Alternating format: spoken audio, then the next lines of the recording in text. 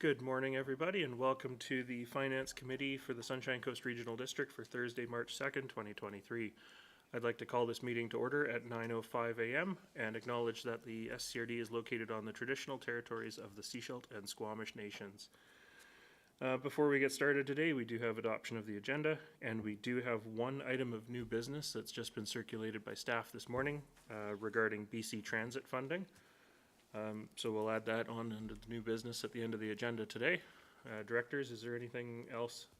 Or staff, is there anything else? If not, I'll look for motion to adopt as amended. Moved and seconded. All those in favor?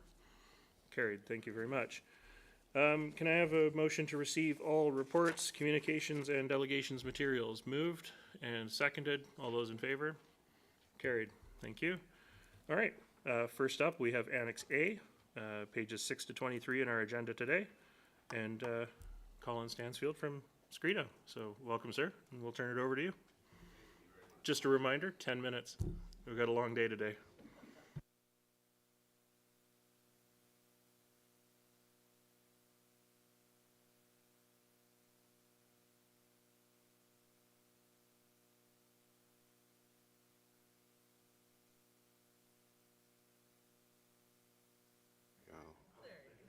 Perfect.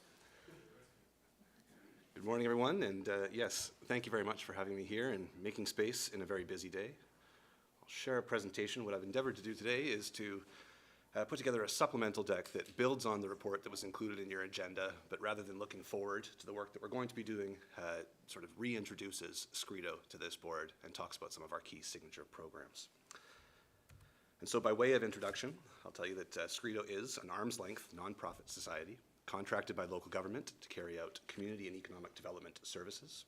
We do that with an eye towards creating a sustainable, thriving, and diverse regional economy that is aligned with community values, that expands opportunities for all residents, and improves overall community well-being.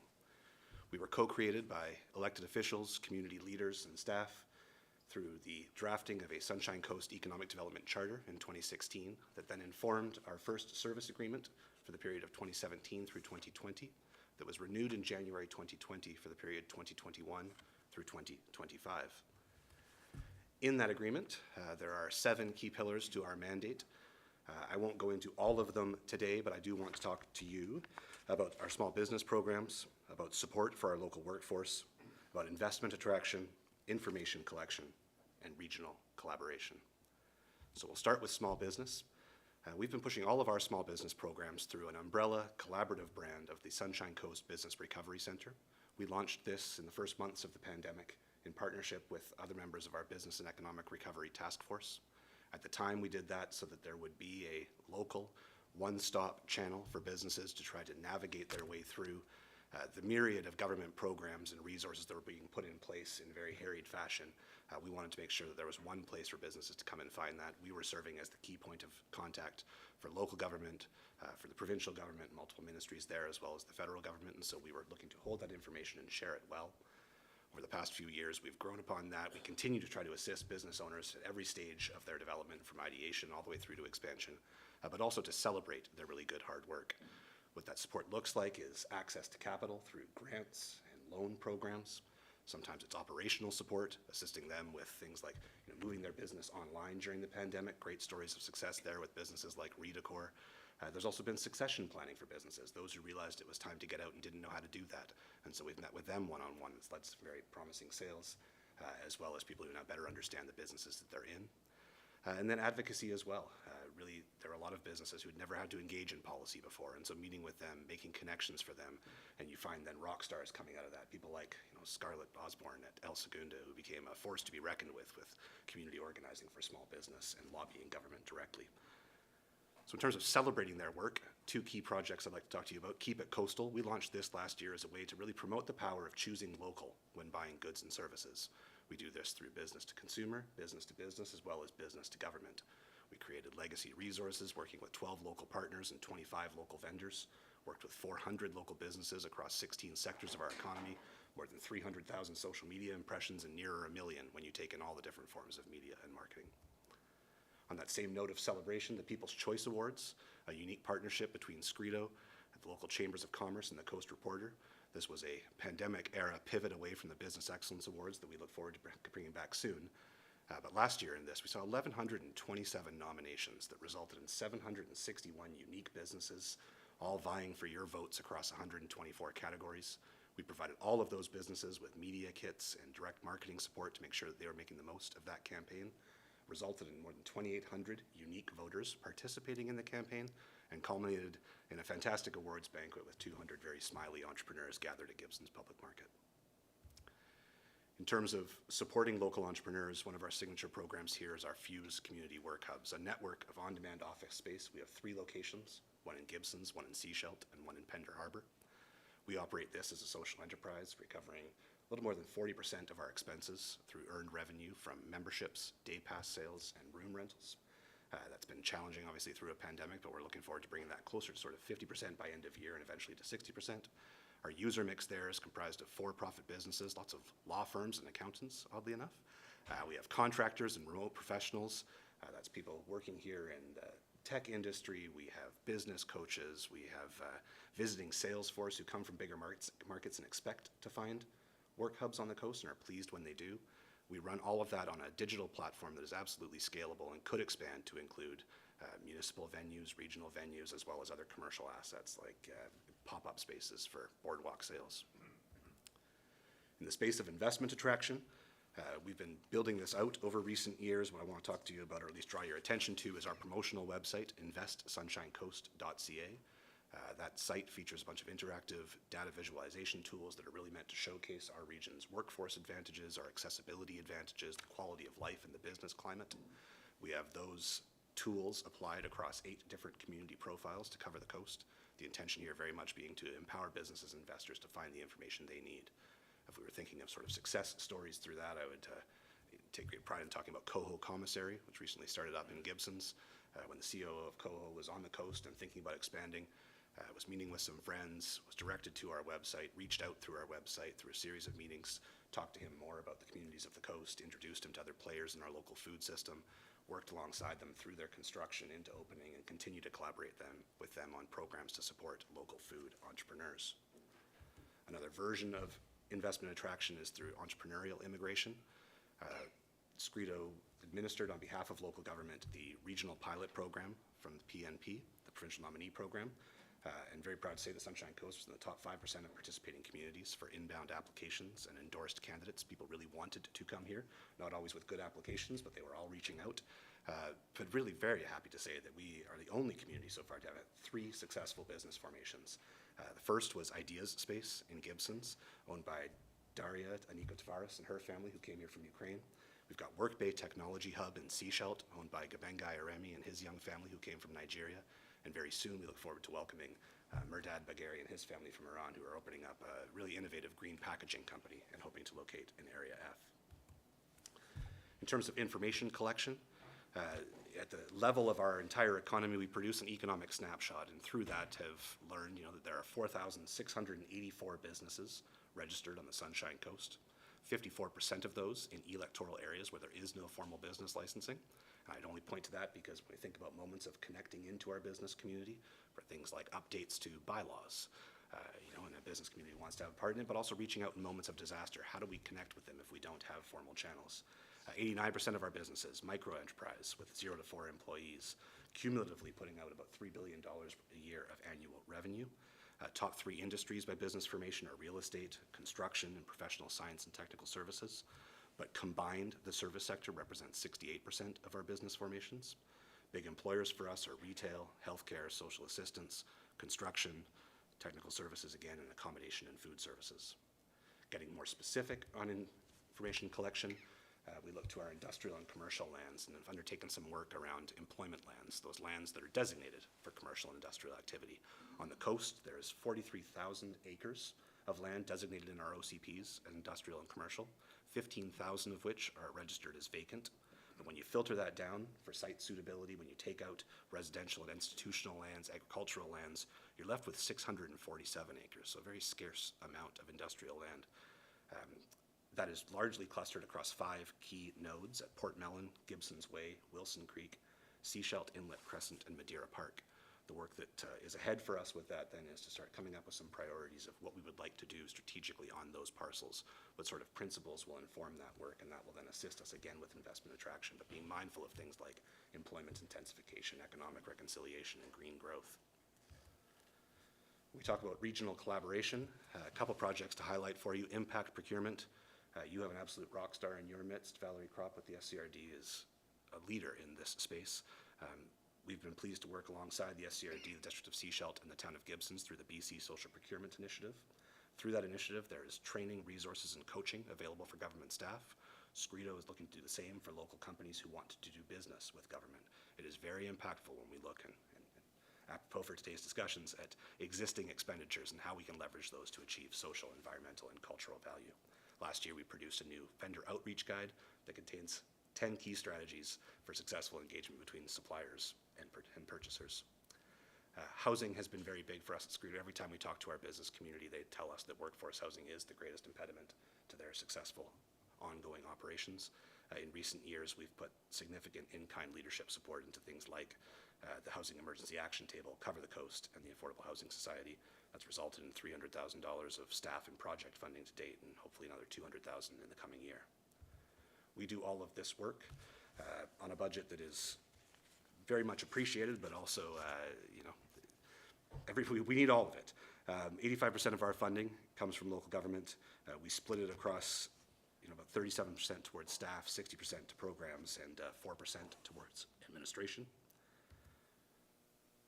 Budget is one way that we interact with one another, but it's the relationship that is certainly much more important, and we recognize that over the course of these last 2 years that have been so hard on Scredo trying to work through tumultuous times, we've spent much more effort working externally, supporting other businesses, and probably to the detriment of working internally on our own administration and systems, and so want to work very hard over the course of the next year to make sure that we're working in good relations with you and our other partners. I've put a few of the key pieces up on this slide. We have our AGM scheduled for March 27th. Our executive committee is very keen to have some sit-down meetings with our funders and again, talk about those right relations and knowing that we're doing the work in a good way. I would highlight for you through the month of April, we're going to be doing business walks and talks. We have 6 sector-specific roundtables set up, but then in the last week of March, we'll be going out and doing the classic pounding of the pavement, knocking on doors, getting into businesses, hearing from them directly, and welcome you to join us. After that, we are looking to sort of revisit our Sunshine Coast Economic Development Charter, get back to those first principles, and make sure that this is still achieving what it was intended to do at the outset. There'll be work over the next year around internal capacity development, as well as some facilitated strategic planning. We want to be able to get out into the community and make sure that really we are working towards that end of having a community that creates opportunities for everyone, and ultimately ending up with an economic plan 2024-2030 that can guide our work over the next number of years. And so on that note of gratitude and welcoming and looking forward to your participation, I'll stop and look forward to answering any questions that you have. Great. Thank you very much, Colin. If we can get you to stop the screen share there. Directors, do you have any questions for our delegation today?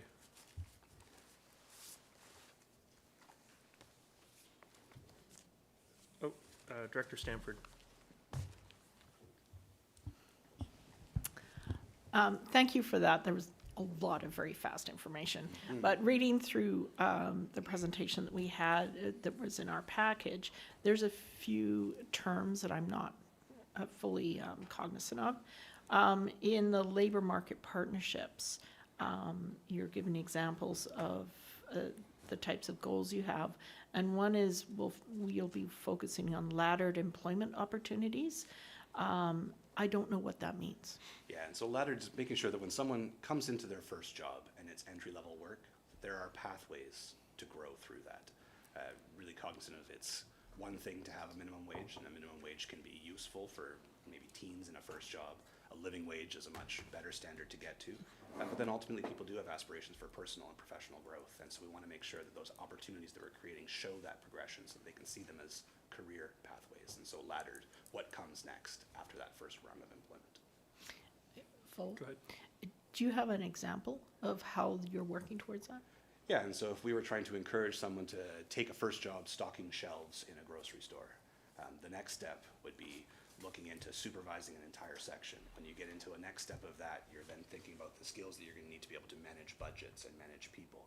that can then lead into purchasing agreements and talking about procurement. And so that would be one example in a retail space. There are so many more, obviously, then through the tourism sector. You know, think about those first jobs as a busser or a host. What does that lead to in terms of being a server, a manager, a regional brand person? It's always thinking about what's one doing now and where are they going to be getting to 10 years from now. We don't want folks to have to leave the coast to find their next gig. Thanks. Thank you. Any other questions? Director Lee? We're a quiet bunch this morning. Don't be shy. I wasn't quite organized, but I think I've got her now. You have 2 employees now, or? We have one other regular employee. So yes, myself and one other. Oh, okay, Yeah. yeah. And what does the one other do? So Yara looks after she takes lead on our small business programs and is the key point of contact for Fuse. Ah, great, thank you. You're welcome. Director Bax? Thank you, Colin, for your work here. I am a happy recipient of a program known as Aspire. I don't know if that program is still functioning, and is that something, a line of work that Scredo might be able to take over? It's a small business course that they ran. I'm not familiar specifically with Aspire, but certainly what we do is we learn about as many programs as we can find and build relationships to get people into those. We try hard not to duplicate any efforts. One of the things that happens through so many economic development offices is they think they need to create their own version of something that already exists, when the province typically funds bigger regional affairs and then looks for offices our size to get into. And so what we've done in the past with things through collaborations like our Vancouver Island Coastal Economic Developers Association or Innovation Island, when they launch the programs, we then serve as a regional office for it. And so we will find people to participate in those programs. We will offer office space for them to participate, and we will serve as, for lack of a better word, a coach with them. You know, how was the session this week? Is there anything you learned that you have questions about? Is there anything we can do to be helpful? And so Aspire is one that I'll look into for sure. All right, thanks. Anytime you want to chat, give me a call. Thank you. Yeah. Thank you. Director McMahon, since you haven't had a chance to speak yet. Yes. Nice to see you here this morning. I'm always fascinated by Fuse, the co-working spaces. I suspect there's been a lot of evolution in co-working over the last few years and continuing to happen. Do you have any observations? Yeah, it was a very challenging couple of years through a pandemic, particularly when our Fuse offices run without staff on site. And so the way that we make it work across 3 locations is that everybody has an app on their phone. That's what gets them in. In times when you don't know who's who and you're being told that strangers are deadly, that's a strange undertaking, right? And so it changed our model in terms of how we were vetting people and getting to know each other, and obviously some of just the operating practices internally. Gone are the days of shared pancake parties in the shared kitchen. You know, it's a bit more away from some of the activations into just providing the space. Other ways that it's changed. So many of us now have Zoom cameras, capacity at home to be able to do work that once didn't make sense or we weren't used to doing in the home. So there was a certain cohort of individuals who may have made use of work hubs who are now doing that from home. But some of the shine wears off on that. And so the folks who are coming back now, we're finding really aren't necessarily coming in for an entire day, but are coming in for a focused 4 hours, or coming in during a period when, you know what, the kids are just getting home from school, it's gonna get distracting. Or I've been at home with my spouse for the last 6 days and I can tell I'm getting on their nerves, it's time for me to get out. Is one of the ways that that's changed. We've moved away from thinking that there's gonna be any amount of event revenue in our spaces, and so I've actually changed a couple of our offices in that regard. For a couple of reasons. There are just fewer gatherings taking place, but also from a cost efficiency standpoint, we'd much rather make use of other existing resources on the coast. If we need to rent a hall, there are legions, there are Lions clubs, libraries are wonderful pieces of infrastructure that people rely on to be able to do work. Is another way, the next wave of action for us is then thinking about some of the capital investment that can go in to provide the slightly better technology that we don't have at home. We probably all have similar spaces, we used blurred backgrounds, but what does it look like to get into a dedicated room where if you're hosting a call with international participants where you have good sound equipment, you have good lighting, so a next wave of capital is going to be informed by, again, the engagement that we do with our members around what else would you like us to do. Though they have come to understand that we absolutely take a BC Ferries approach to this, that we're happy to do more, but it'll cost more. And right now they love the fact that they have access to an office, a washroom, and a kitchen. And so we're finding that balance. Thank you. Just to jump in real quick, you guys have just relocated or are relocating the Seashelt Fuse space. Yes, actually, Seashelt and Pender Harbor are in new locations now, both with great stories behind them. So the Seashelt location was one that we were holding down for a while the conversation was still going on about an innovation center. As that has kind of fizzled to a slow end, that conversation, we then have moved in with Community Futures and are really enjoying working closely alongside them. In our old space, Vancouver Coastal Health was able to take it over and are going to be running some of their seniors programming out of there, which is great because it's co-located with the Resource Center and all of their seniors programs.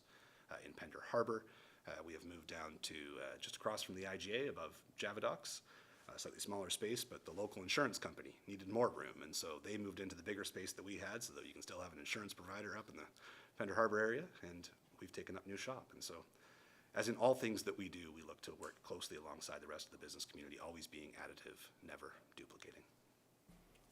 Director Lee, I had seen your hand up. You're good? Just letting other people go first. Okay.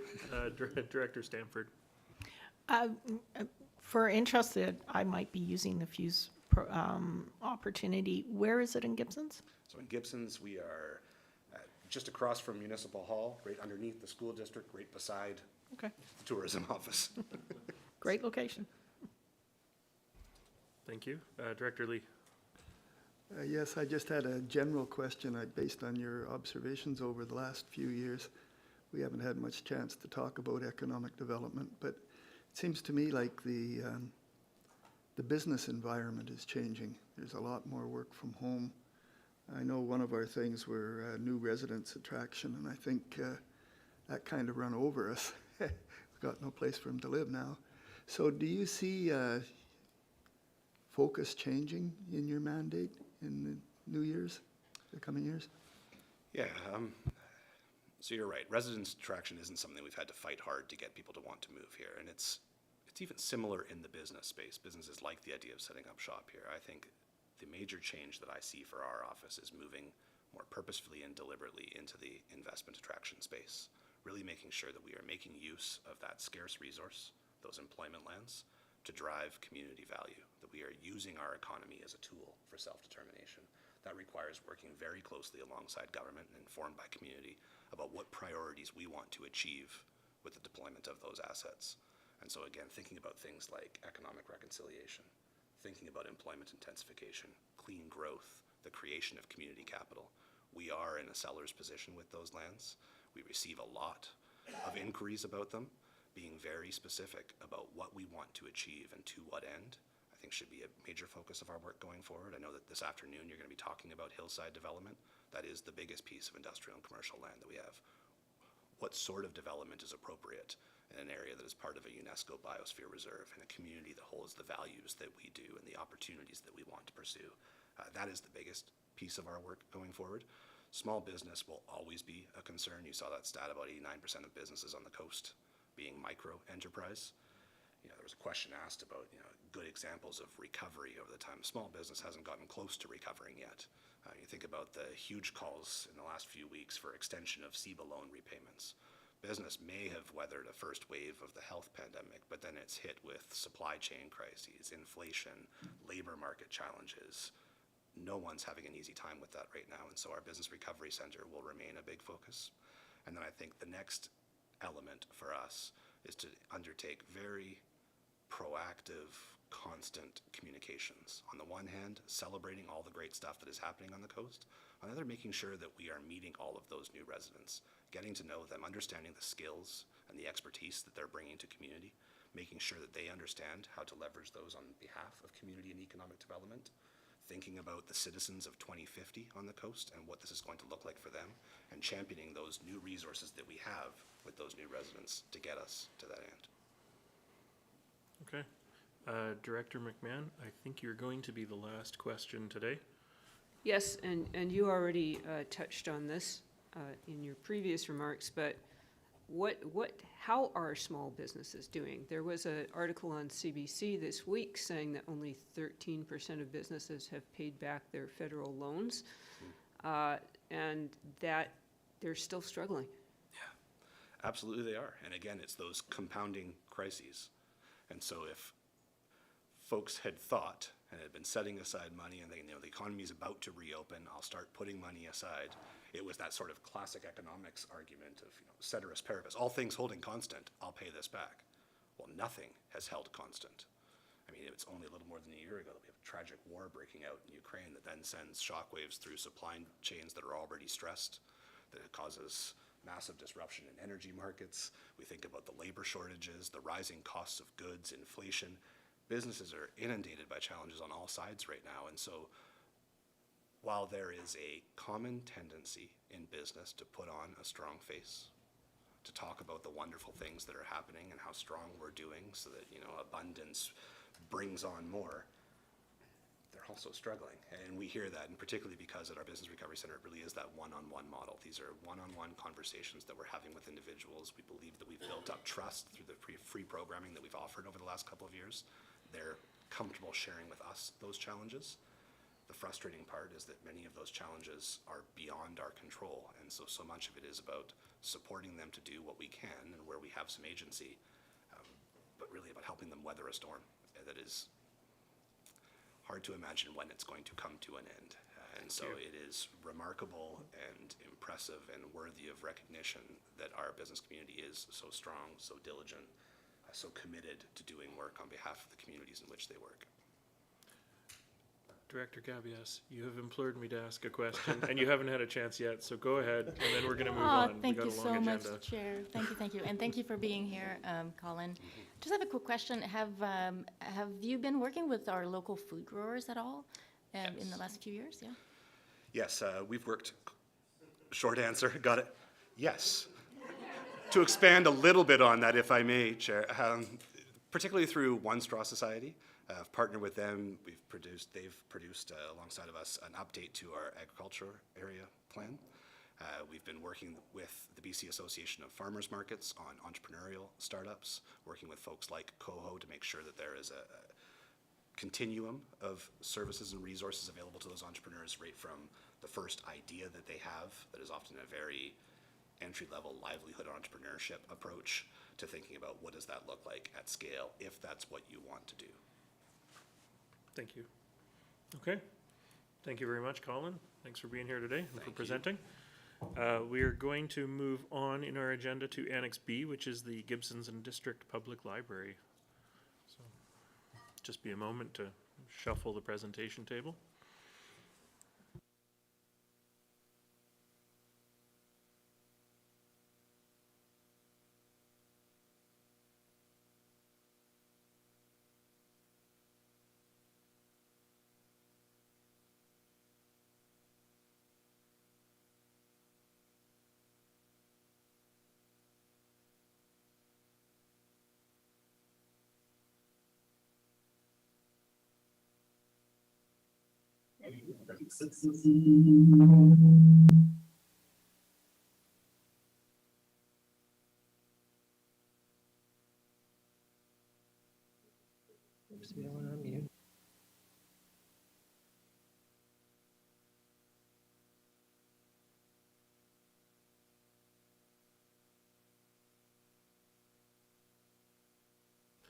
All right. Good morning. Good morning to all of you. You'll just have to turn the microphone on.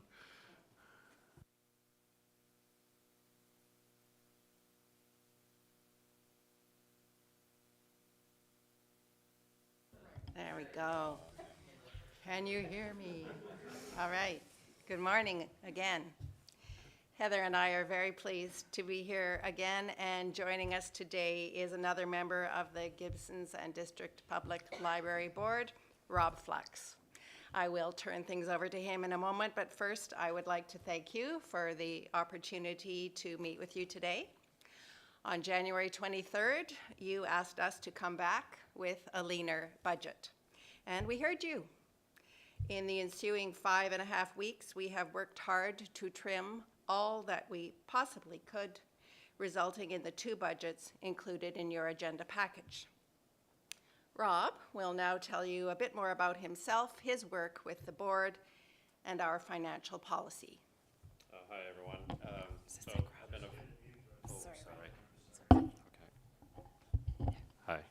Hi. Hello again. I've been a volunteer board member for the library for about 7 years. I've been a professional accountant for 25 years. So in that capacity, I'm here today to attest that in those 7 years, we've worked hard to keep our annual SERD asks in line with inflation, even in the face of criticism that we should be asking for more. Why?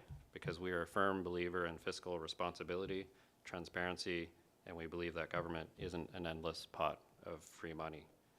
This year, in the face of real rising costs, mostly related to the pay and benefits for our amazing members in our community, we have come to you with a larger than usual ask. However, one that is still in line with average inflation, just as we have done so in the past. I'll now turn it over to Heather, who will summarize our updated budget submission. Thanks, Rob. Good morning, everybody. Thanks for your time today. Again, we want you to know that we really did hear you during round 1. We went back to our budget. We reduced it as much as is possible without dramatically reducing service. We reduced our materials and programming budget by $20,000 to accommodate our ask today of $758,519. To do so, please know that certain elements of our collection will be gone. Steam kit maintenance, ebooks, and audio picture books will need to be reduced dramatically. Serving a population of 14,750 people in Gibsons, Elphinstone, West Howe Sound, and half of Roberts Creek, our library is one of the most highly used per capita in BC. Fully 59% of our service population, some 7,549 residents, are active library members. Last year alone, we saw more than 87,000 in-person visits from people seeking a range of services. Another 47,512 connections were made online. In short, the demand for our services continues to grow. Regarding our staffing, I really wanted to clarify this from our round 1 presentation. Total staffing hours have remained the same for 5 years. No new net full-time equivalent hours have been added in this time, even in the face of rising demand. We recently returned to our pre-pandemic service levels of 47 hours per week, so we are open Monday to Saturday, 10 to 5:30, with extended hours on Wednesday evenings until 7:30. Staffing for our child and youth programs and tech support was redistributed as necessary. Budget requests in 2022 and 2023, as my colleagues have shared, have been higher because our core service costs have risen, notably staff compensation, and the increased cost of benefits, as well as materials and operational costs. Any further reduction from our request of $758,519 will diminish the quality of our resources and impede our ability to meet the rising need of our population. When times are tough, libraries get a lot busier and a lot more essential. Exam proctoring, outreach to seniors, tech support, computer and printer use, story times and programming could be negatively impacted if we are not granted a 7% increase. I'm almost done, Chair Toth, just so you know. We're going to be very quick here. The recent provincial announcement I wanted to note this week regarding one-time funding for public libraries over the next 5 years is, of course, very positive. But we will not know what amount our library will receive, as the calculations over 71 varied-sized libraries, and the majority of these funds will go to the BC Library Cooperative and library partners. They will be complex and varied. We do not know it will impact or how it will impact our request this year, but we will know by 2024 and the years to come. And we plan to return to our usual increase range next year. Please know our recommended budget will allow us to remain on stable footing. It is based on the most modest actual cost of the services we provide today. In face of labor market challenges, social and economic pressures facing our communities, our library has never been more important to the communities we serve. Sunshine Coast residents and patrons alike rely on us, and with your adequate support, we will continue to meet their needs. We thank you for our ongoing partnership and are pleased to answer any questions you may have today. Thank you. Thank you very much. Directors, do you have any questions for the Gibsons Library? Director McMahon? Yes, I would like to know, when was the last time the province increased the grant to public libraries? The provincial portion of your funding? Yeah, over more than a decade ago. Yeah. And so it is worth noting, our library has been advocating for that to change, certainly since I've started working at Gibson's Public Library, which was 11 years ago.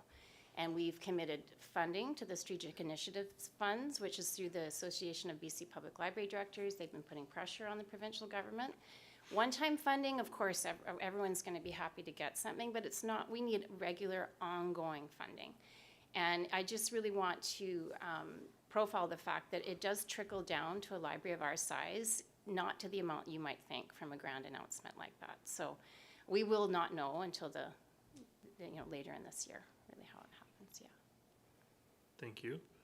I had a couple of other hands up, but they've all disappeared. Any other questions from directors?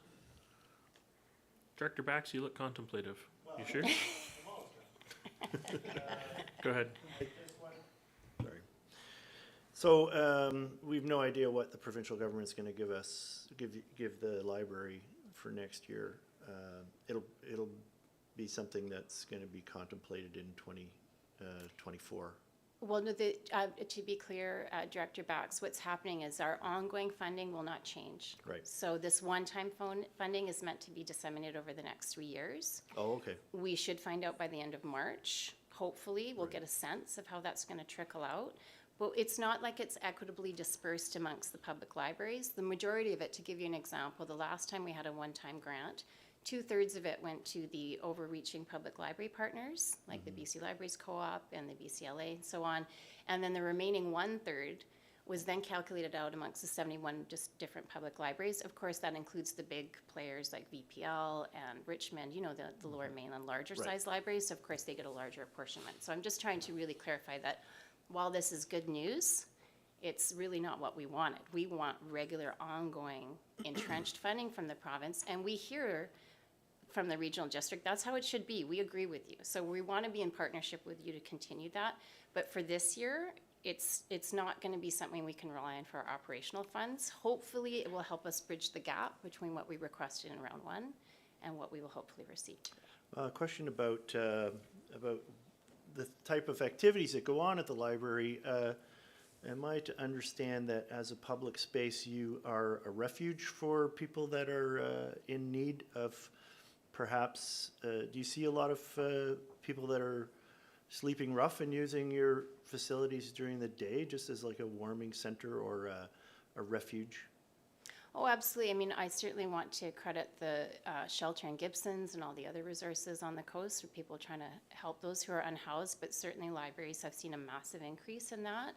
As we all know, there's been an incredible housing crisis on the coast, so it's not just people who are unhoused, but people who don't have adequate housing, seniors who may not have proper heating or cooling systems in the summer. They come to the library for respite. And we have people that come and shave and use our bathrooms to get themselves going. Right. And as long as they're meeting our behavioral guidelines and they're not impeding others' ability to enjoy the library, they're welcome to be there. Excellent, thank you. Yeah. All right, thank you. I don't see any other hands up. Last call. Anybody who wants to jump in at the very last second? Okay. Oh, see? If you It's really, good if to you go really in. want to beg. Director Going White. once.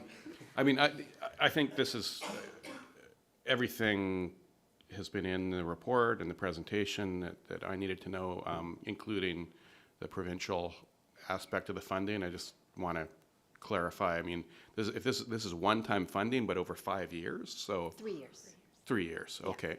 So really, I mean, has the province acknowledged or dictated that this is really basically capital funding? It's for really capital improvements if it's one-time funding? It's actually, this is where it gets to be a really slippery slope, Director White, because if you see the minister's announcement, and I have to say too, we've Yeah, been I haven't had a bounced around chance a to lot, look at it right? yet, We've been sorry. bounced between the Ministry of Municipal Affairs and Education, and so in the past, when we've received one-time grants, they've been very restricted. They've been, this is for technology advancements or Wi-Fi connectivity. This is what you have to use it for. And we recently, got an emergency preparedness grant. That's for that service. This is tricky because, and I'm just hearing about this like you are, right? We just heard about this 2 days ago. But it's tricky because it's saying things like, we recognize that libraries are providing this essential service. They need to be open more hours. They need to have more staffing to deal with the complex issues their staff are having to manage. And so they're kind of assuming that we're going to be able to use these funds for that. But for me, my big motto in my life is, you never overpromise and underdeliver. You always do the opposite. So for me, it's setting us up now. In 3 years from now, it better be that we have that entrenched, right? So that's our aim. Yeah, this sounds kind of troubling.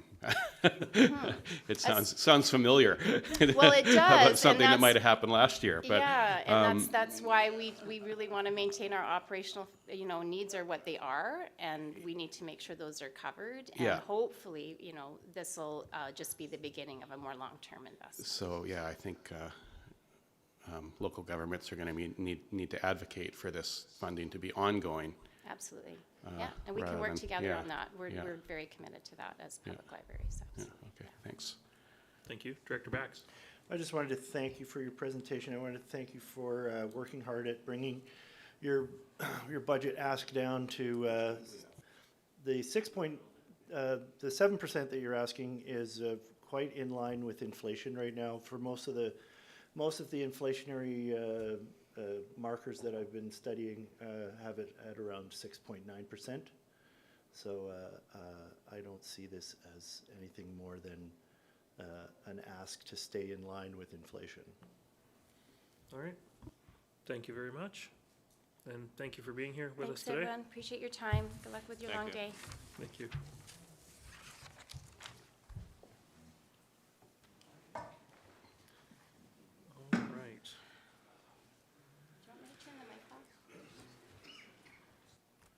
So next up, we're moving into item number 4, which is a financial plan update at round 2, which is a verbal report from our CFO.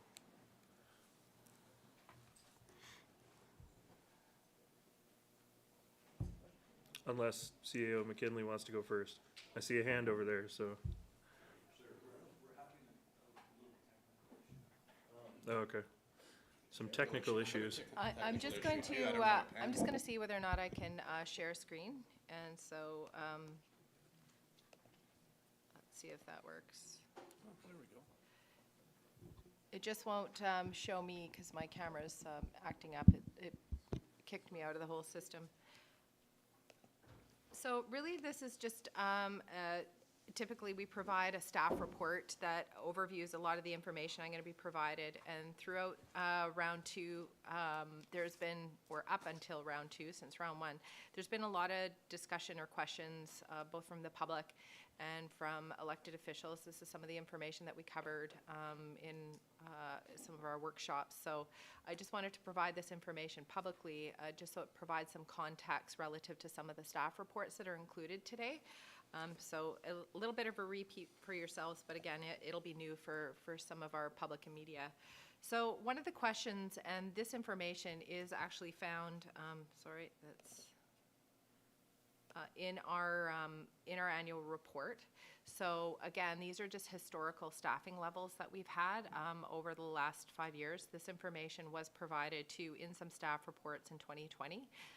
And it actually went back further. It went back 10 years in that particular, so if anyone is interested in that, that's where you'd find that information. So again, this growing trend here has been factored in with some of the increases in some of the projects, so we'll later see the effects of that.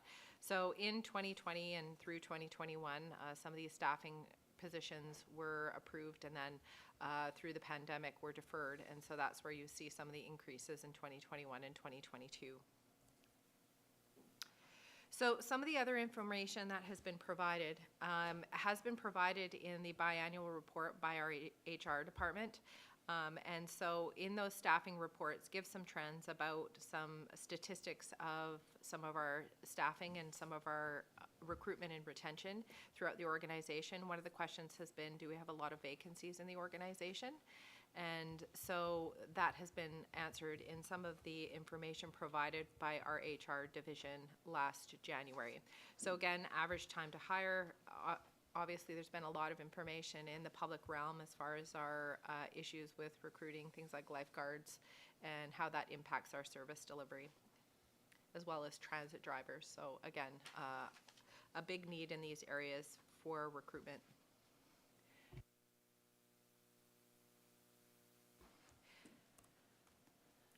Another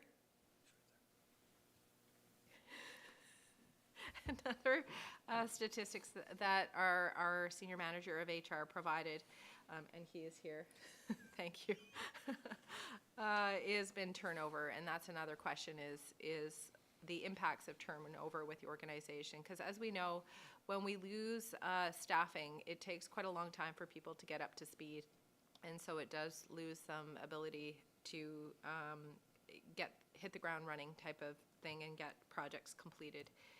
So as far as the statistics related to projects that we've had here correlated to the staffing levels, you can see that there has been a significant increase in our budget proposals and our projects. And so this doesn't even encompass operating projects that are just funded through general operations. So as far as the amount of initiatives, process improvements, et cetera, the projects and the initiatives throughout the SCRD are far greater than this. So again, we just wanted to update the completed projects. So at pre-budget, it was articulated that we had about 57 projects completed in 2022. And at the end of year end, we have anywhere between 71 and 98. And why there's a variation there is because in our budget project status report is really where we take some of these particular projects. For instance, in our capital plans, there might be dozens of projects within there. And so a lot of those, even though it's just one line in your budget project status report, it might encompass, 10, 20, 30 projects. So for 2023, we're estimating up to 253 initiatives. And some of these projects that have been articulated already are multi-year projects and have been on the docket. So things like water metering, for instance, has been on the books since, I think, 2021. And so again, we are looking to issue an award report for that hopefully soon. So again, one of the items that was presented, and I know there's a lot of question, and we just wanted to give a comparison. At the pre-budget, we presented a what-if scenario, and at that time, the capital plans were presented, and so we have an item on the agenda today related to the capital plans to just really correlate the impact, and that was a change because we wanted the capital plans to come as part of the budget discussion. And so I'm going to provide also an updated scenario for property taxation.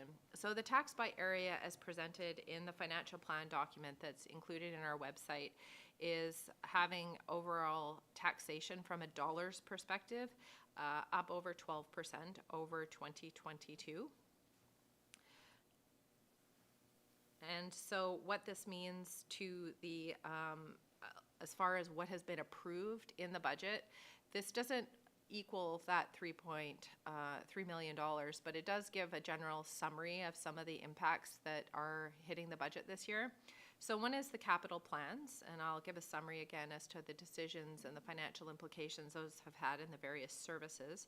At round one, there were several decisions related to our community partners, and so that was an increase of funding of $47,000 over 2023.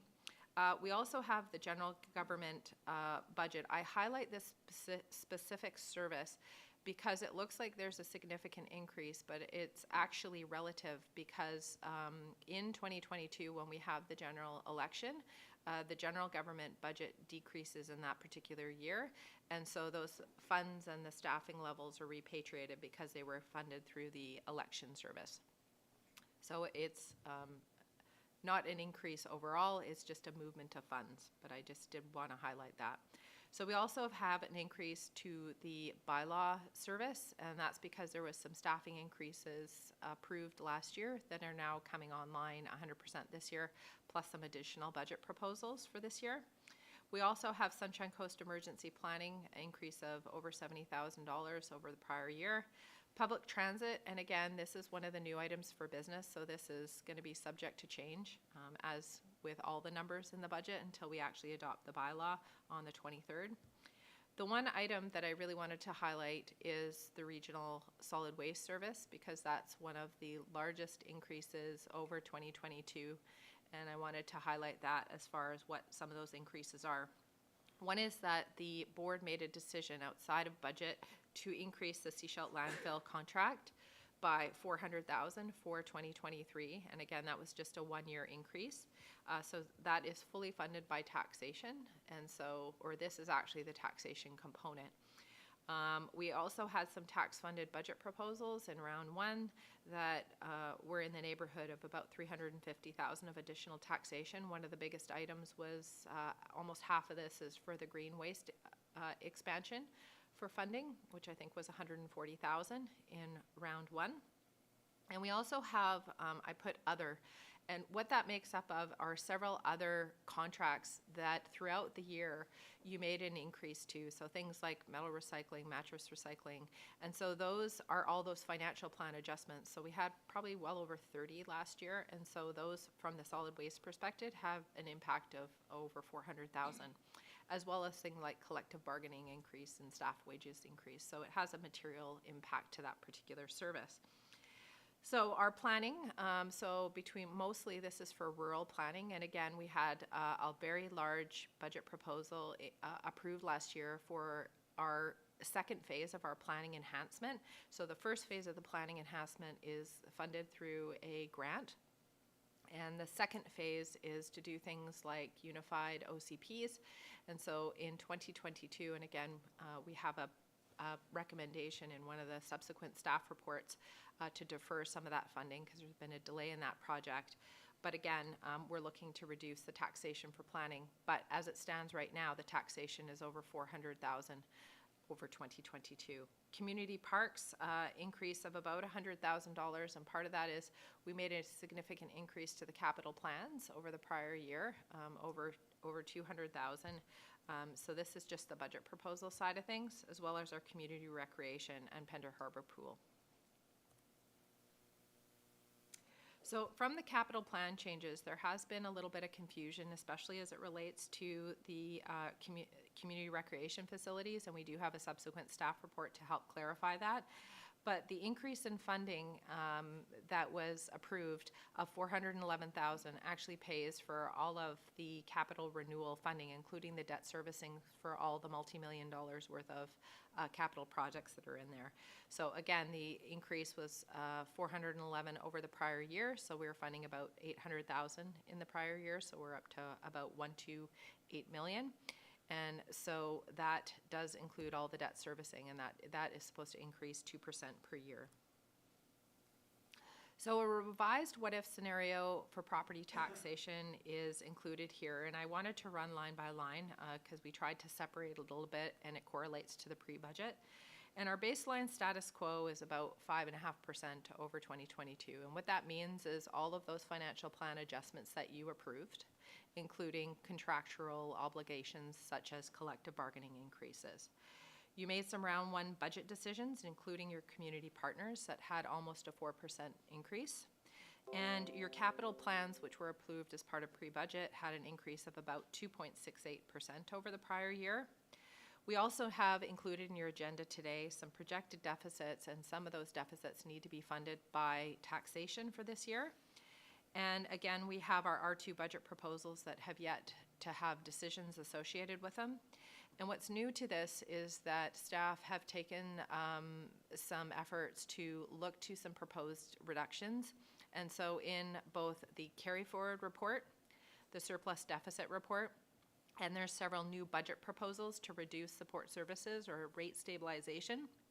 And overall, this will have a reduction to taxation of about 1.65% over 2022.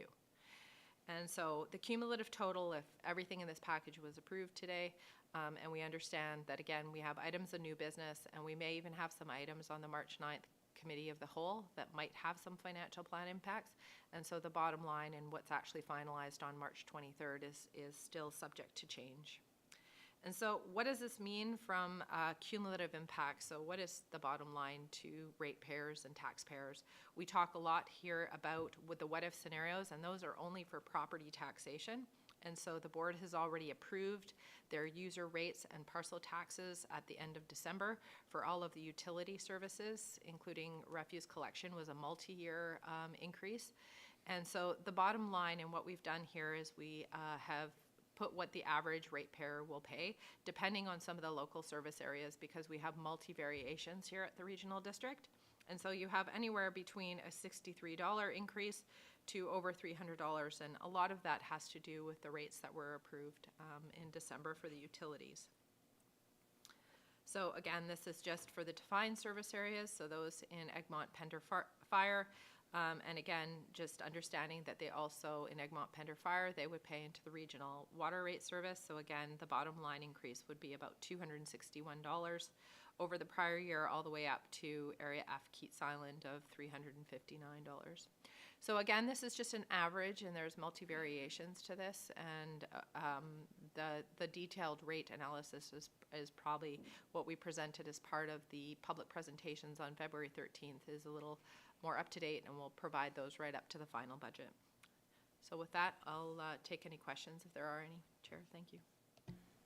Thank you. I see hands up already. Director Bax, you're up first. I'd like to thank staff for working hard at trying to reduce some of the overall costs that we're looking at. I have some questions about the carry forwards. On the agenda, we have a list of the carry forwards that's quite extensive. 260. Director Bax, given that the carry forwards are Annex G, Yeah. so I'll save my question for you'll that. save that particular question? Okay. Okay. I was wondering, what about working to reduce the cost of the work at the landfill?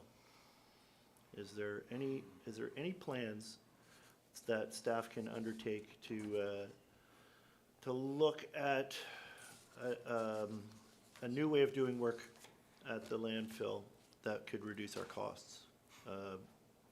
Perhaps something in-house? Staff have already undertaken that work, and so that was part of the report that was presented. It was included as part of the award report that was why we were just awarding a one-year contract. So that's already underway and was outlined in that staff report. Thank you for your answer. Literally buying time to fill a gap, or to close a gap, right? So, Director McMahon.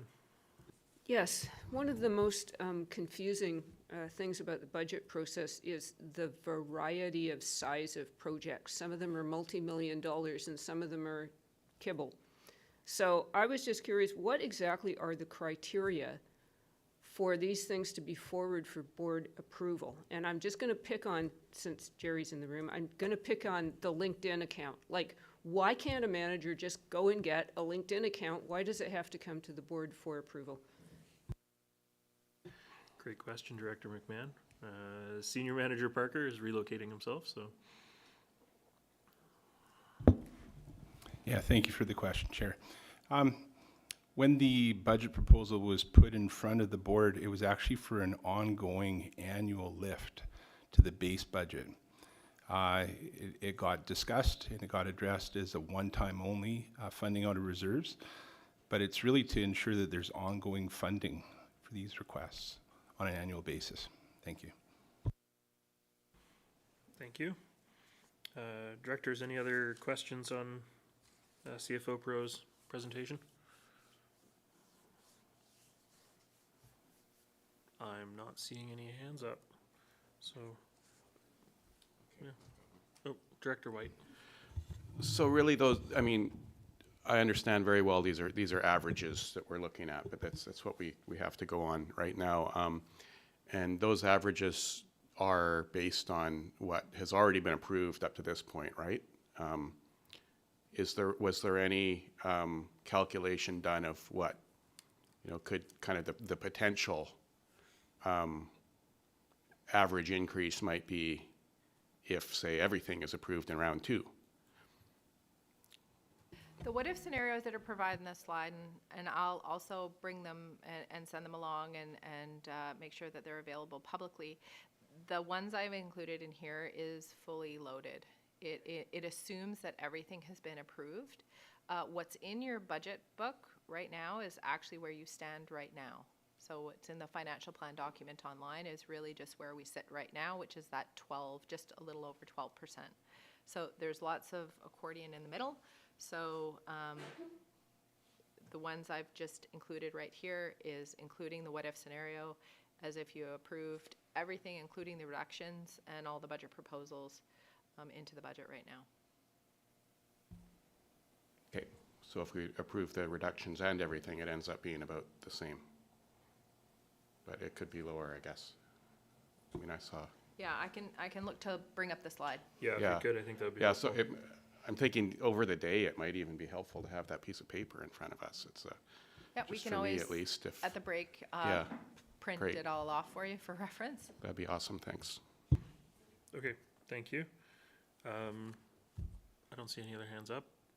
I think we're going to move in. We'll get that printed off for all the directors. But in the meantime, we're going to keep moving. So next up, we have Annex C, which is the library and reading room funding. And CFO Perot. Sorry, I'm having issues with my camera, so I'm just gonna speak. Did you want me to come up to the front? Did you want to see me? I guess the question is, did you want to introduce this report, or is it self-explanatory? Yeah, or- I think I can walk it through. So I know that some of the decisions included in here is 2 parts. So the voting. So the first part is really to address and whether or not we want to approve or how we want to approve the Gibsons and District Library with the service participants of Function 640. And then the second is for the Area D library service to potentially see what contribution Area D would like to make towards it. Thank you. Okay. Yeah, I mean, directors, the report is here. Recommendation 1, we've covered off. We're going to take these recommendations one by one because they're different voting for each recommendation. So in regards to recommendation 2, we're really looking for the Gibson's Library presented 2 options, and we're really looking for the particular service participants to pick an option or something else. Director McMahon, I see your hand up. Yes, as a service participant in this one, I am comfortable with the 7% increase, and I am just going to point out that while we are kind of nitpicking over funding to keep the Gibson's Library open 47 hours a week, we are funding the community center for 88 and a half hours a week. So, you know, we've... This is where I'm concerned about levels of service and where I think we need to examine them. So anyway, I am happy to move the 7% however we do it in this budget item. I've got a seconder for that, thank you. Any comments? Director White? Yeah, I support this as well. When we were looking at this in round 1, we were talking about trying to ask for an increase that's more in line with inflation, which was 6 or 7%. So I threw out 6 at the time. Good with 7 too. It's still in that range that we were looking at, and I'm very happy that the whole business with what the increase was last year compared to this year has been sorted out, and we're not looking at a double-digit increase that we were looking at in round 1.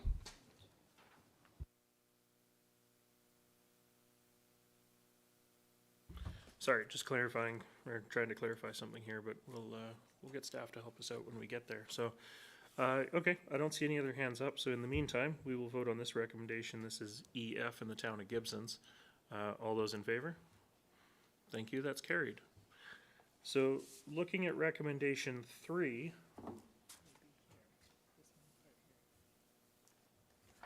on page 32 of our report, the funding for Area D would be Area D's contribution would be $84,942.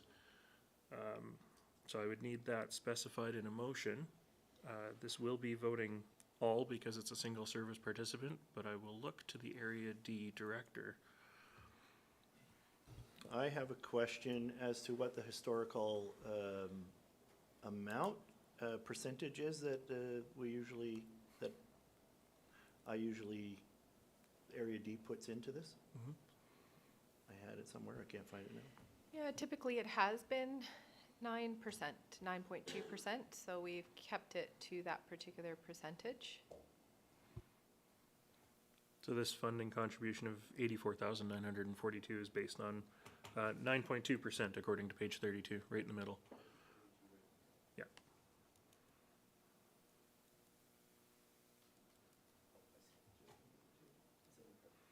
Which looks to be an increase of about $6,500. I would move that we adopt this increase as it's stated on page 32. For $84,942. I guess if that's the, yes. Thank you. Do I have I now have a seconder for that. Thank you. So this is voting all because it's a single service participant. I don't see any other hands up, so I'll call the question. All those in favor? And that's carried. Thank you. And then further, recommendation 4, that the 2023 funding be for functions 640 and 646 be included in the financial plan as amended. This is voting all just because of the nature of it. Director McMahon, you're moving that. Thank you. Do I have a seconder? Seconded. Thank you. Director Bax, I see your hand up. No? Okay. That's a holdover. Then I will call the question. All those in favor? Thank you. That's carried. All right. Moving on to Annex D in our agenda, Community Partners Funding Updated Summary. This is just for general information, I believe. I don't know if there's anything CFO Pro wanted to say to this. Really, the reason why this is here is because we've added Scredo and we updated the money or amounts for the Gibsons and District Public Library from today. So it's just for information. Thank you. Thank you very much. Directors, any questions based on the updated information received? I don't see any. Oh, Director Lee, just in the nick of time. Thank you, Chair. I was looking for my electronic hand, but my, the Scredo amount is, that's the total amount owed? Is that correct, or is that a yearly amount? So the Sunshine Coast Economic Development Organization that's the total amount. So in the 2023 column, 346,993, that includes the funding for all partners. So in the SCRD 2023, that's for all of the electoral areas. So those are just what the SCRD's requisition amount would be.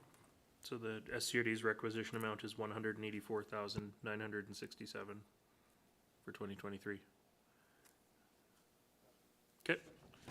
Okay, and I don't see any other hands up, so we're going to move on to Annex E. Directors, we have sample recommendations for dealing with Annex E. And CFO Perot, did you want to say anything to this? Yeah, I think, Chair, really this is to make some decisions related to the discretionary amounts for the electoral areas, grant and aid services. And so subsequent to that, there is also the ones for the economic development, and there is a recommendation there to make a modification to the discretionary amount for economic development down from 3,000 to 2,000. And so it's also to make a decision on whether or not they want to use some of their surplus to increase or decrease their discretionary or taxation, or they can make a subsequent decision to even increase it further or decrease it. Okay, just before we jump into the motions, because we do have a number of new directors here, just to make sure that everybody is clear about what's being asked. Thankfully, Area A, Pender Harbor is going first, so we will rely on his expertise. But I'm just looking at Area A, function 121 on page 37. As an example here, we're looking at the last line within the block, the recommendations to adjust as desired. So, any questions? Director McMahon, I see your hand up. Yes, actually, I really would like to have a much broader discussion about the grant and aid, particularly functions 123 and 126, which were established for historical reasons that are slightly lost in the mist of time at this point. So I don't think now is the time to have this broader discussion, so I was going to suggest that we might move that discussion to an upcoming electoral area services committee. I was going to suggest that staff report back to us at the electoral area services committee on the establishing criteria for functions 123 and 126 so that we can make some decisions about the future of those funds. That's a recommendation that you're making? Yes, I would like to Okay, move that. thank you. Tara, did you get that? You did? Okay. Do I have a seconder for that? Director Henderson, thank you. Director Bax. My question is about, so what it is we're actually doing here, so I'm looking, For the moment, it's to the motion. okay. I'll Which wait, I'll is wait then. to get further information, basically at a future meeting about 123 and 126, which are E and F functions combined. So. Okay. I don't see any other hands up, so I will call the question. All those in favor? Okay, that's carried. Thank you. Okay, Director Bax, question? Yeah, so my question is, so I'm looking at my own area, I have a surplus of $2,081, and so is it my decision today to take some of that surplus and put it into the function, to increase the function, and then take the remainder of it and return it to the taxpayer as a break on their taxation?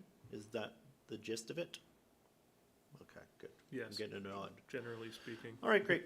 I'm good. Okay. Well, CFO? Or he can increase his discretionary. Thank you. Yeah, so you can either return it as negative taxation or hold on to it in case something comes along. Or split the difference and reduce with some and hold some. Director McMahon? Yes, I think I asked this question by email, but I wanted to ask it in the meeting, which is, why are the balances in the grant and aid not the same as what we saw at the end of the grant and aid disbursement? So I have more money than I remember having. How come I have more money? Tara? It's your curse. It's a curse.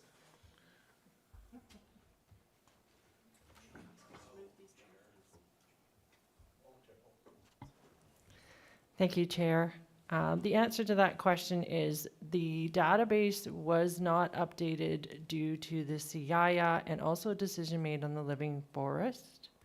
So it was put into the database for the living forest and then subsequently that was returned. And the CIA was added in afterwards and the actual database from the meeting wasn't updated. So there is a little bit of a difference there. And I also have one other thing to add.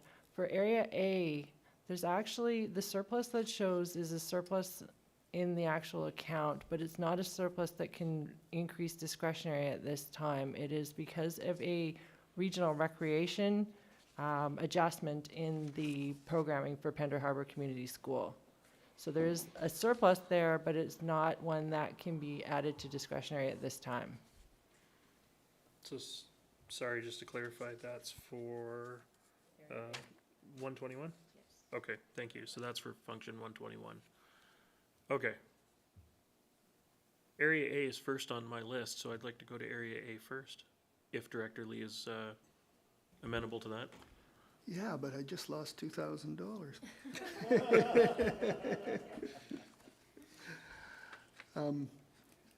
I'd like to use any surplus that actually exists to increase the 19,000. But apparently I don't know what the surplus is. So what should the motion sound like? CFO Perot? Yeah, so essentially, I think it's $2,000 that is not available, so the surplus, I think, is only in the neighborhood of 55. So if you wanted to increase it, I think you just make a separate motion to increase or decrease discretionary. And you'd have to, it adds to your taxation dollars at this point if you increase your discretionary. So at this point, Director Lee, I think you would like to use the first recommendation that's on the menu here, which is to use the 2022 surplus. It says of blank, but I think we will just say to use the 2022 surplus to increase 2023 discretionary. Well, it's $45 more. $55 somewhere in there. 55? That, which is why I hesitate to, throw a So, number at it. $19,055.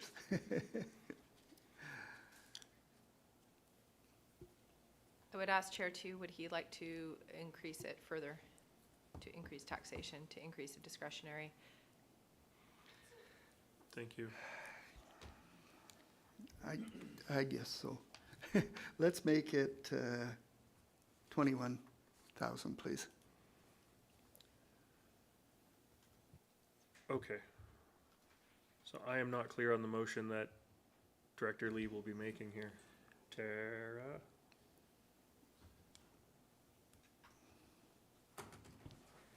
Thank you, Chair. So the motion is at the moment to use available surplus to increase the discretionary, which would be 19,055, and then add to the balance by taxation to 21,000 for discretionary. Okay. So a modification of the second that's it. motion. That's the motion you've That's made? the Thank you, motion. Director Lee. And I've got a seconder for that. Thank you. This is voting all because it is a single service function. Okay. All those in favor? Carried. Thank you. Area B. Director Gabias. Thank you, Chair. I'm gonna keep it simple, and I'm gonna use the 2022 surplus to increase 2023 discretionary. Thank you. So that's option one of the, Option 1 on the menu. thank you. And I've got a seconder for that. All those in favor? All those in favor? Yep. Yeah, the next batch of these will all be single, yeah. Okay, so that's area B. Next up, we have, electoral area E and F, function 123. Director McMahon. Pending future discussion about this, I think that I would like to keep the surplus going forward. I'm also a little baffled how we ended up with so much surplus, but that's another discussion. If the Area F director is amenable, I would like to take option 1. Okay. Thank you. And I have a seconder from Area F for that. Thank you. I just want to double check. This is technically a 2-participant function, so this voting E and F only. Okay. Thank you. All right. So I will call the question of areas E and F. All those in favor? And that's carried. Thank you very much. Next up is function 125, community schools. GM Pro. I don't think there's a decision that needs to be made. We'll Okay. just automatically reduce it because it's a standard amount. So, Okay. yeah, there's nothing there. Thank you. Then we're moving on to electoral area Greater Gibson's community participation, function 126. This is areas E and F again.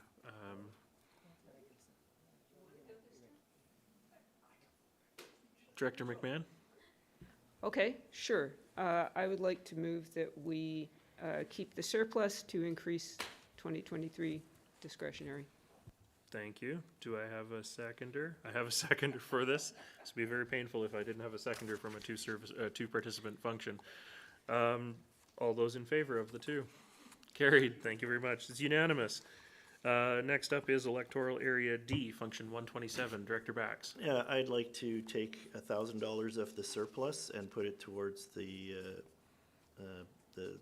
increase the budget from 25,000 to 26,000, and take the remaining $1,081 to decrease taxation. Okay, Thank you. sounds good. Do I have a seconder for that? Seconded, thank you. I don't see anybody wanting to debate you on it, so I'll call the question. All those in favor, all directors? That's carried. Thank you. All right.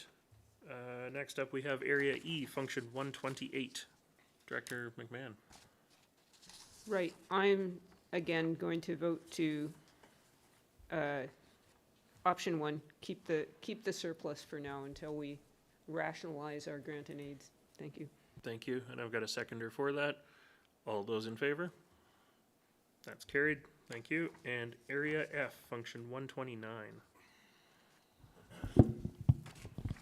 Just to keep with the process here, I am going to vote to, or recommend that we include the surplus of 5,312.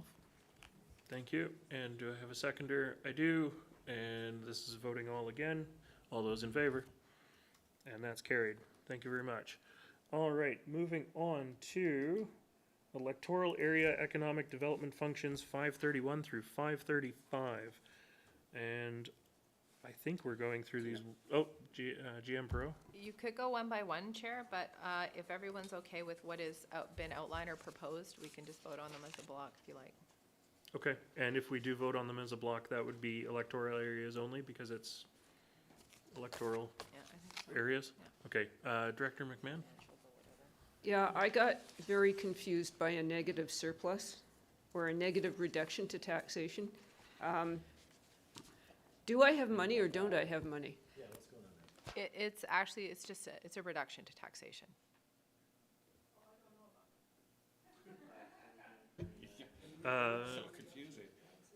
All right, well, Director McMahon, you're the only one with a hand up, so I'll come back to you. Well, I am. This could be part of the conversation at Electoral Area Services, but I'm a little confused about our economic development grant and aid, seeing as how all of it seems to be pre-committed. Yeah, the whole thing is puzzling. Yeah, it's not grant and aid. These are not funds that are contemplated as part of the grant and aid. We do not have an economic development intake. So what these funds have typically been sat there for is that when you do your grant and aid application is on occasion, there has been decisions that it may suit economic development more appropriately, but you're right, these funds, and that's why we're suggesting you reduce it down to $2,000 for your discretionary, is because there is not an intake. We do not solicit inquiries for this. You have standard agreements that are associated with this service.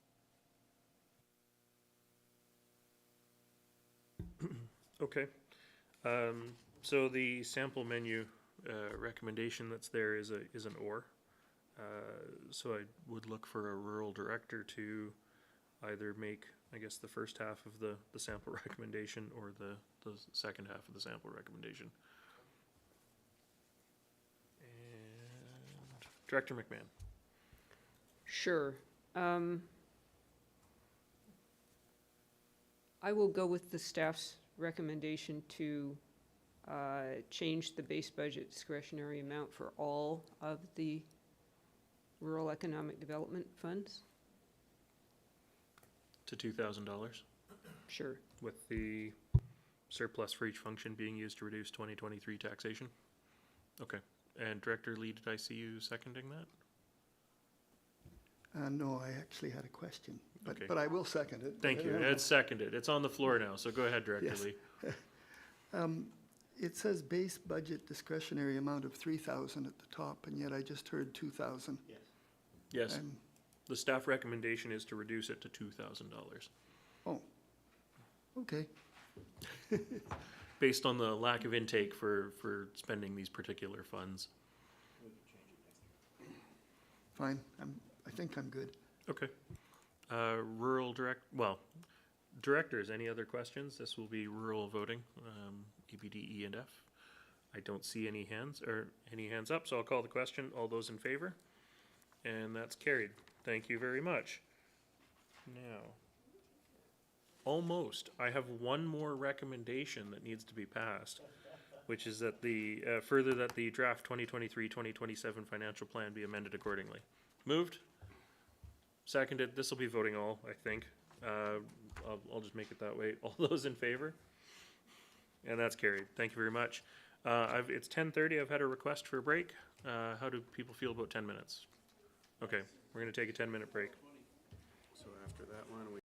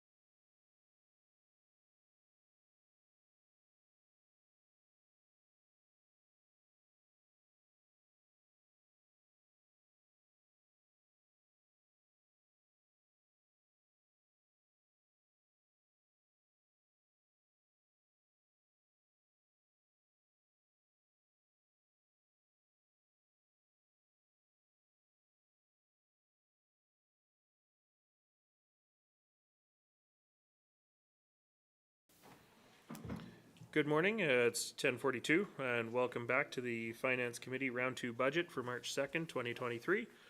We are moving on in our agenda to Annex F, which is 2022 Final Surplus Deficits. And so for this, I think we're turning it over to Manager of Financial Services, Brad Wing.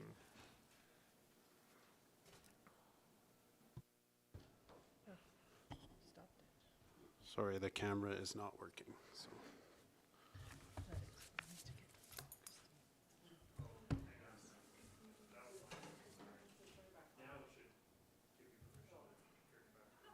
There we go. All right, thank you. So the 2022 Final Surplus Deficits Report is in front of you, being presented. I'll say a couple things that are important with this one. The term final, the caveat that goes with that is that these numbers are unaudited. So as we work through our final financial statement preparations and work through the audit, it's certainly possible that additional items may be identified. However, we don't anticipate there to be anything material. Certainly if there is, we'll report back on that accordingly. We've identified 10 unfunded deficits, and there are recommendations in the report for how to fund those in line with the financial sustainability policy, and also for recommendations to transfer surpluses to operating reserves in line with the same policy. One final thing I'll mention is the total surplus that's being reported for the organization on a consolidated basis is $2.44 million. That is substantially less than what was reported last year. Last year we reported $4.36 million. So that just highlights some of what we were seeing throughout the year in the quarterly variance reports, and that things were, tightening up overall. So with that, I'll take any questions. Thank you very much. Director McMahon, I see your hand up first. Is this the appropriate time to talk about the joint use? Because we have a motion there, number 4, but there's another report too. This is, the joint use on this report is only to fund the 2022 deficit at this point. Right. So within that framework, Yes. sure, but otherwise later. Okay, I'm just gonna say I'm having a very hard time understanding why we are taxing for a non-cash transaction between two publicly funded organizations. This is just baffling me, and so I guess my question is, what if we vote no? We will not fund this deficit from taxation, then what? CFO Pro. Yeah, you can't. The reason being is because you essentially you have a deficit and there's no other source of funding to fund for it, and so you can't carry forward a deficit. It's counter the Local Government Act, and this has to do more with Local Government Act type of accounting, not just non-cash transaction type of. I think what people are relying on is these non-cash transaction and bartering and everything being free. So again, we can talk about that a little bit more as part of the joint use, but essentially when we have a deficit in a service and we have no other sources of funding, we have to address it. Go ahead. If we can't vote no, why are we voting? At this point, it's really for public transparency. It's for people to understand that if we did not bring this, yes, we could. We could just remedy within the financials, and some of them we sometimes do.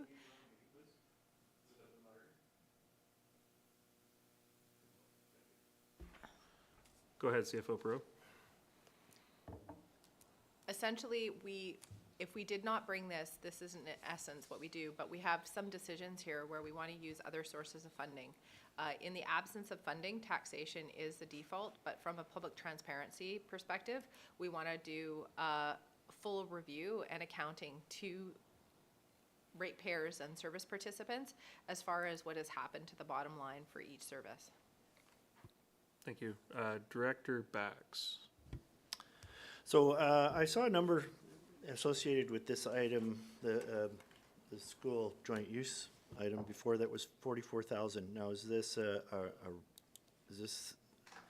Is this number of $23,651, is that an adjustment from the 44,000 that I saw earlier?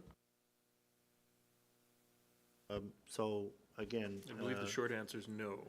The short answer is no. saw a Again, head shake. so this represents lost income because we couldn't use the facilities that the school provides us for various uses that the SCRD uses due to pandemic times? Is this what this money represents, a lost income? So without going too far into the subsequent report in the agenda, this particular amount is because we actually had nothing budgeted in the joint use service for 2022. And so there was activity that was not budgeted for, and so that is the result of the deficit. Activity. Can you, Use of facilities. all right, so the facility, I still don't understand, as per the expressions of my associate to the left here, how we can ask the taxpayers to pay for this item. CFO Pro. I think these are discussions probably could be answered as part of the joint use discussion.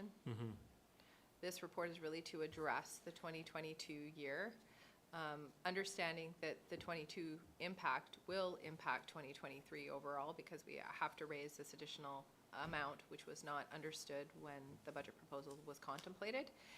So that's why we have some discussion pieces in the subsequent report. Director Lee. I might be asking at the wrong time, but I'm trying to figure this out for myself before I vote on something.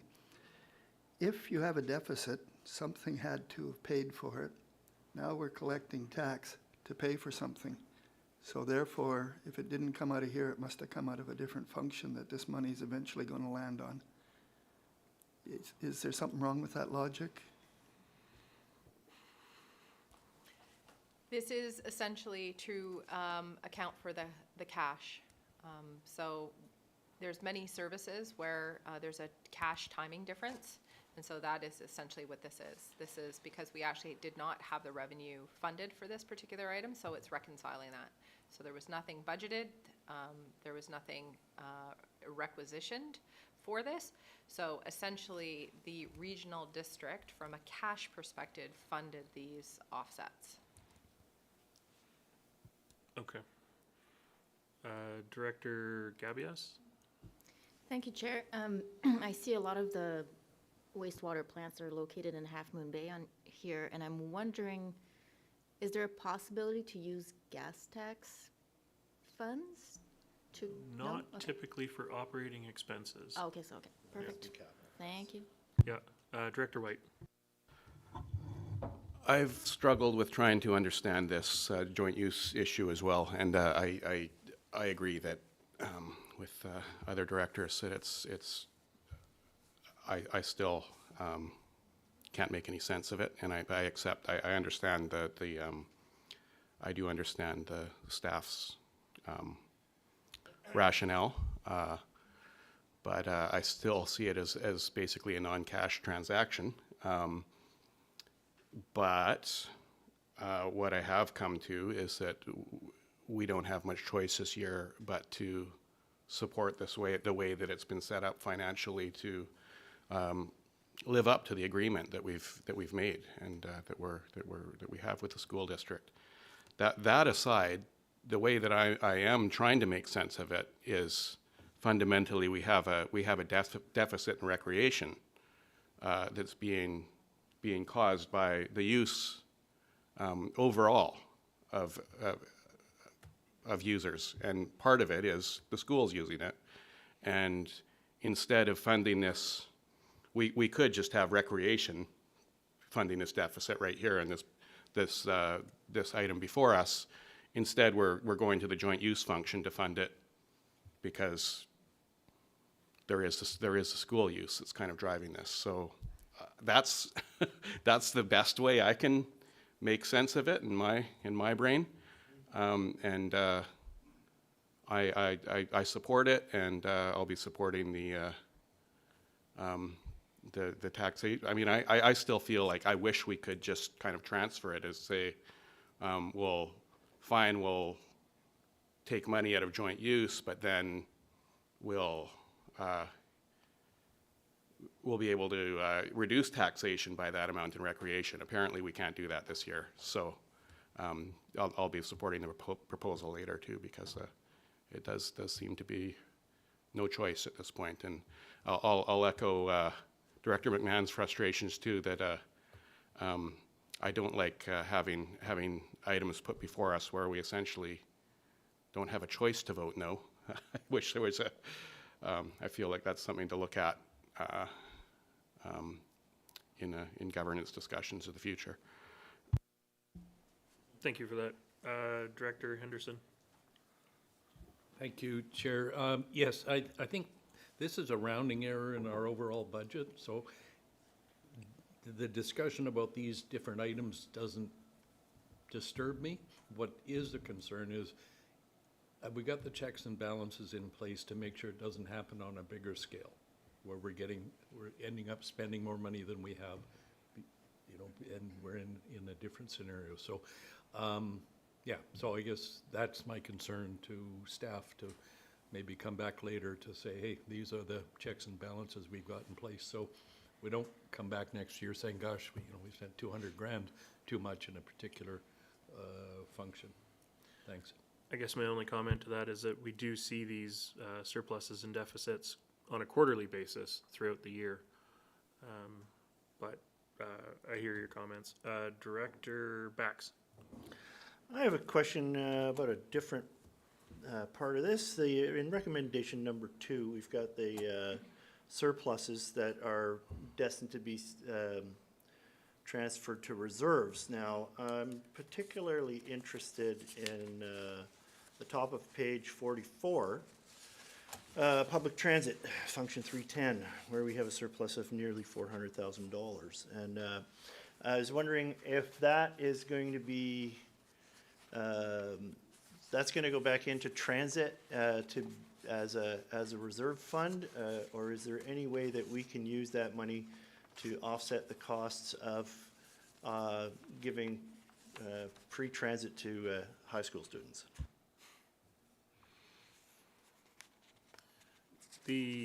Let's start with the first half of the question, which is the actual surplus that's here. Just a little bit of clarification on the origins and destinations of that surplus. CFO Perot? Yeah, and so essentially there's just a brief outline there. And so what has also subsequently been provided to the board is when the annual operating agreement was presented for this year, and part of that was what amount we wanted to use out of the existing transit reserve, out of COVID restart funds, and there was a substantive amount that was going to be used. So there is a depletion for ongoing years of the particular reserve. So again, there's a very positive result with the financials this year for transit, which is we've are seeing some pre-pandemic use back up, so fare revenue are increasing. And as far as the overall expenses have been less than, and that's part of the challenges with the prior presentation, is that we've had staff vacancies within our transit service that also contributed to this. So it's multiple facets, and again, this is where when you have the final annual operating agreement that'll be presented in April, and we actually have a new item of business on the agenda today. So it's a moving target with transit right now, so there are some subsequent decisions that'll have to be made as we go over the next few months. And we've got a little bit more transit conversation at the end of our agenda under new business, right? Yep, so. Director Henderson. Yep, okay. You're good? Okay.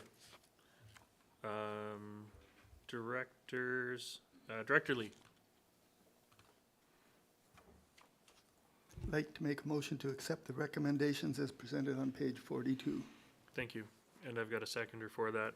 This is voting all directors, because it affects a variety of services. And I don't see any other hands up, so I will call the question. All those in favor? That's carried. Thank you. You're opposed, Director Bax? Okay, Director Bax opposed. Thank you very much. Okay, moving on to Annex G. Thank you, Manager Wing, which is Annex G, final 2022 project carry forwards. CFO, were you speaking to this, or? Yes, thank you, Chair. And we, of course, have the general managers and department heads here for any questions if there are any to specific items. We also attached the pre-budget carry forward just to provide some context associated with the removal of several projects in the financial plan. In here, we also have the recommendation to move funding into subsequent years because of delay of project will result in some tax reductions. And so that's in an effort with staff looking to some possible areas where we could reduce taxation for the 2023 year. And so those have been included in the staff report here. Thank you. Thank you very much. Directors, any questions based on the report? Otherwise, I would look for somebody to make some recommendations as on page 50. Director McMahon. This is just a comment. The attachments watermark on old reports, I really appreciate that. That made it easier to navigate the agenda. Thank you. Thank you. Director McMahon, did you want to make some recommendations? Director Lee. I'd like to make a motion to accept the recommendations as listed on page 50. Thank you very much. And I've got a seconder for that. I don't see any hands up. This is voting all directors. All those in favor? Any opposed? Okay, the motion's carried. Thank you very much. Moving on to Annex H, Canada Community Building Fund gas tax update from round 1. This is for information. If directors have any questions, staff would probably be happy to answer them. CFO Pro, sorry. Just for clarification, Chair, this report was included. One of the budget proposals in round 1 for the generators for regional water service was proposed. And so just to highlight that that particular budget proposal has been modified to reserves. And that's as the staff were unable to confirm some of the components that would qualify it 100% for gas tax. And so one of the questions out of round 1 as well, if you recall, was to ask our funding partners at the District of Sechelt whether or not they'd want to contribute some of their gas tax. So I think what we're going to do is continue to explore ways for us to have generators that are eligible for gas tax, and so we may present a future option when we reward those generators to change the funding. So just for information, thank you. Okay, thank you. Director Bax. I have a question about recommendation number 93 at the top of page 66. Now, this is something that we have abandoned, and I was wondering if it wouldn't be better to postpone it, because this is, I've had constituents come to me and discuss the issue with the unfinished side of the road that the walking path that's incomplete on Lower Road, and I believe that this money was earmarked for that. And is it possible at this point for us to change the designation from abandoned to postponed until for discussion for 2024? At this point, no, because this is just an update. We're not voting on these recommendations from previous meetings. They've already been adopted. Okay, well, I just want to have my that's opinion known. Yeah, and just because it's been abandoned doesn't mean that another project that may incorporate some of those same components can't come forward in future years. Thank you, Chair. Yep. Anything else from directors? If not, okay, then we will move on to Annex I, the 2022 Drought Response Financial Update. This will be our Manager of Financial Services. And just a heads up to directors before he gets going that this is just a high-level overview. If we want to dig deep into anything particular, it would probably be best to refer it to a committee meeting for further discussion. So, Manager Wing. Microphone. Thank you, Chair. Yes, as you mentioned, this is a high-level overview, and this is a follow-up to a report that was brought forward on December 8th with final values related to the emergency as far as expenditures go. The one thing I'll say about this report, the recoveries that we've estimated from emergency management and climate readiness, is the new name of the organization. Those are estimates. The claims have been submitted. It is quite a lengthy process. They're still backed up from November 2021, so it'll be some time before we know. But once they work through that, they'll let us know, and there may be some adjustments to those accruals at the end of the day. But by all accounts, they are eligible expenditures. I'll leave it at that. Great. Thank you very much. Yeah. Directors, any questions on this report? Director Bax. I just have a question about the timing for our, the news from the provincial government. I know we've made an application to renew the licensing for the Edwards Lake siphon. Do we know when we're going to get any word from that?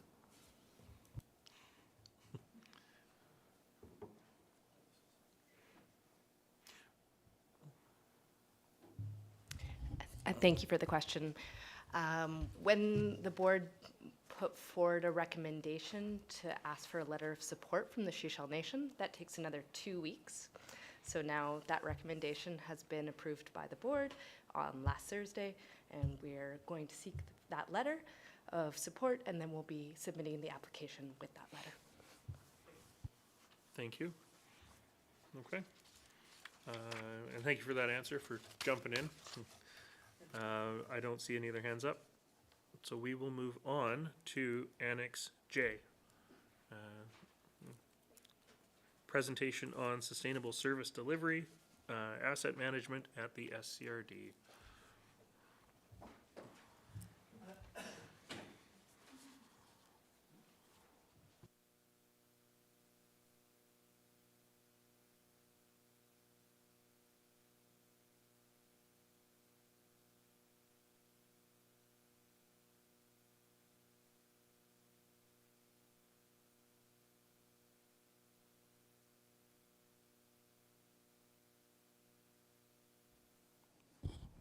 Thank you, Chair.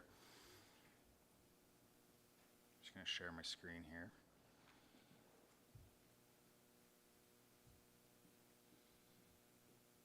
So for directors, we do have this presentation in our package, and it should mostly be review, but always good to have it and always good to share more knowledge with the public. So thank you, Manager Doyle.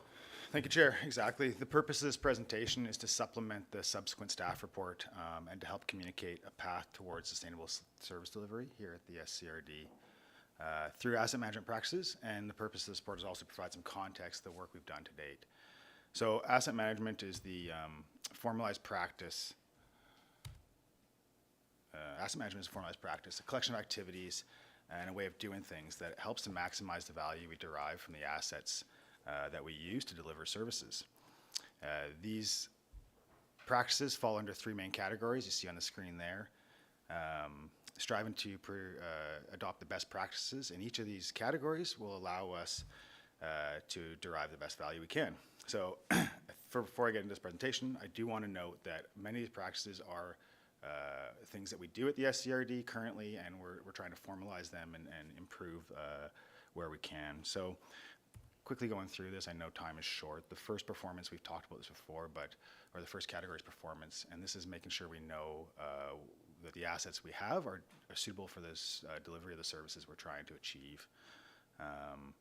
By having a clear understanding of what the target for the service is, we can measure and assess and report on the performance of our assets in delivering that target. The second second category that we focus on is risk. You know, it's really important we understand the risk to the services we deliver and from the assets we own. So by identifying and rating these risks, we provide the information that allows us to make informed decisions about what an acceptable threshold for the risk that we have as a government. The final pillar that we really have been focusing on as an asset management department here at the SCRD is the cost to deliver the services. And this is a analysis of a variety of costs. There's two main categories of costs that we look at. We've divided them into operational and maintenance costs, and then capital costs. Day-to-day costs such as wages, electricity, that sort of thing, repairs of small damages, and the maintenance of typical, components, small maintenance activities fall into that one category, and then capital costs is the replacement of the assets and components that are necessary to deliver these services. So I think just quickly going through this, operational costs, as the asset ages, typically to deliver the level of service we're expecting, there's small maintenance costs. And when we defer those maintenance costs, they become larger to rehabilitate that asset to the point it can deliver the service we expect. This just speaks to the importance of having a robust and well-funded maintenance program. When we talk about capital costs, these are the costs to replace components in our facilities or entire assets like a water treatment plant or a section of pipe. What this graph in front of you here illustrates is that typically the capital costs associated with assets are backloaded towards the end of the asset lifespan. And this illustrates how the average cost of replacing these across the lifespan of an asset, if we're reactive in our funding, will typically benefit the users that are here for the early years of an asset, and then as it ages, the users at the end are then forced to pay a higher amount of proportional costs. That equity is a key part of what we're trying to achieve with our capital planning, is to achieve a sustainable, consistent rate of the cost of service and not focus on the cost of the assets individually as they come up, but look into the long term and stabilize that cost of service delivery. So this slide here illustrates an example where an asset is paid for, it's contributed perhaps, it's funded through a grant, and then as that asset needs to be replaced, if we haven't had that forward-looking financial projection, we can incur debt, and then the second generation has a significantly higher cost of the same service.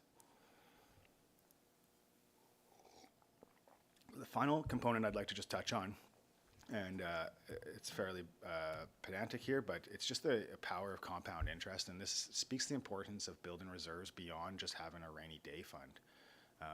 In this example here, this is a great analog for like our water delivery system. Our transmission pipes last about 80 years on average, give or take.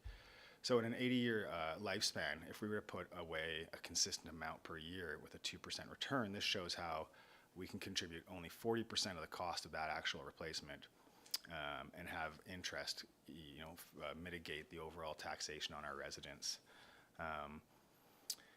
So all of that is to say that the capital planning that we do at the SCRD seeks to stabilize the cost of taxation across the years.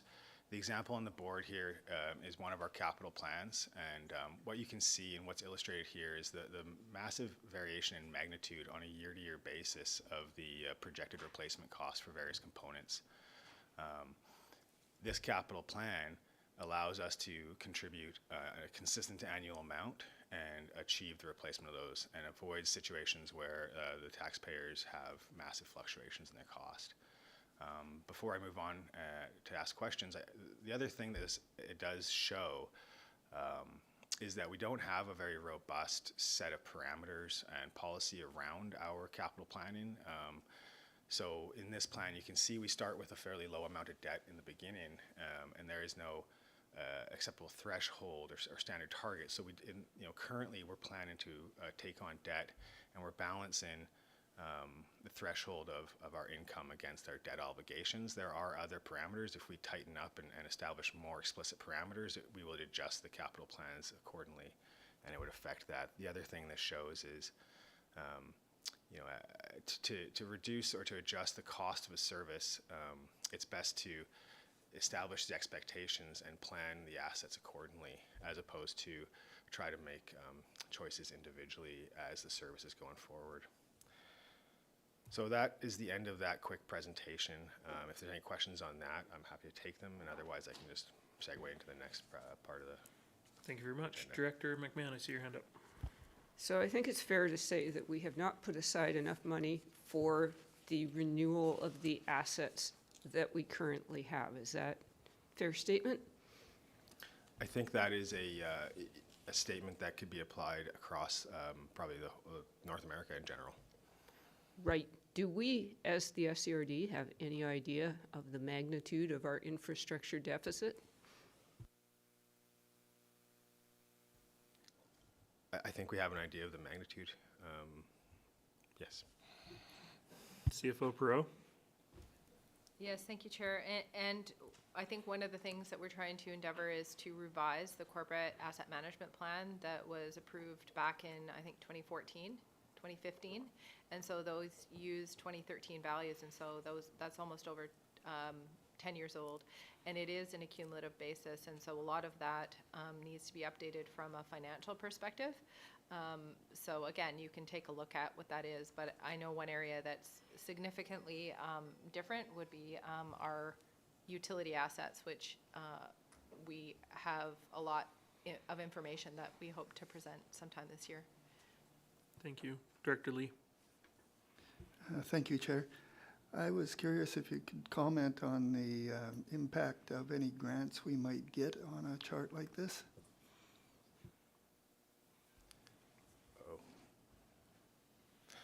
Thank you, Chair. So when we do capital planning, we follow the accounting principles of considering only confirmed sources of revenue.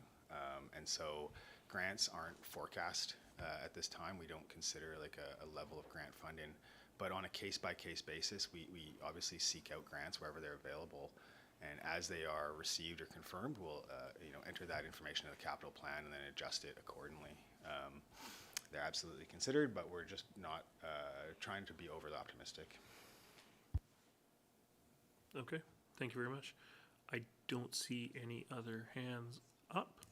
So I think, Manager Doyle, you're welcome to jump into Annex K.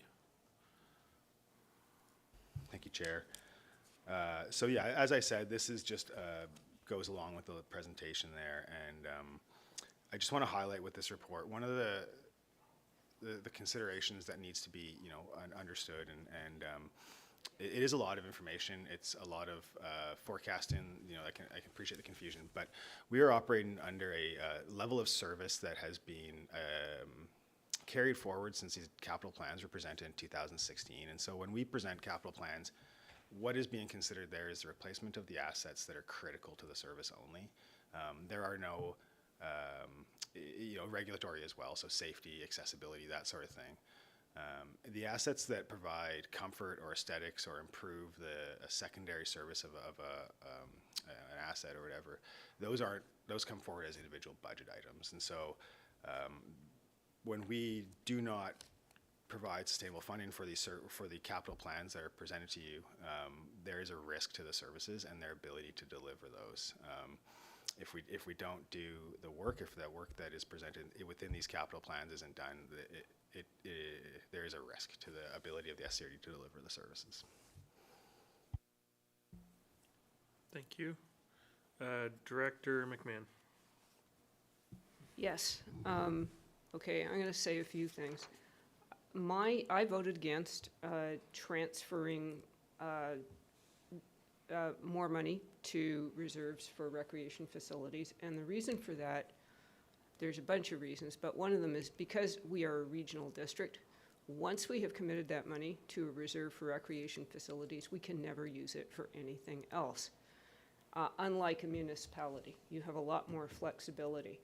And so we have 75 competing services, each of them with user groups, mostly advocating for more services. And although each one of them is a separate service, there's only one group of taxpayers paying for the whole thing.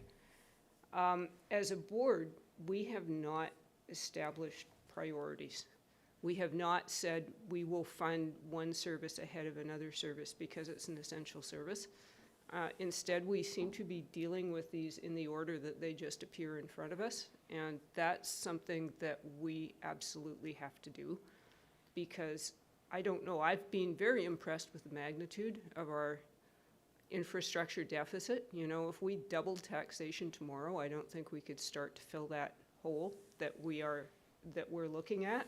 So we're going to have to get strategic, especially given that we are facing huge costs for water and solid waste in particular, in the tens of millions of dollars in the next few years. And finally, you know, some of our services have no established level of service. And so we've really got to do that, because for instance, earlier this morning, we were discussing library funding for a service that's open 47 hours a week, and we have a service that's open 88.5 hours a week, and we've never discussed whether that is the appropriate level of service or not.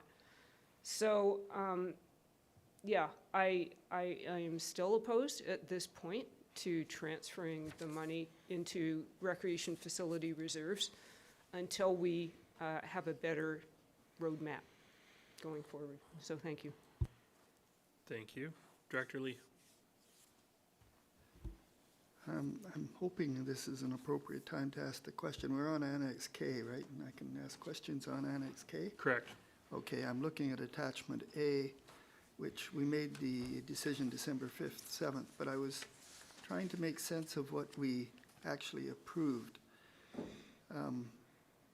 It seems to me like we spent $100K in 2022, and we're going to $300K in 2023, but I just saw something somewhere where it was $200K. I was wondering what the right figures were there. CFO Pro or? So it depends what service you're speaking of. So for parks, for instance, you went from 100,000 to 300,000 contribution. So that was an increase of 200,000. So the total capital plans was in that one slide. And in essence, the change financially over 2022 to 2023 is over $700,000. And that's for all the protective services, parks, community recreation facilities, et cetera. And so again, part of that is it funds many of the debt-funded services, that one funding envelope that we speak of or provide to you. So for instance, for community recreation facilities, we went from about 800,000, and this is included in the agenda here, we went from about 800,000 to 1,181 million. And so, and we recommended, and it was approved, to go forward with a 2% increase.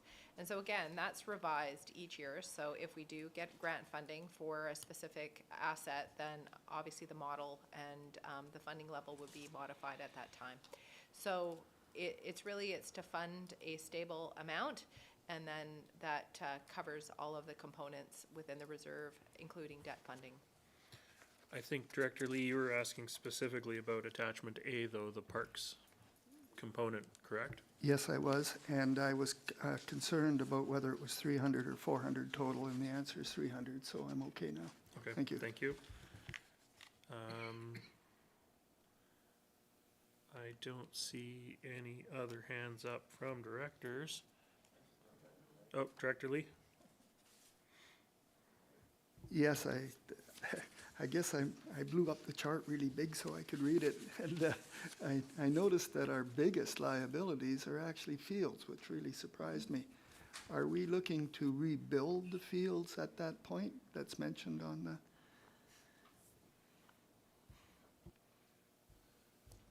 Thank you, Chair. So the Parks Capital Plan was presented, and that's the first iteration of this capital plan. So this year, this is the effort of collecting an asset registry, determining everything we own in the parks function, adding some cost to replacement values, determining the timeline of replacement based on the age of them. So the next step, and the reason why this Parks Capital Plan didn't have a request for the full amount that we've identified is because there is a necessary level of service review, a determination of what the service level for that will be.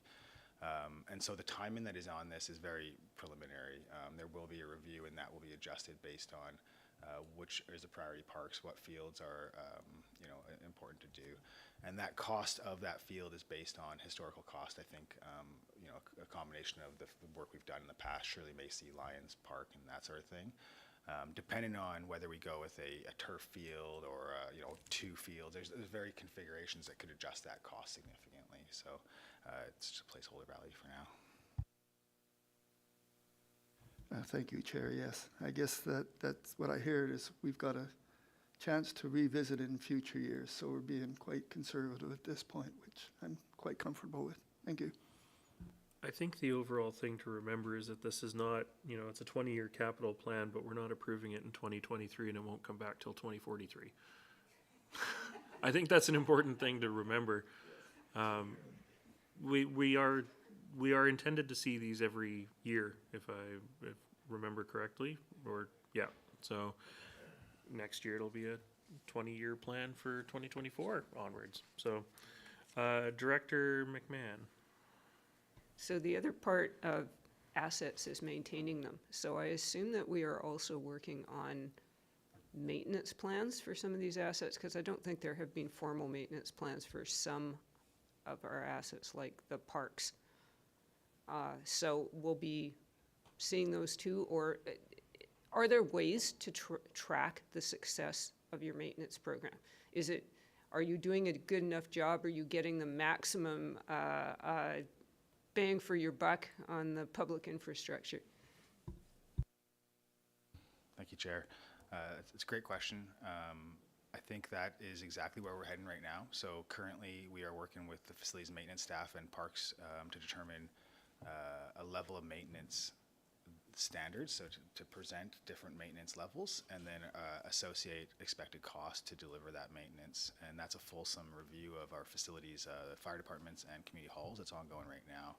And out of that, we hope to present to you and demonstrate that there is a bare minimum level of maintenance that meets the regulatory standards, and there's different levels that you would then be able to choose what was appropriate for the level of service we want to deliver.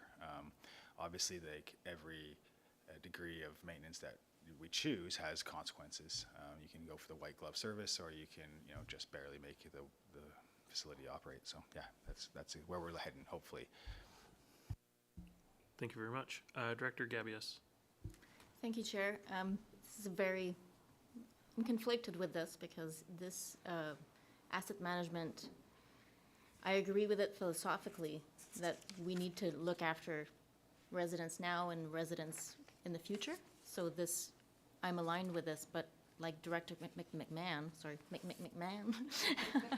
Director McMahon, I am concerned that we are asking taxpayers to put a bunch of money, a lot of money into recreation when we have a lot of big expenses coming up. But it does give me comfort that we can revisit that next year. So no question, just a comment. Thank you. That was a great presentation. Director Bax. I just wanted to get some clarity on some of the graphs that you've given us here, the example capital planning on page 78, compared to the dire situation that you're showing us on page 81. I don't see a great difference in the accumulated debt. It shows that if we were to stay the course the way we are now, that we would run out of end-of-year reserve balance around 2029. It would reduce to 0, according to this. But the accumulated debt doesn't seem to have a great deal of difference over the 20-year plan, where we have taken drastic actions and put a lot of money away. Can you explain some of that? Thank you, Chair. A great question as well. And so what I think that shows is that the level of funding that we're asking for is approaching the bare minimum threshold to meet our critical asset renewal, and we're not over asking. If we don't increase the amount of funding, we will run out of reserve money And the other aspect of that chart on table 81 there is you can see I apologize for the lack of color, but the two lines on the bottom there where they cross over in 2026, 2027, that indicates that the amount of money that we bring in every year is being exceeded by the amount of money we have to pay in our debt obligations. And that's not allowed. That's financially not okay.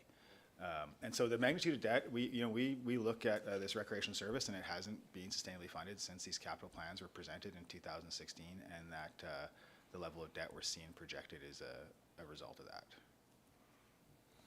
Thank you. Director Henderson. Thank you. Hey, Kyle. I want to speak to the 2% increase in perpetuity on the basis that I don't think it's enough. At Seashell, some years ago, we implemented for the board's information a 3%, as it happens, amount towards capital asset renewal, and that's been a godsend that it started and it was announced at the time, and it's just continues. There's virtually no discussion, and thank goodness we have it. Otherwise, we'd be in that classic, oh my gosh, we need $5 million and we don't have it. So I'm going to be speaking later today to increasing that, not just for recreation, but for all our assets. Thank you, Chair. Thank you. Director Lee. Just to that subject, though, I believe that we could increase it to 3% next year as well, though. Do I have that correct? I think that is fair because we're going to be seeing it every year. So, yeah, it is something that we could look at this year or next year. But, yeah, Manager Doyle. It might be useful context to add that in the attached report for recreation facilities, we do present a model where we use a 3% increase per year, and that actually reduces the immediate ask. And another option that has been reviewed is pegging it to a inflation metric, like a government metric, and every year it's just automatically increased by what the government says the inflation is, and that reduces kind of the need to project an average inflation. It's reactive, so. Thank you.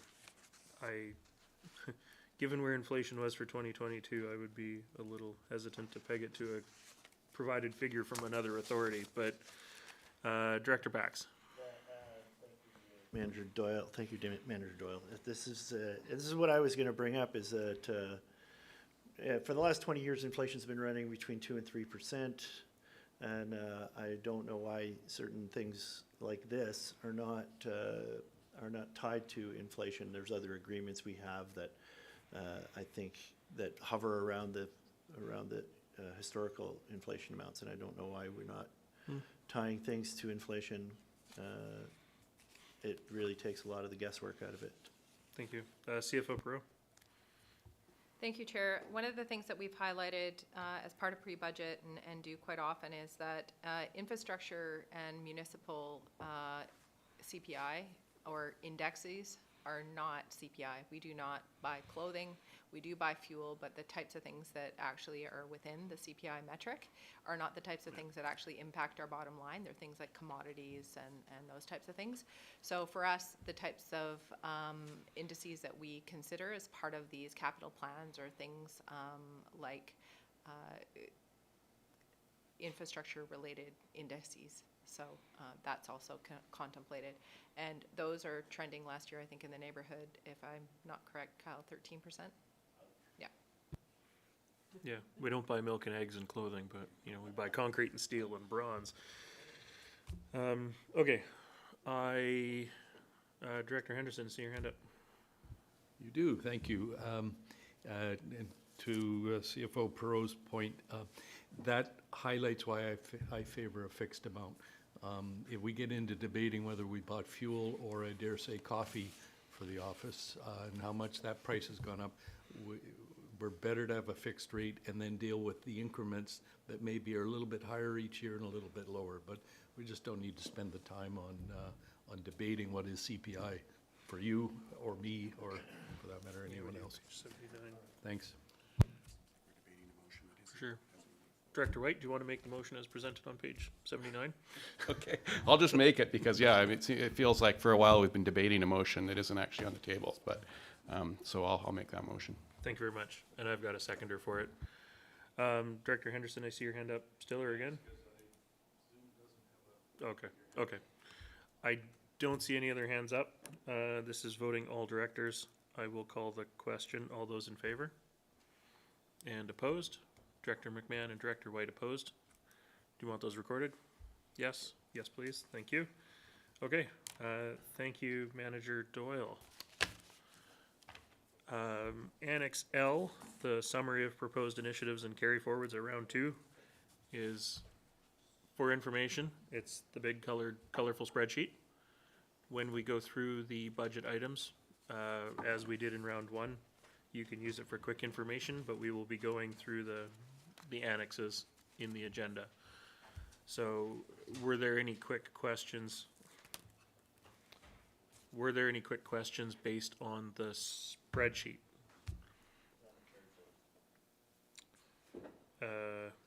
Yes. Sorry, I've lost my page here. Initiatives and carry forwards. So based on the spreadsheet. Director McMahon? Are the line numbers on my printed copy the same as they are on the agenda? Oh, thank heavens. I've already tossed the copy out of my agenda, but I'm getting a head nod, so yes. Brilliant. And Director Lee? On the spreadsheet, what's the criteria for a line item on the spreadsheet? For instance, if we approved something in pre-budget, would I expect to see it on the spreadsheet?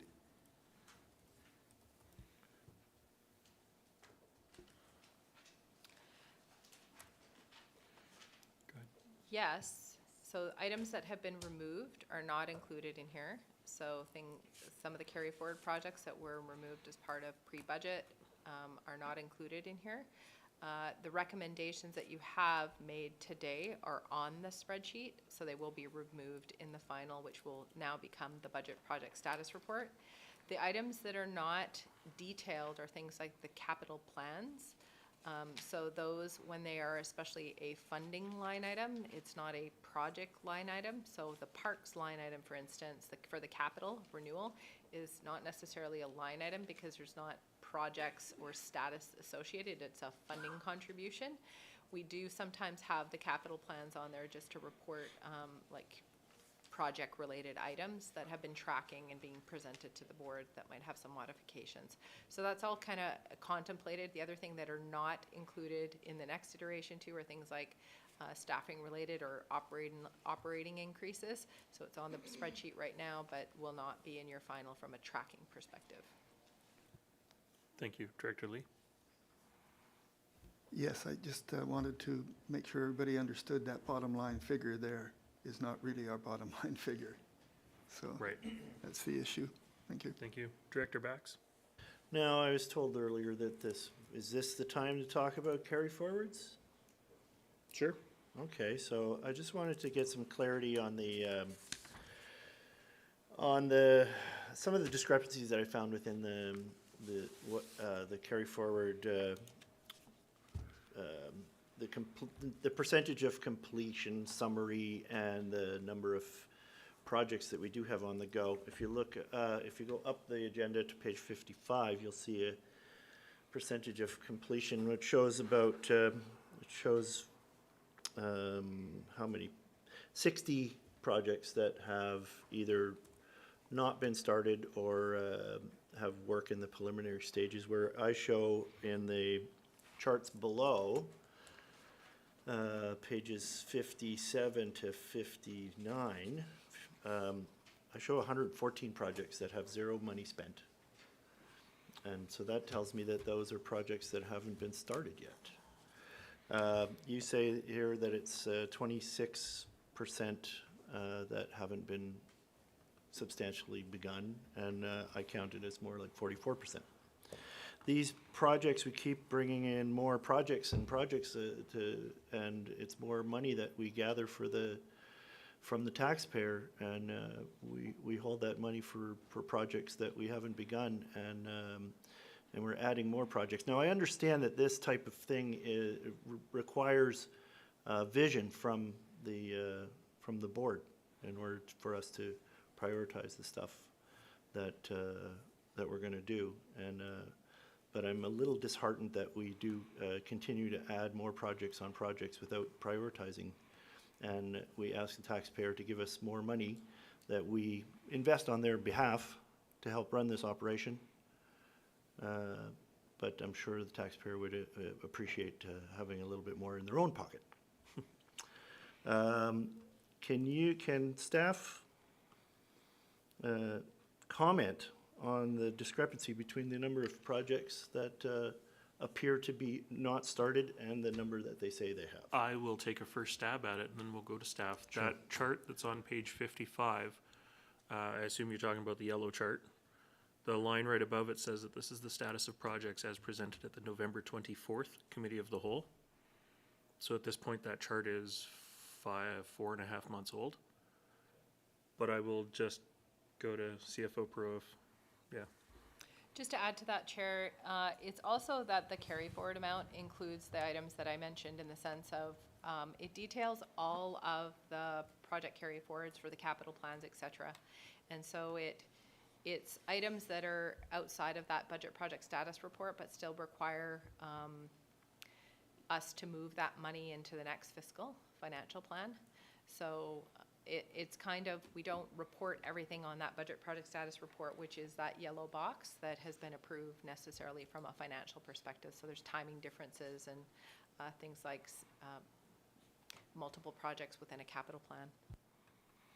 Okay, so the green table and the pink highlighted sheet, portions of the sheet are really two separate tables. They're not direct.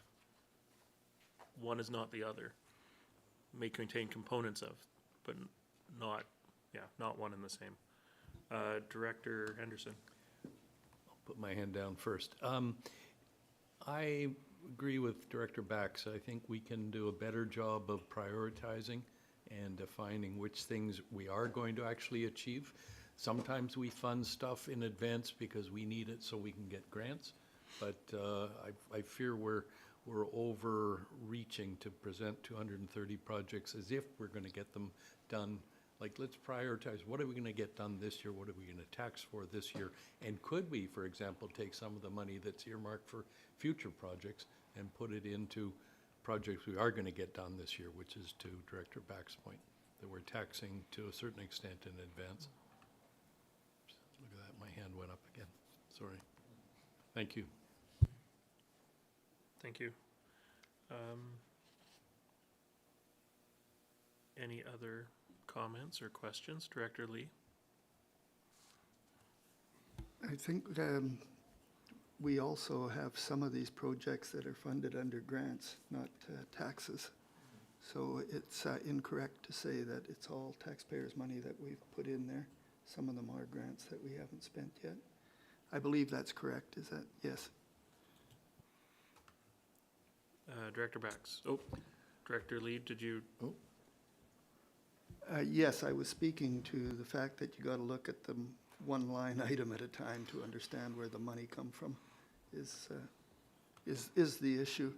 Not that I disagree with any of the other comments. I just wanted to be clear that that's not all taxpayers' money that's in there. Thank you.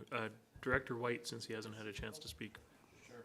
I see this as a bigger conversation on our financial sustainability policy and efforts that we should make to meet that goal.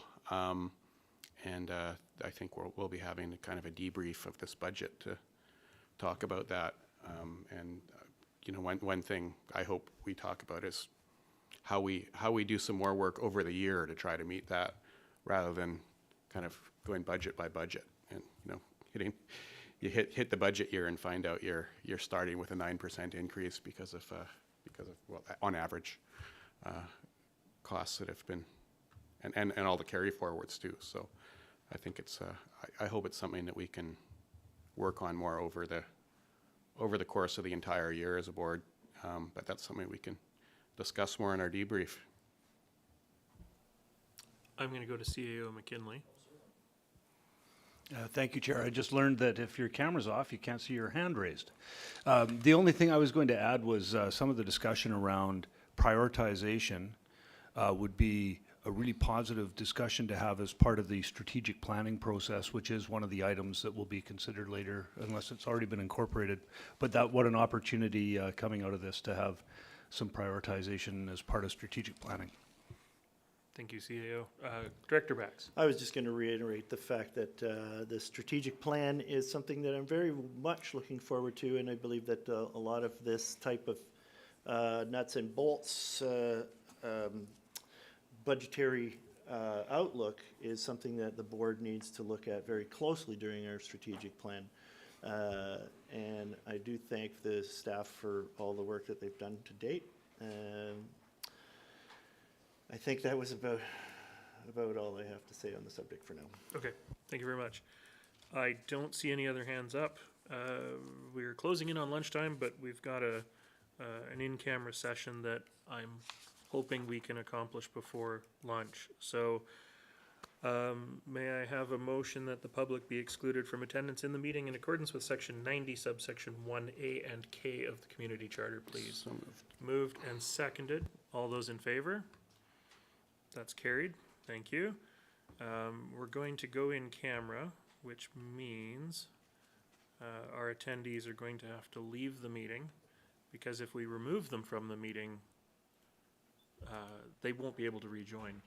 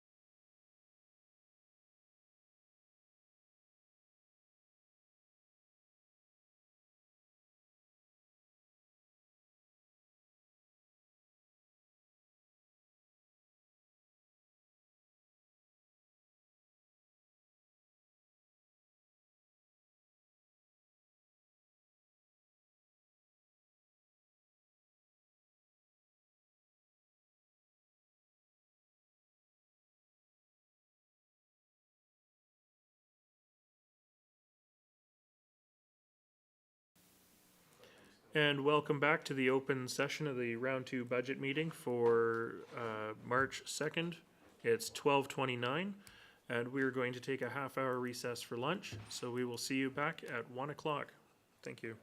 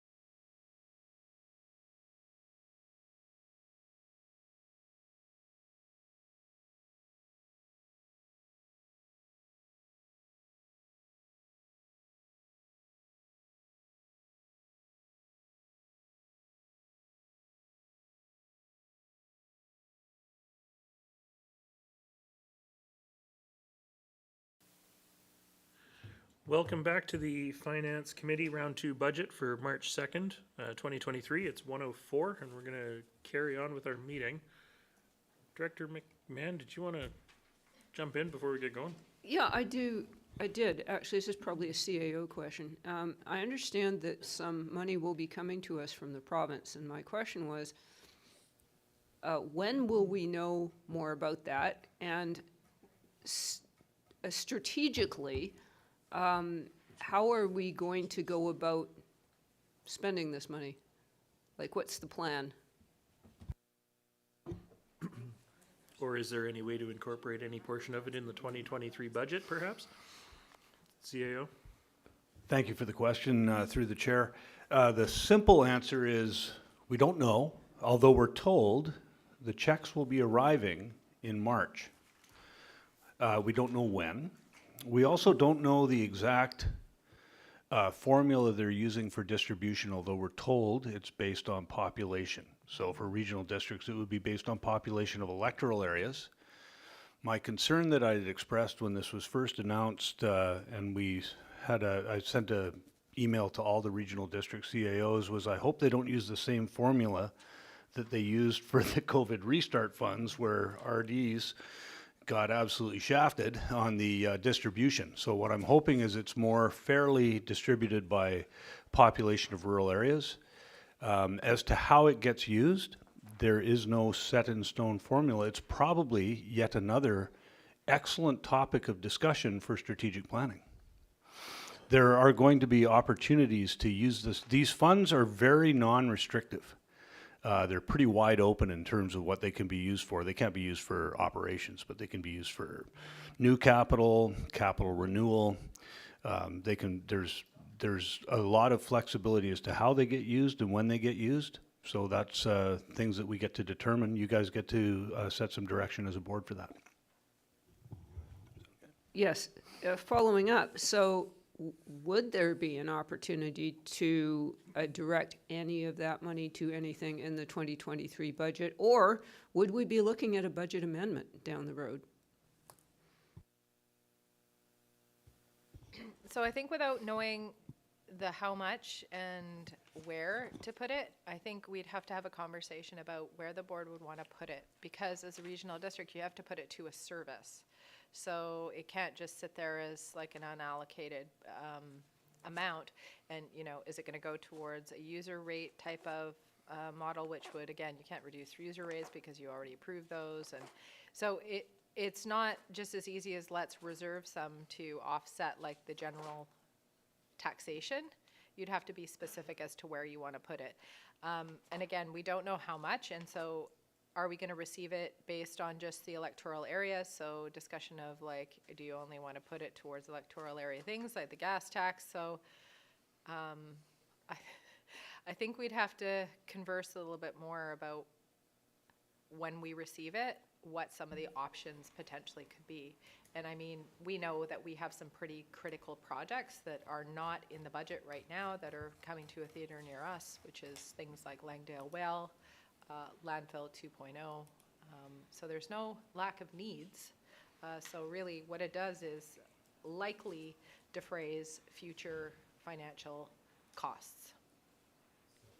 Super short follow-up? Yeah, so if it were something like the landfill, which is a surface that we're all in, then we would also have to get some agreement, presumably with the municipalities, about an apportionment of their funding from the province. Perhaps. I mean, really, we don't know. We don't know, right? They may apportion funding based on the entire population of the region, at which point it is regional funding. So, but we will know more. We will know more later. And it's not on our agenda today. So moving on in our agenda, we're on Annex M, which is round 2 budget proposal for regional solid waste. And as we go through these, staff will be available to answer any questions or introduce anything that's new or updated. But I would look to directors for either questions or recommendations based on the middle of the page of menu options that we have handed out to us this morning.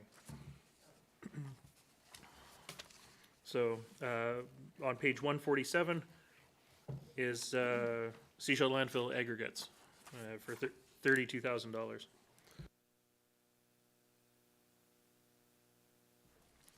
Directors, any questions or recommendations? This is solid waste, it's all directors. Director Bax. I was wondering if you could inquire from staff if there's any information that's not on this that we should know. What is not here that you want to know, Director Like, Bax? is there new information? You mentioned that there may be new information. If there's new or updates, it will state on the budget proposal that it is new or updated. So unless you see it on the page or staff frantically wave at me, there is no new information to report. Director McMahon. Yes, I was going to move that this budget proposal be approved and incorporated into the 2023 budget. Okay, and I have seconders for that. I don't see any other hands up, so I will call the question. This is voting all those in favor? And opposed? Page 147, landfill aggregates. The motion is carried. Director Henderson, did you want your vote in opposition recorded? Okay, always? Okay, mine as well. Director White, are you still opposed? One moment.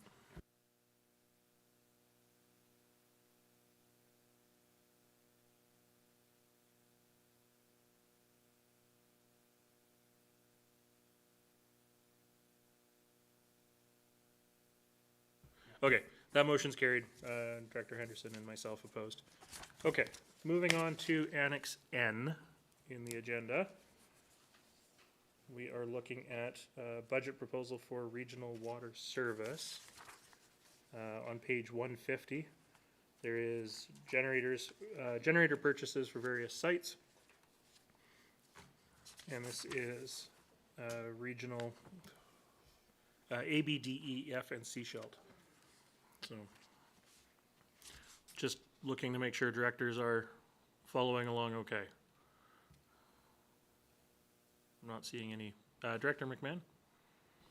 So when we're referring to these budget proposals, the number 12 on this, is this budget proposal number 12, or do we need the name every time?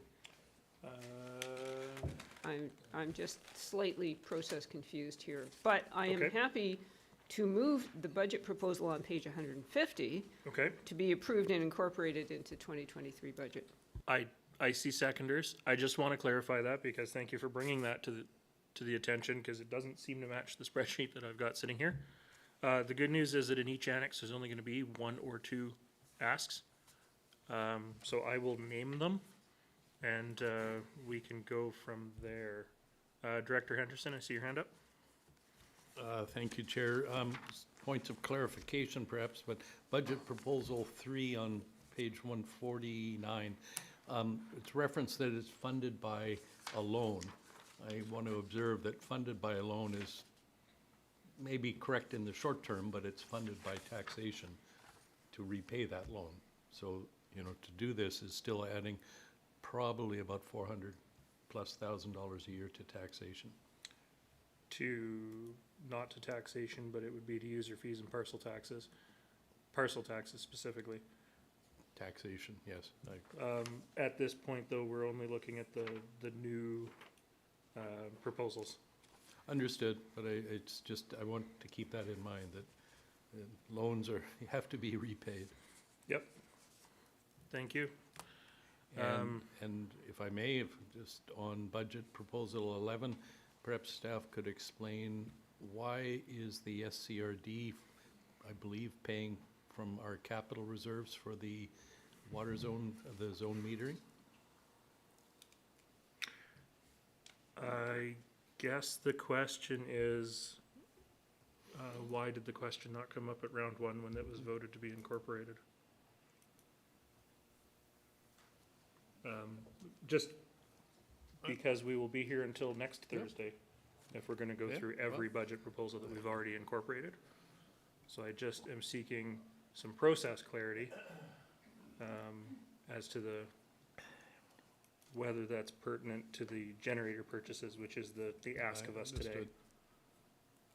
Well, maybe staff can explain that offline. Okay, thank you. Okay. Do I have a recommendation on the floor? I'm sorry, thank you, I do.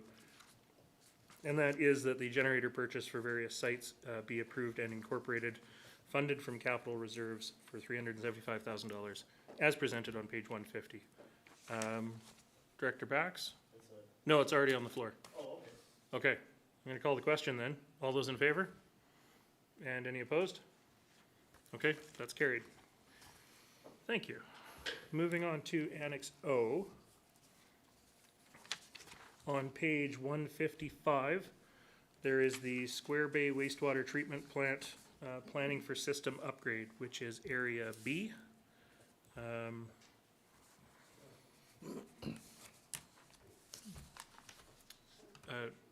Yeah, Director McMahon.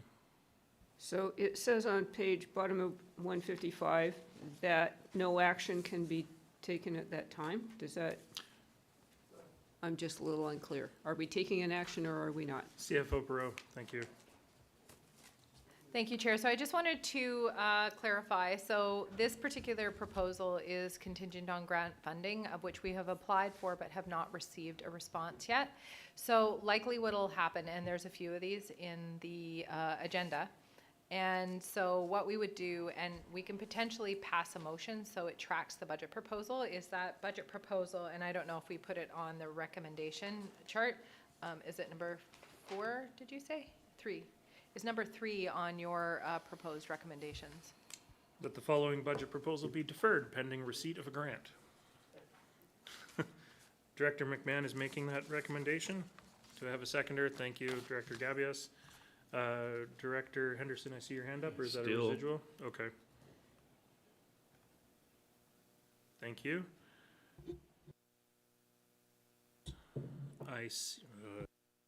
There we go. I see no other hands up, so I will call the question on this one, which is voting A, B, D, E, and F. All those in favor? And that's carried. Thank you.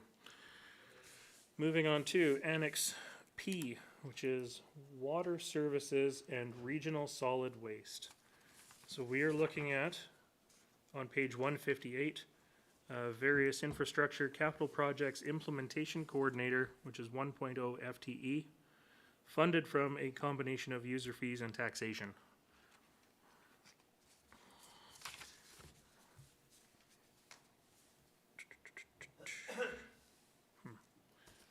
From a process question, given that this is funded from 2 separate sources, is it probably easiest if I just do voting all, corporate officer? Or should we vote twice, and then I guess conversely, what happens if one passes and the other doesn't?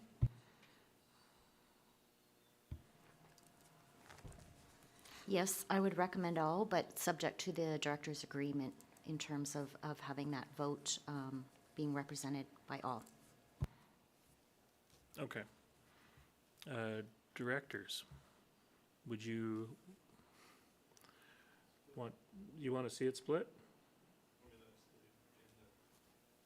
Okay. I mean, we're not gonna have agreement then if so we will do it as a split vote. So, okay. The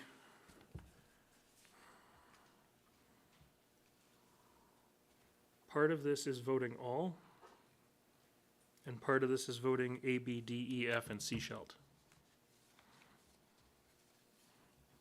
Director McMahon? I'm confused. I'm also confused. Yeah, so we're on the capital projects implementation coordinator to be funded mostly from user fees. Am I on the correct one here? Page 158. Corporate officer,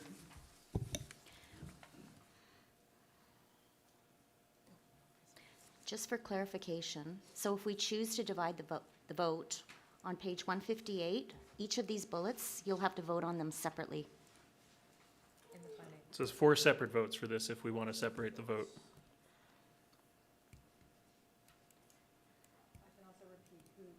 Participates. So it would be regional water service, all electoral areas, including District of Sechelt.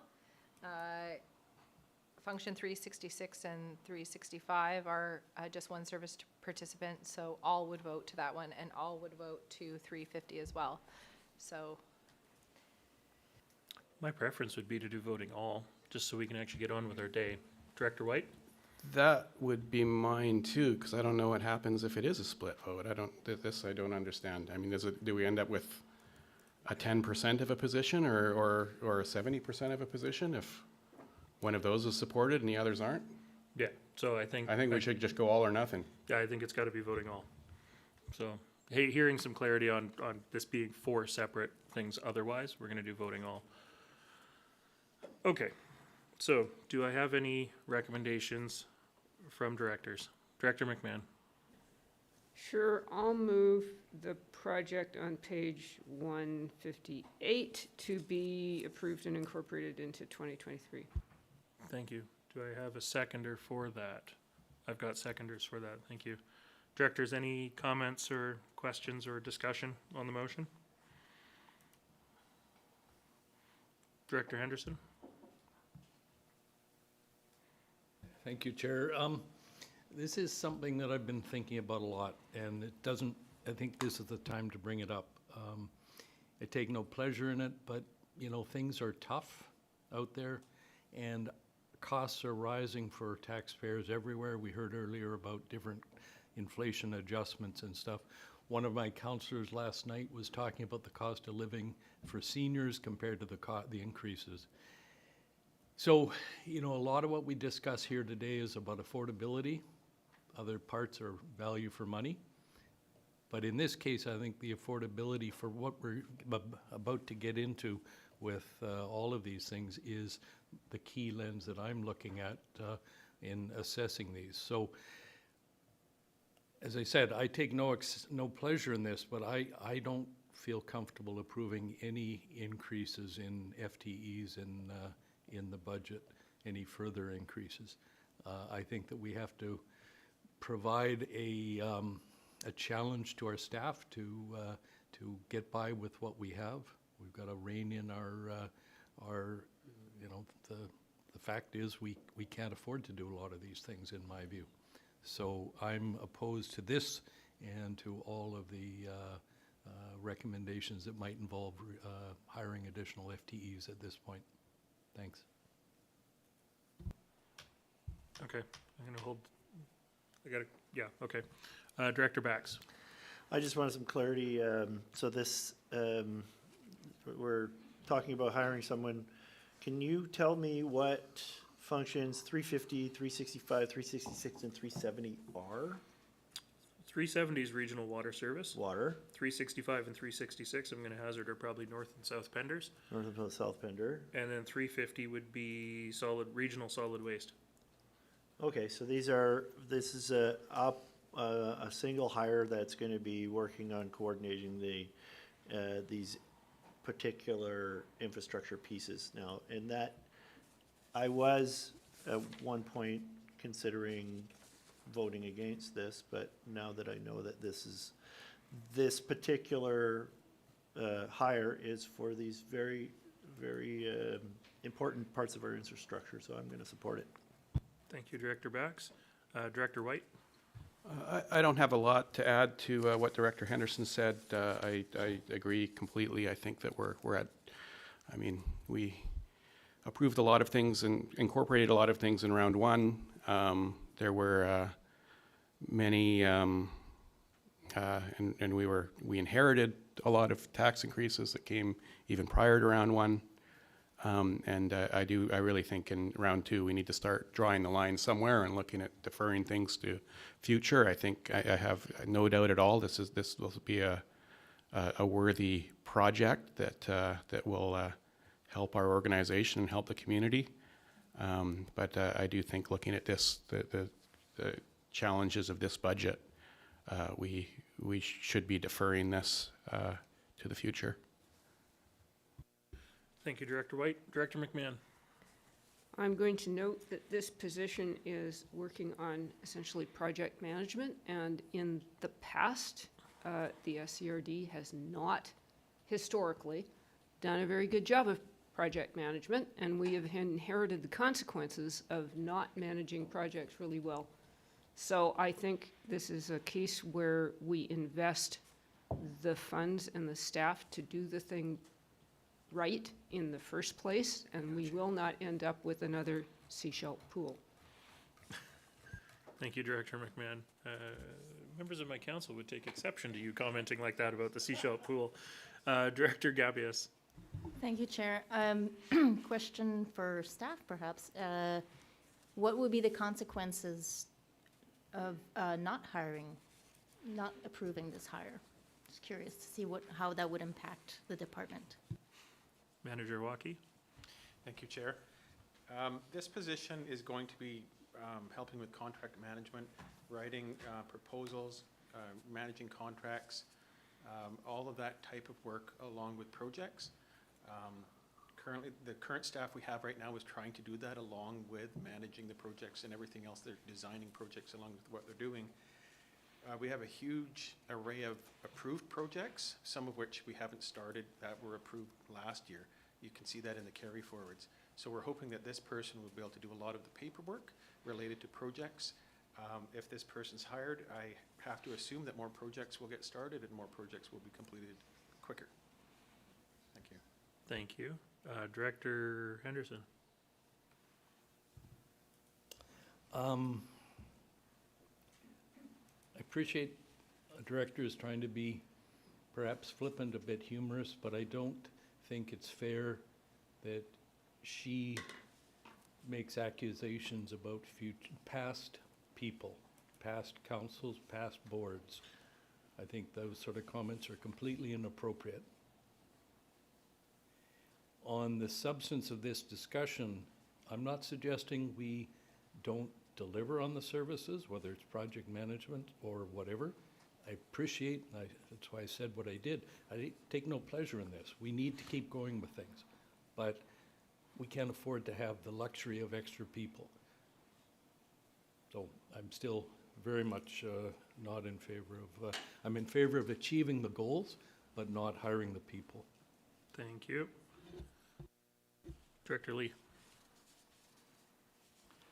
Thank you, Chair. I'll try not to say anything controversial.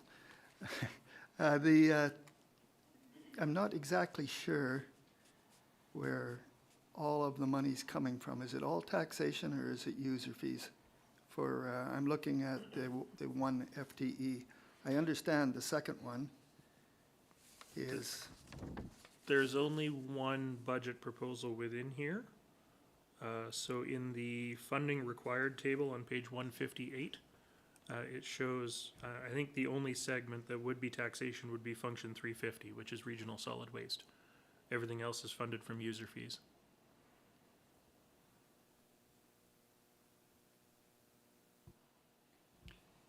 I'm getting some head nods. Yeah, that kind of makes sense. Well, 350 is solid waste, right? Yep. It also could be funded from tipping fees. So, I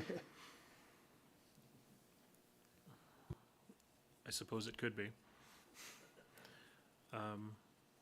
so my question is it all taxation or is it as shown at the bottom there, which is 12,750 taxation and 72,250 is user fees? Is that don't cover all the money we need though?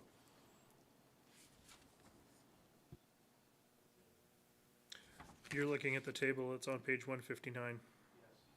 The annual ongoing for 2024 and beyond. Yes.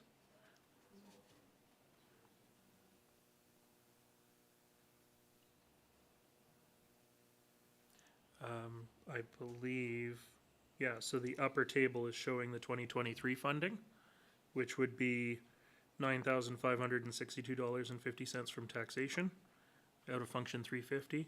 The 2024 cost would be $12,750 from taxation from function 350.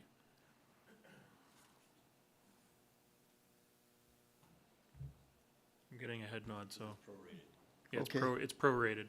Okay, that makes sense then. Thank Okay, you. thank you. CAO McKinley. Yeah, thank you, Chair. I just wanted to make a very general observation, and I only make this observation not because as staff we have skin in the game as to what your decisions are about the staffing requests. For the last few years, we've pushed through a lot of adversity, leaning on people's goodwill and their incredible call to service.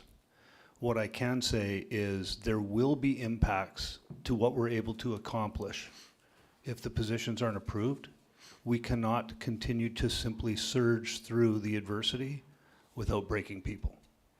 That said, they're totally your decisions, but there will be operational or project-related impacts as a result of decisions.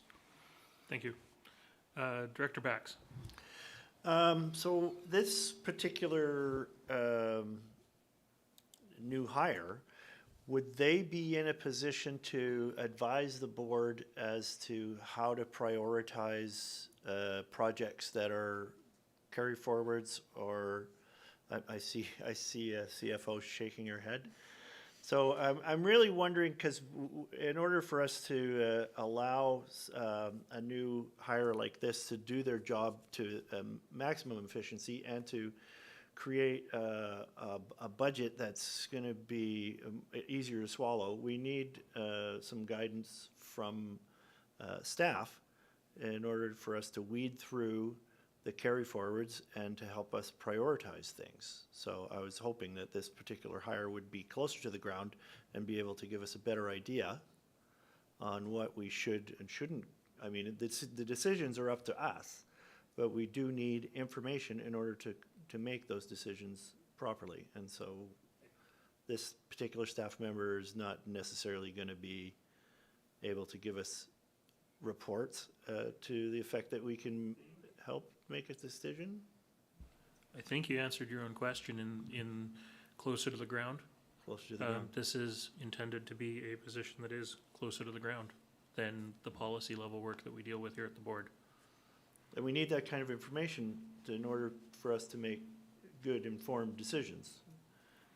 We need to have an idea as to what the real priorities are at the front of our organization, not at, on the ground. So I was hoping that a position like this would be able to give us some type of reports to aid our sifting through the projects, because it's my intention on cutting back a lot of these projects that we've put on our books, over 260 projects. We've got to prioritize those and defer a lot of them. So anyway, that's my opinion. Thank you. I don't think you're going to accomplish a lot of that by the end of March, but that's just my comments. Director McMahon, to the motion on the floor. Yes. Speaking of priorities, just talking to the average person on the street, water and solid waste are high priorities. That's really clear to me. And if we are to achieve our goals, we need to have enough people to do the work, to get the job done. So I think our staff are sufficiently challenged already, and we do not need to additionally challenge staff.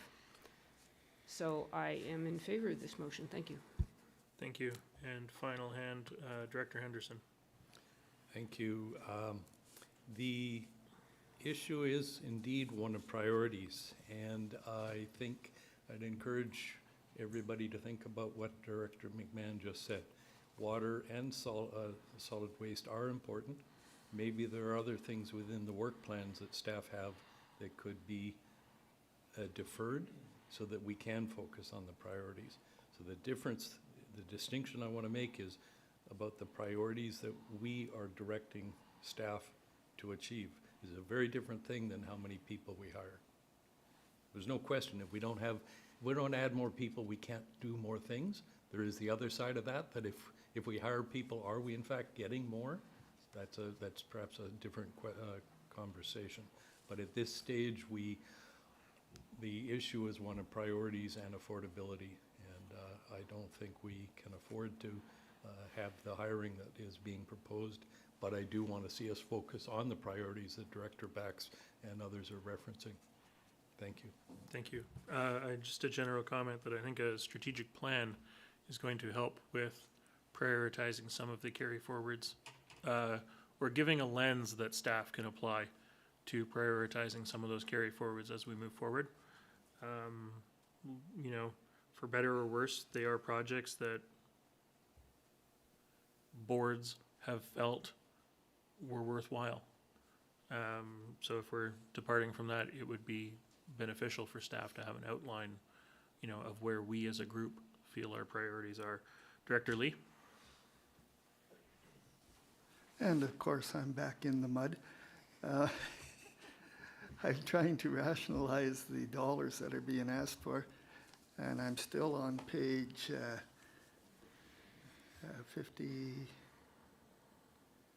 158. And so I see at the top it says 63,750 on 2023 funding. Yes. So I add all those figures up and I come to 60,000. The 42, the 6, the 3, and the 9. And then I add the new 9,562, and now I got 69,000. No. Did I'm the doing 60 something wrong. Yeah, the 63,750 also includes training and development and office expenses. I didn't add the little bit below. Those are not totals. Correct. Okay, now I'm happy. Okay. Thank you. Thank you, Director Lee. I'm glad we got there in the end. We do have a motion on the floor. I don't see any other hands up, so I'm going to call the question. This is voting all. We're still on this one. All those in favor? And opposed? Directors Henderson and White opposed. Motion's carried. Thank you. Yes, we will be recording the no votes unless somebody specifically requests. Yeah, and otherwise. please record my no voter. That was Annex M, I think. Annex M, we missed that one, yeah. Thank you. Okay, moving on to Annex Q. This is page 160 in the agenda, fleet maintenance. We have two proposals within here. There is one on page 160. That's the first one we're going to deal with, which is the fleet maintenance standby on-call compensation. Sorry, this is voting all directors. And it is $53,997 prorated for 9 months, funded from internal recoveries as a 1-year pilot.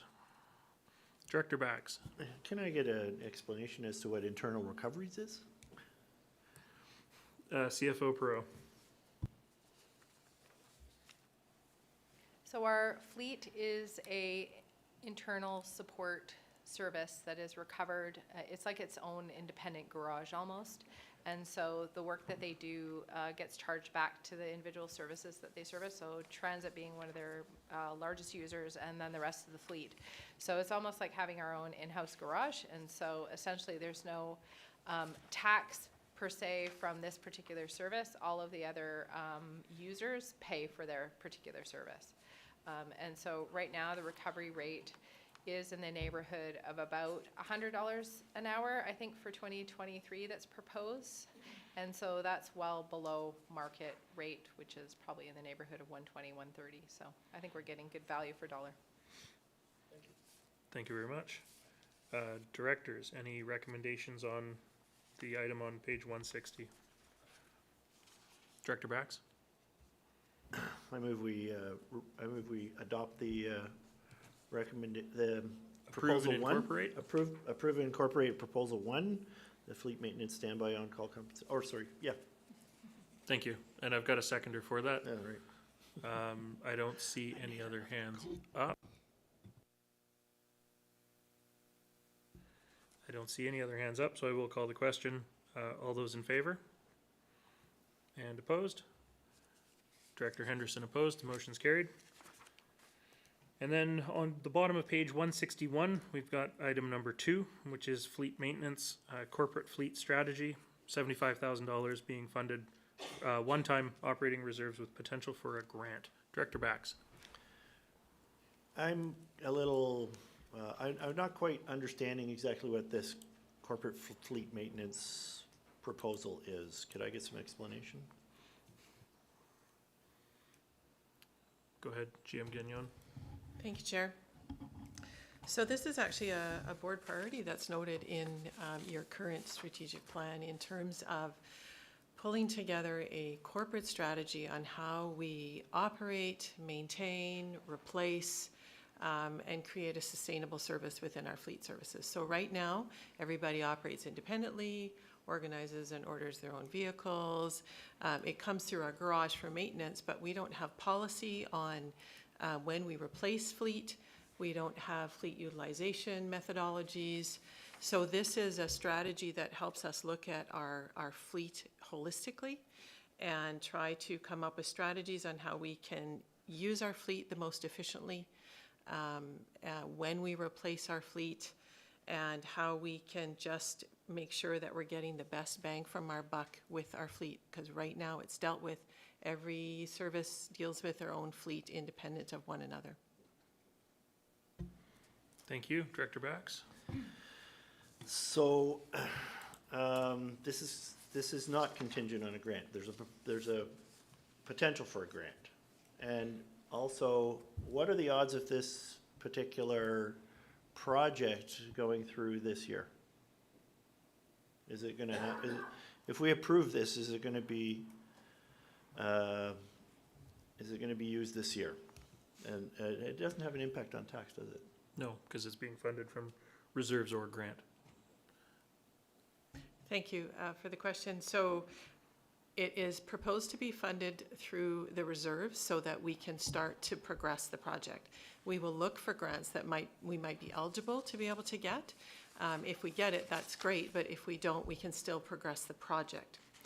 The assumption is that as soon as budget is adopted, we would be building our project management plan, putting together our RFP, and getting out to procure ourselves a consultant that would help move this project forward. So you might not see expenditures in the immediate, because usually you don't pay the consultant till they're done the work, which is the case of a lot of our projects that look like nothing's been spent to date, but in many cases, lots of projects are well under their way. So the intent is that we would absolutely start this project this year. It might carry forward into next year. I suspect it'll be a good 6 to 8 month project at least. Thank you. Thank you. Director McMahon? Yeah, my question is just around timing and how this fits in with other things like fleet electrification and Mason Road renovations. Thank you for the question. So the consideration of fleet strategy has to keep all of those factors in mind. We have our goals on the electrification of our fleet, including working with BC Transit around that electrification, which is also being incorporated into the considerations around the Mason Yard expansion and the servicing requirements for Mason Yards or potentially a different site. This would be no different. We have to keep all of those factors in mind, as well as some of the strategies that we're working on in our sustainability area as well. Thank you. Director McMahon? Yeah, we definitely need to do this project. I have noticed the fleet requests coming through here in, I won't say a haphazard way, but Ad hoc, perhaps? ad hoc. Oh, there's a nice phrase. So yes, so I would like to move that this budget proposal be approved and incorporated into 2023 budget. Thank you, and I've got a seconder for that. My speakers list is gone, so this is voting all directors, of course. I don't see any other hands up, so I will call the question. All those in favor? And opposed?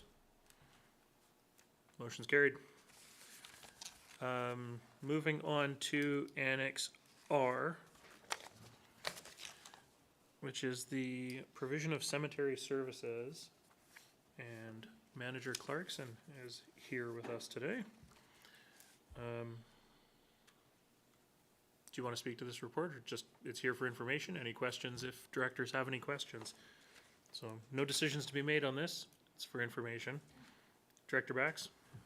Well, I know that Director McMahon and I see eye to eye on this particular issue, that the legislation that talks about the care and of of cemeteries in perpetuity. Is there a way that we can, has this been brought up to UBCM to try and change this legislation? No, I think it might be a good idea. I did a little bit of research that in England you can be interred for 75 years. In Germany, it's between 10 and 30 years. The in perpetuity puts us at a disadvantage here to care for graves that are well past their user date, and I just want to make a point that it's a tough business to be in, and it's a tougher business to get out of, I'm sure. So this one, I'd like to defer this as long as we can. Well, but- this is just a report for information. Okay. I mean, you can defer the report for I want information, to defer except the we've already report. No, received no. it. Yeah, anyway, I just wanted to, I have a few notes on my agenda I just wanted to get across. Thank you. Director McMahon? Yeah, just a couple of comments. In this report, staff notes that whether we continue to provide active cemetery services to the community after we run out of room at Seaview is a conversation we need to have, and we haven't had that yet. That's coming down the road sometime, and this is going to give us buy us some time, which we need. But I kind of took exception in the actual budget request description that it says the SCRD will need to acquire and develop an additional 5 to 6 acres of cemetery land. We haven't made that decision. We absolutely have not. When, cemeteries may be becoming obsolete. My mother died in 1962. She was buried at that time, and at that time, 95% of Canadians were buried. And my father died in 2014, and at that time, 80% of people in BC were cremated, which is what he was, and now it's up to 86% in BC. So, this is something that we will be coming back to in the future. In the meantime, the cemetery plan was deferred for I don't remember how many years. It sat in the project sheet, rolling forward for certainly all of last term. And we've kind of run out of time that we have to do something, unfortunately. Thank you. Thank you. I have more speakers. Director Lee. I just wanted to comment that I have lots of relatives buried in the local cemeteries here, and I'm not allured by the idea someone might be digging them up and build houses. So we should talk about this, but it's hardly the time now. Thanks. I agree. Middle of round two budget is not a great time to be talking about the service level of our cemeteries. I was ready to move on, but Director Bax, I see your hand up. I just wanted to give a clarification that the idea isn't that the cemetery would be turned into condo units. It would be recycled. So there would be at the end of a term in these other cemeteries in Europe, the plots are resold, and the ground continues to be a cemetery. Thank you. Okay, moving on to Annex S, which is budget proposal for community services, cemetery services. On page 168, we have a budget proposal for Seaview Cemetery Expansion Project, which does include a 0.05 FTE senior parks worker incremental. 2023 ask is $589,600, funded from a combination of short-term MFA loan and operating reserves. Directors. This is all directors, of course, because everybody pays into this service. So, Director Bax. I'm just reading my notes here on my agenda. I'm not convinced delay is what it says. Can we delay this, the adoption of this plan? Can we delay this project? I mean, as Director McMahon indicated, it's been delayed all the way up to this point. There are impacts to us doing that, Can I as get- mentioned in the document. Okay, what's the capacity that's remaining in the, it says it's gonna be running out in 2 to 3 years, is that what I remember? Yeah, okay, see, I remember these things. Yeah, go ahead, turn the microphone on. Thank you, and through the chair. That was the estimate provided in the draft cemetery master plan was 2 to 3 years. Staff have performed a recent inventory, and as of last week, there's approximately 20 full casket burial lots remaining in Seaview Cemetery for sale. If I may, Chair, just to add further to that, it's not that we don't have room right now, but I believe I brought it up in round one, so I will suggest it one more time, that it is, it's going to take time to get the work done. And then after the work is done, the ground needs to settle for at least a year, which is part of the consideration for the timing of the project. But the risk at the other end is that you just don't have, we can't sell any plots, and so there'll be no burials. That's the risk of delay. Thank you. Thank you. Director Stamford, since you haven't had a chance to speak. I would like to move the recommendation on, is it page 168? Nope, it's off the menu sheet that we received this morning. Oh. The project on page 168, you're looking to move to approve and incorporate? Yes. Okay, It's thank you. non-discretionary. I think we just need to move forward. Seconded, thank you. In comment, I just want to say that it is technically discretionary. It's just outside of the discretionary ability of staff to act. Director Lee. Thank you, Chair. The concept of a .05 FTE is kind of intriguing. Is this part of a whole person we're going to approve sometime later? Or why .05? Jim Gagnon. Thank you for the chair. Parks is always very interesting because as parks develop and as park services change, it's an incremental increase, so it's hours. And so we do try to fill those with casual staff. So this is more casual hours that we would be requiring to now maintain the plots that we've developed. So that's why it comes in as a .05, is because those are just hours that we would add. At some point in time, as you know, you see a few FTEs in parks that have been added as a result of projects that we're choosing to build that we will need to maintain in the future. When we get to a point internally, HR will start knocking on our door going, you almost have a full FTE. We just convert that into a full FTE or into a permanent part-time. But for now, it just comes in as hours and we utilize casual staff. Thank you. Follow-up? Yes, so when I look at the staffing numbers year over year, I won't see an FTE add for this particular issue because it's casual? Or do you work the hours out to number of FTEs and add them as park staff? Thank you for the question. Yeah, that's why it's noted as a .05 FTE, because we add all the hours together and that equates into an FTE in total. But it doesn't mean that it's a full-time person working 40 hours.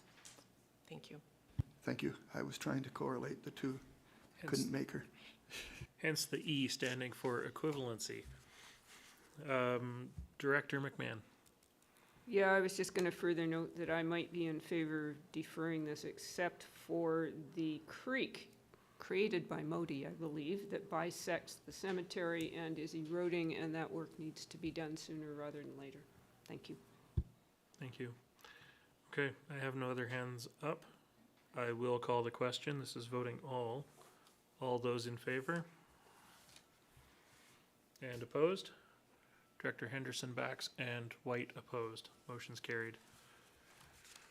Okay, thank you. That concludes cemeteries. We've put that one to rest, so to speak. Moving on to Annex T, Round 2 budget proposal for community recreation facilities.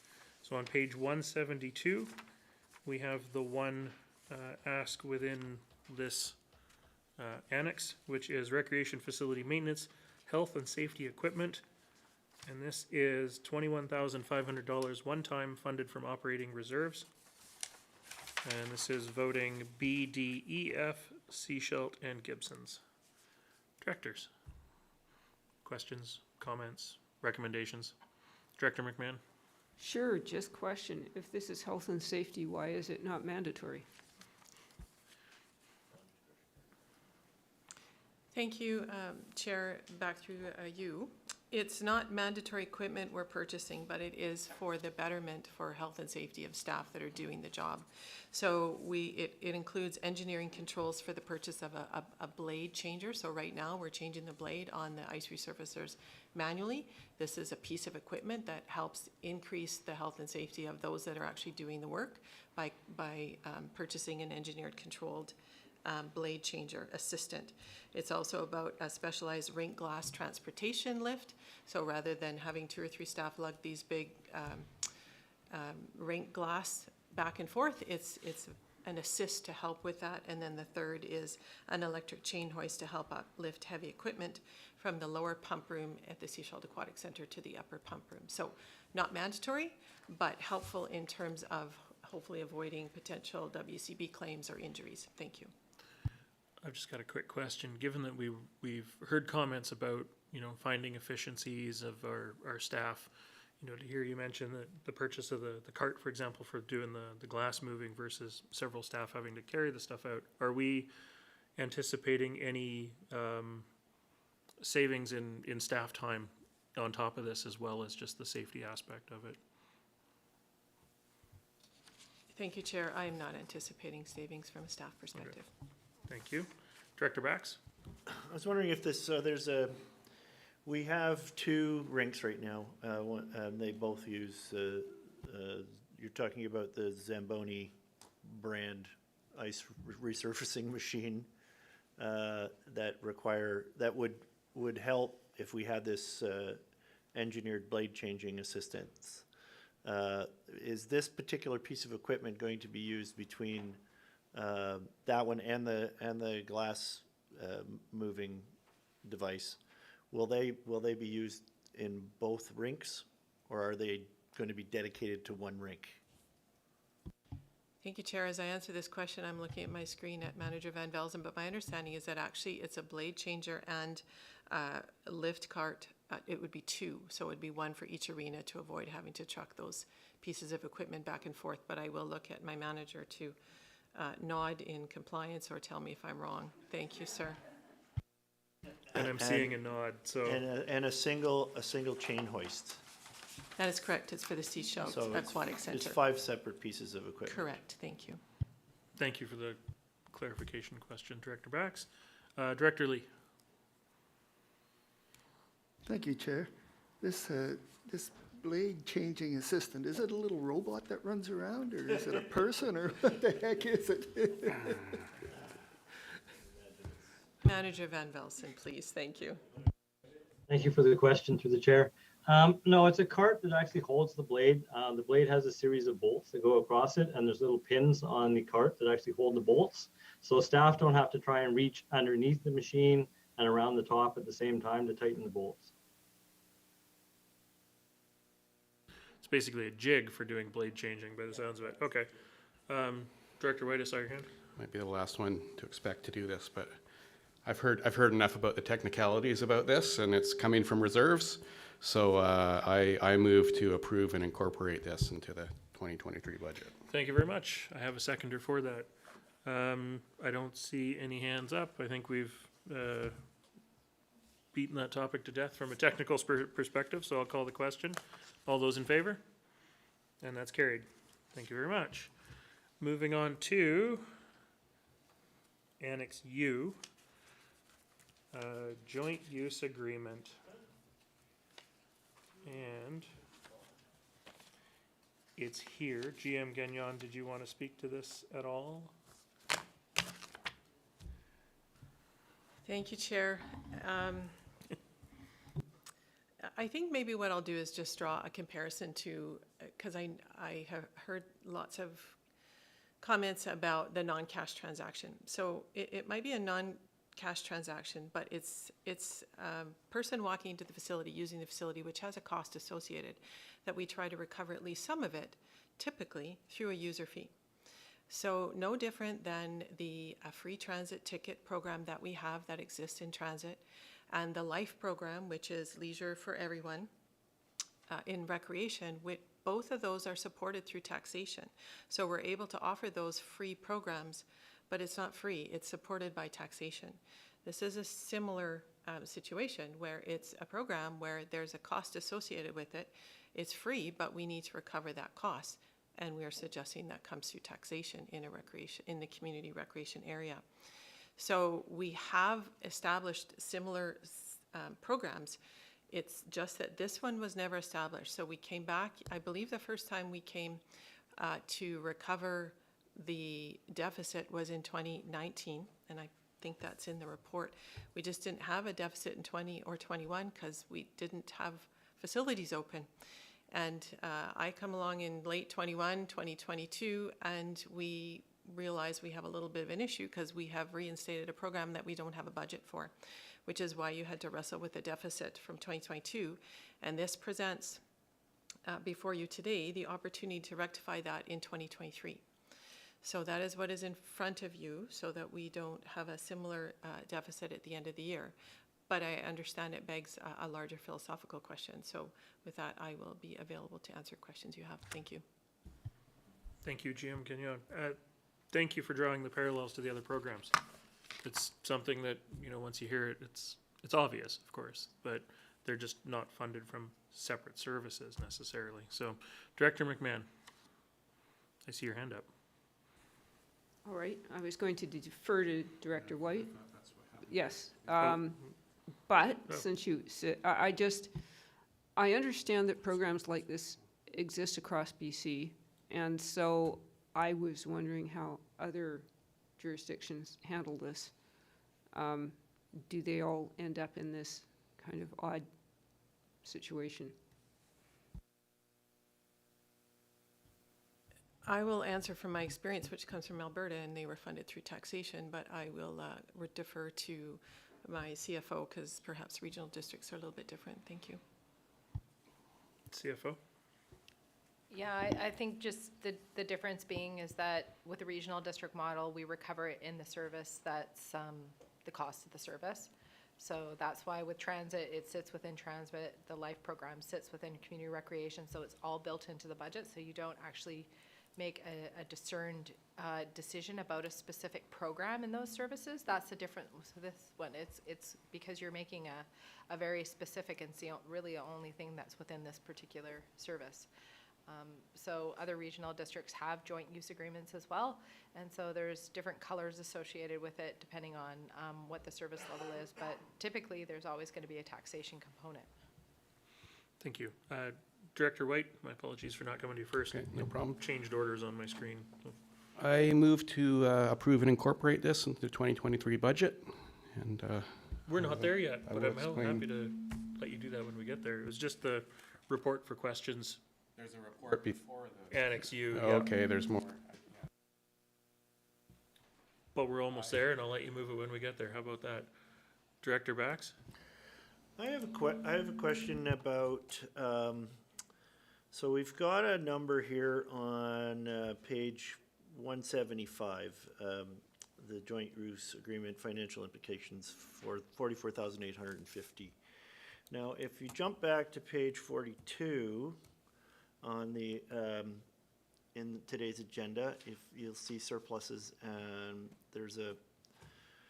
it shows the joint use deficit of 23,000 to be funded from taxation. Can you tell me what the difference is between these two numbers? The 23,000 is the 2022 deficit, and the 44,850 is the 2023 forecast budget request. It's in actuality, between the two, it's 67,000. Oh, GM Gagnon? Thank you, Chair. So the deficit that you dealt with this morning was based on actuals. And the reason that it was only 21,000 was because our facility wasn't necessarily open for the schools to begin to use in the first part of 2022 due to the ongoing pandemic and the restrictions that were still there. The use of our facilities gained momentum as the year happened. and went on. So what you dealt with this morning was a deficit because there's no budget that exists. So it was an actual. What is in front of you right now, or will be soon when we hit that annex, is the request to have a budget of $44,850 to be able to address what we project to be a full year's use based on joint use, based on the joint use agreement. So what you saw this morning was actuals from 2022. I would suggest you that actuals would have been larger if the facilities had been open for joint use without the restrictions of the pandemic. So what we did in order to put a budget in front of you today for 2023 was we looked at the last full year's worth of use, and we looked at the use that has been occurring over the last 4 months since school went back into season in September. And we forecast that for a full use of joint use based on current usage rates, it will be around 44,000. Thank you. I don't know if my CFO has anything to add, but I think that was an accurate description. Thank you. Thank you. For her job.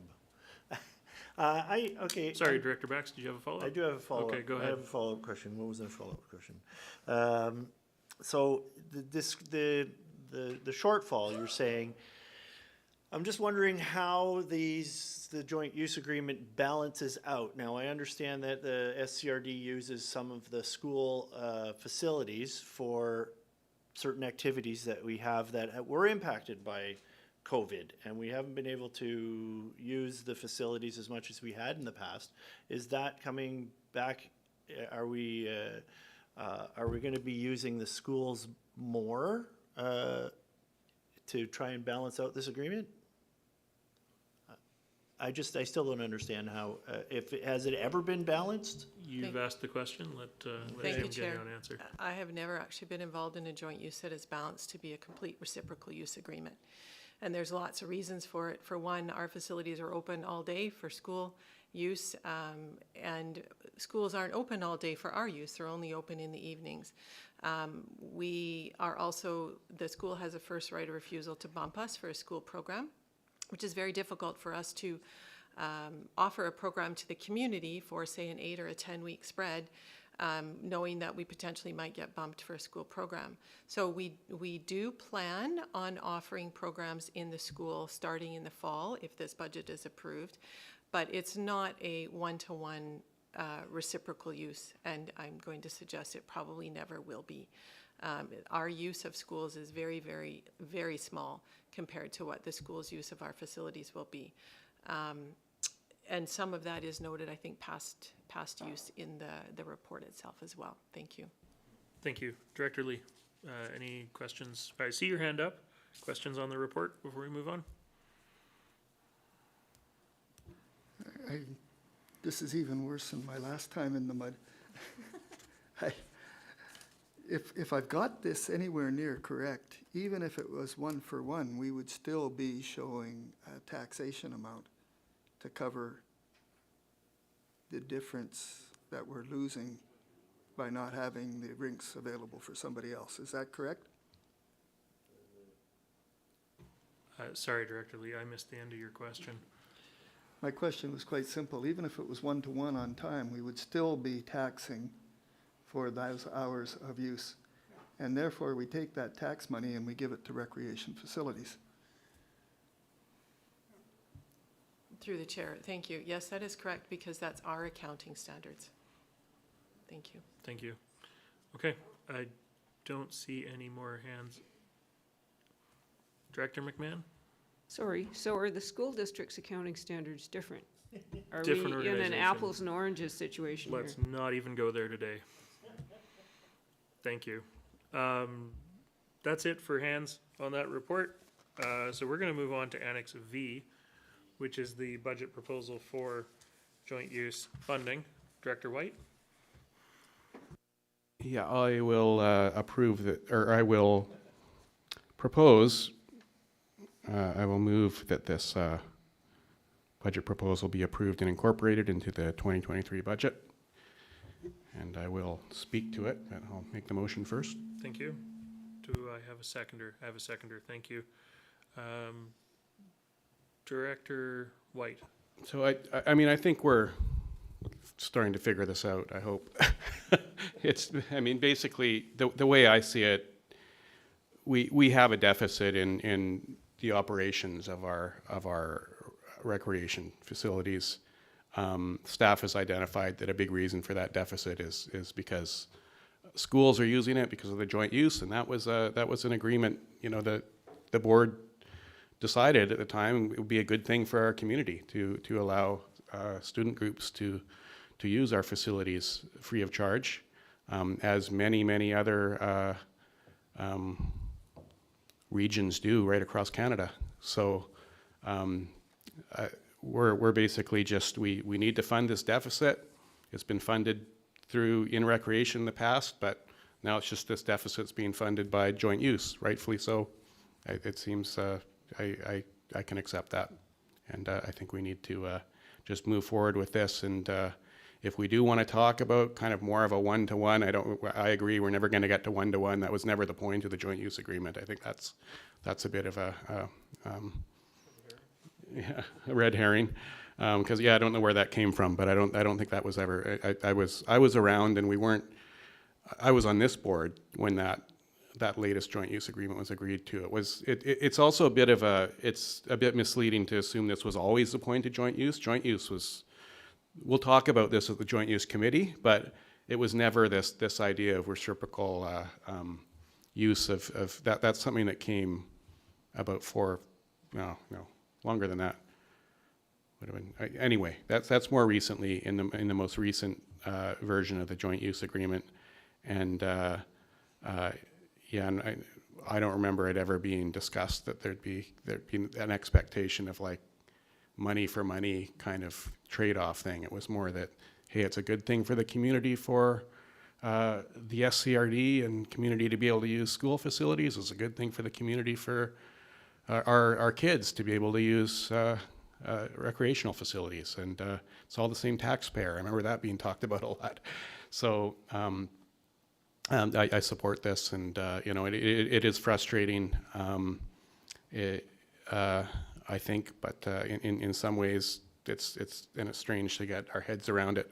But I do see it as the fundamental piece here is that we've got a deficit in our recreation operations, and part of it's because of the great school use we have, and this is a logical function to fund it from. Thank you. Director McMahon.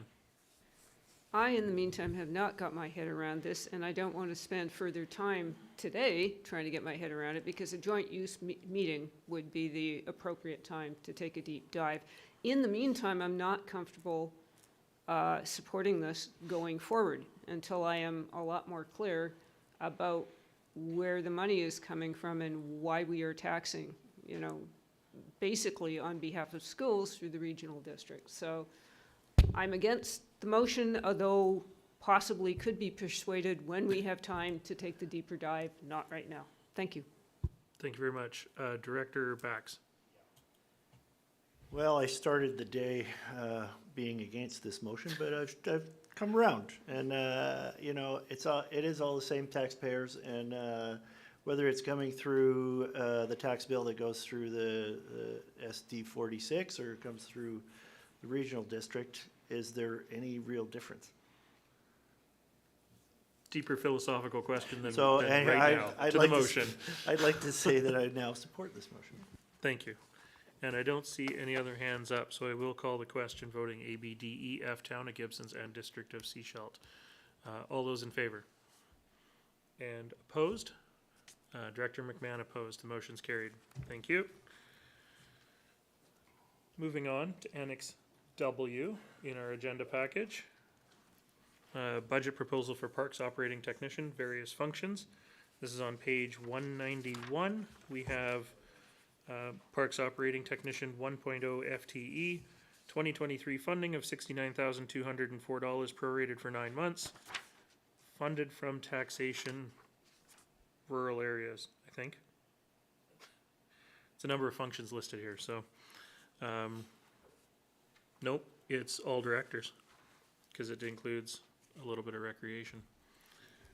Director Bax. I'd like to move that this proposal be approved and incorporated into the 2023 budget. Thank you, and I've got a seconder for that. Sorry, I just want to make sure that I'm clear on the functions here. So it's funded 70% from community parks, which is rural areas. It's funded 10% from function 665, which bicycle and walking paths, which I believe is also rural areas. It's funded 10% from function 680, which is Dakota Ridge, which is all. And it's function 400 for 10%, which is cemetery services, which is all. But we will do voting all to make it simple. Director Bax, I see your hand up. Oh, no. Nope, okay. Thank you. I will call the question. All those in favor? And opposed? Director White opposed, the motion's carried. Thank you very much. Moving on to Annex X.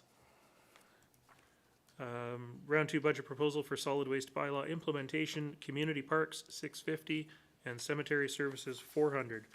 On page 194, there is solid waste bylaw implementation, which is a 0.03 FTE, as well as some capital funding, I understand. So, GM Gagnon.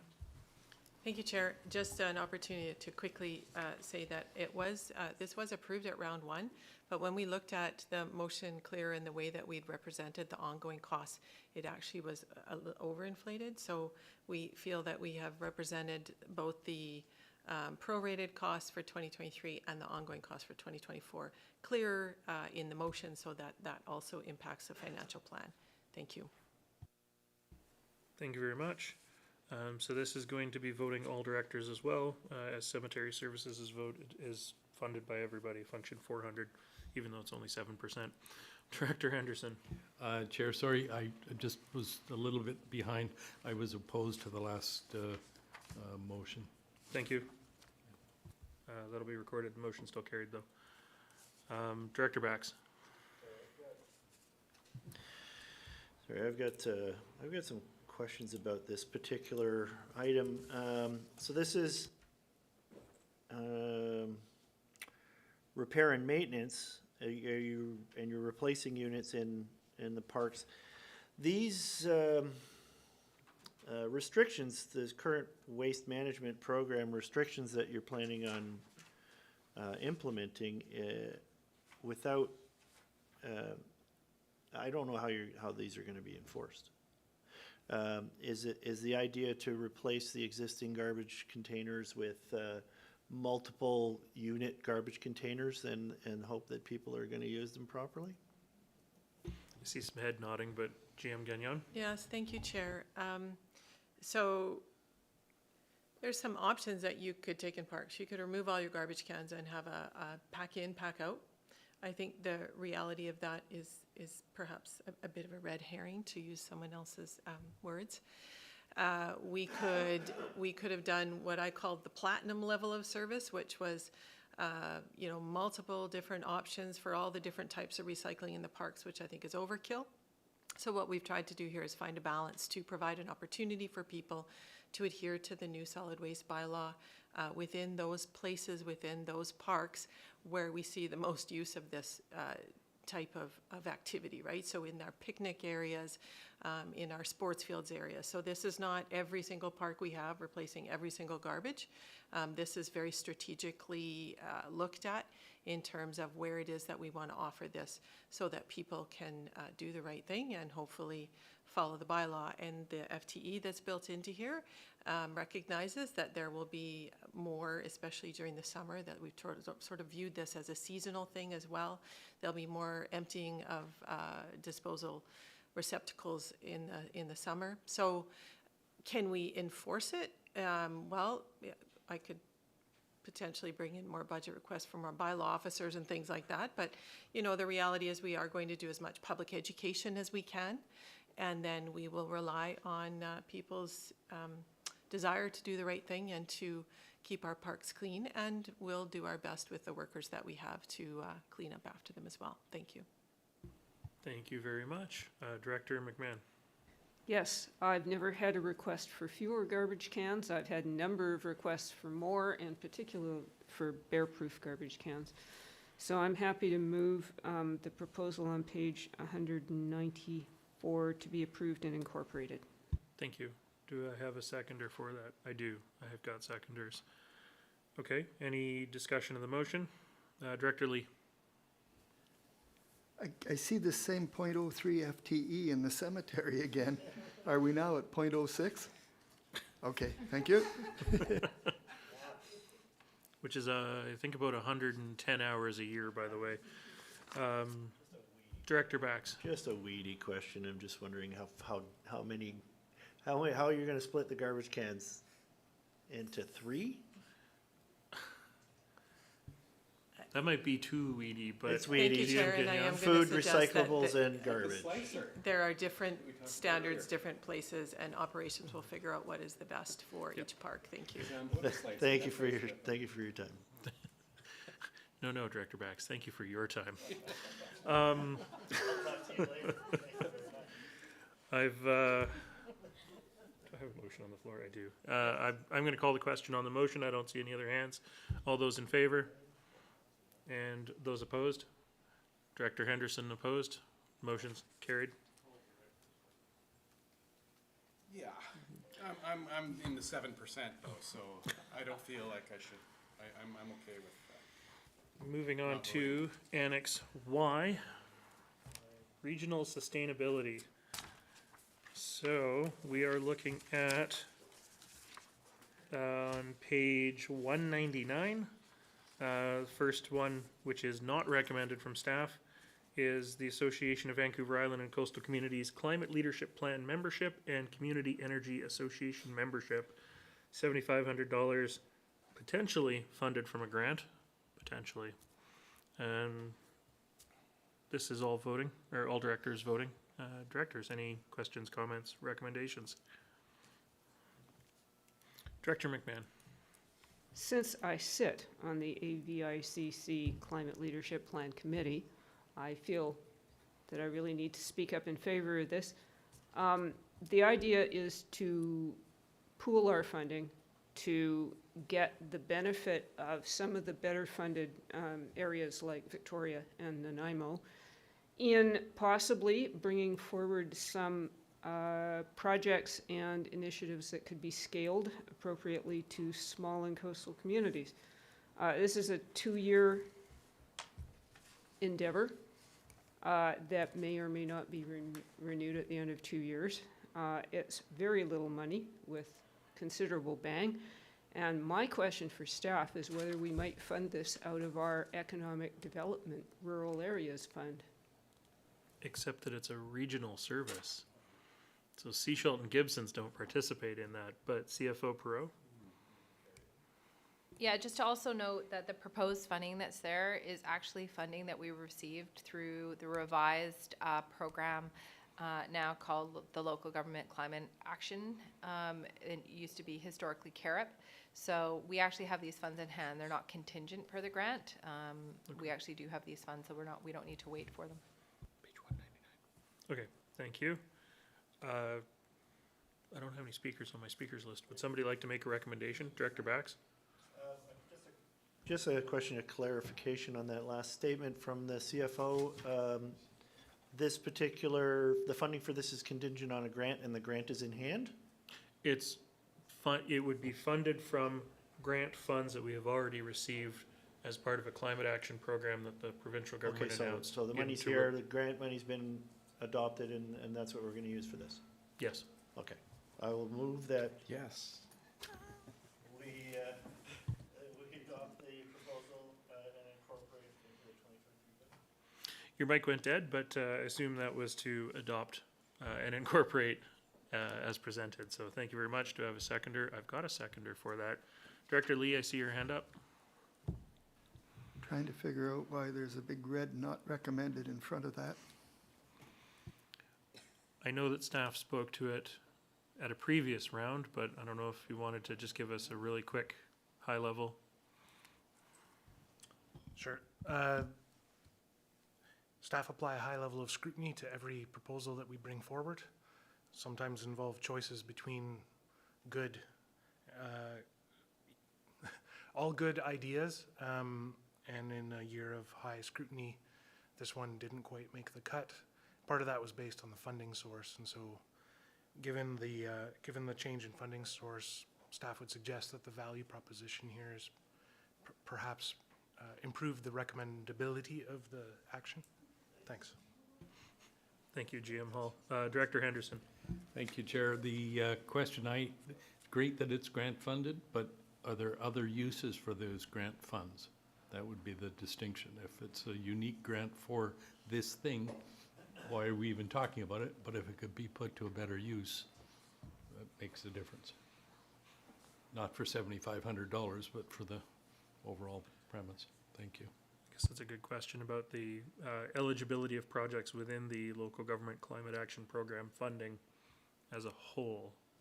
Manager Shea? Thank you for the question, Chair. The criteria is quite loose in terms of what is eligible, as long as it contributes to supporting the climate adaptation and readiness plan of the province and the Clean BC roadmap to 2030 climate mitigation objectives. Thank you.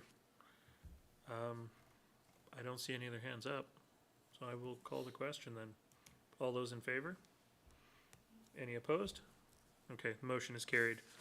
Next up on page 200, we have a new project, Community Emergency Preparedness Fund Disaster Risk Reduction Climate Adaptation Coastal Flooding Project. I'm not sure they made the title long enough, but given that it's new, do staff want to introduce it? Thank you, Chair. As previously shared at the committee level for applying for the grant, the SCRDs collaborated with the other jurisdictions, Town of Gibson's, District of Seashelt and Islands Trust, in submitting an application for coastal flood risk mapping.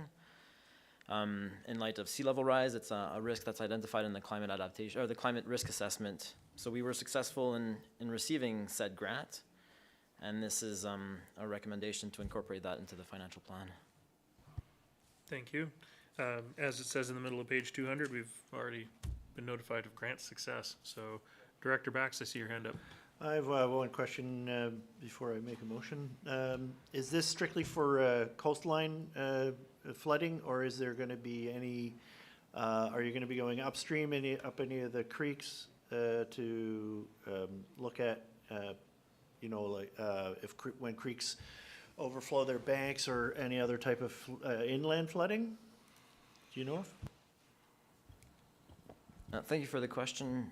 The creek flooding in response to atmospheric rivers is another climate risk of concern that's been identified, and there's other discussions underway that are exploring how to tackle that one. This one is specifically targeting coastal flooding. Thank you for the answer. I'd like to move that we adopt this budget proposal and incorporate it into the 2023 budget. Thank you very much, and I have a seconder for that. Director White, I see your hand up. Nope, not anymore. Okay. I don't see any hands up for it. This is voting regional, so it's voting all. All those in favor? And any opposed? And the motion is carried. Thank you very much. Moving on to Annex Z. Round 2 budget proposal for fire services. So this is on page 202. Item number 1 here, SCRD Fire Department Equipment Modernization and Enhancements. This one was a grant that we applied for and have, I believe, we were successful in receiving that grant funding. And so we need to incorporate it into our financial plan. Director Bax. I move that we incorporate this into our financial plan. Thank you very much. And I have a seconder for that. This is voting all directors because it's a bunch of individual services. We'll call the question though. All those in favor? Any opposed? And the motion's carried. It's hang on a sec. Yeah, we're gonna do emergency planning and then we'll take maybe a 10-minute break. See some head nodding. So, Annex AA, page 204. We've got round two budget proposal for Sunshine Coast Emergency Planning. And so on page 205, we've got Fire Smart 2.0, which is $370,000 contingent upon UBCM grant funding, which we're not expecting until near the end of March. I just wanted to clarify one question before I go to my speakers list here. It does mention 4.5 FTE for the Fire Smart program. So is that 4.5 FTE a one-year hire for the Fire Smart program paid for by grants? And if we do it again next year, we have to go through the same. It's not a permanent lift in FTE, I guess is my question. GM Hall? Thank you for the question, Chair. Your understanding is correct. The FTE lift would be entirely contingent on the grant. Once the grant is done, the FTE would no longer be part of the complement. Okay. Thank you. Thank you very much. Director Bax. Now, I'm a little familiar with the Fire Smart program. Now, there are a number of Fire Smart individuals associated with some of the fire departments here on the coast. Now, is this particular grant funding to continue to pay for them, or is it to hire new Fire Smart people? GM Hall? Thank you for the question. The SCRD was fortunate to receive a Fire Smart grant in 2021, I think, late 2021. That grant is now complete, and the contractors that were working with us on Fire Smart have finished their role. So this would be new work. And there was, at the time that the board directed that the SCRD make application to this grant, there was a complete rundown of the project design in that staff report. That would some months ago. Thank you. Thank you for your answer. I'm going to move that we approve this and incorporate it into the 2023 budget. Is that possible? Or Yep. contingent on grant? Sorry. Where's that one? No decision can be made at this time. number- Sorry, I oh. missed that. I saw can't use some number head shaking 3? over I can't there, use- so- I can't use number 3? It would be. Defer it pending on receipt of grant? Yes. All right, that's what I'm going to propose then.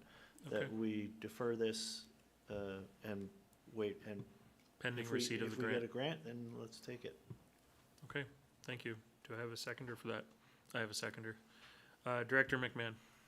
Yes, I understand that new Fire Smart standards are being developed that are appropriate to coastal rainforests. Is that going to be part of this Fire Smart, or is it still going to be using standards that are maybe not very applicable to this area? GM Hall. We would use the most recent and relevant standards that are available. It's unknown at this time. It's a very good answer. All right, I see no other hands up, so I will call the question. This is voting all directors. All those in favor? Any opposed? No, none opposed. The motion's carried. Thank you. It's 2:32. We'll take how do folks feel about a 12-minute break? So 2:44.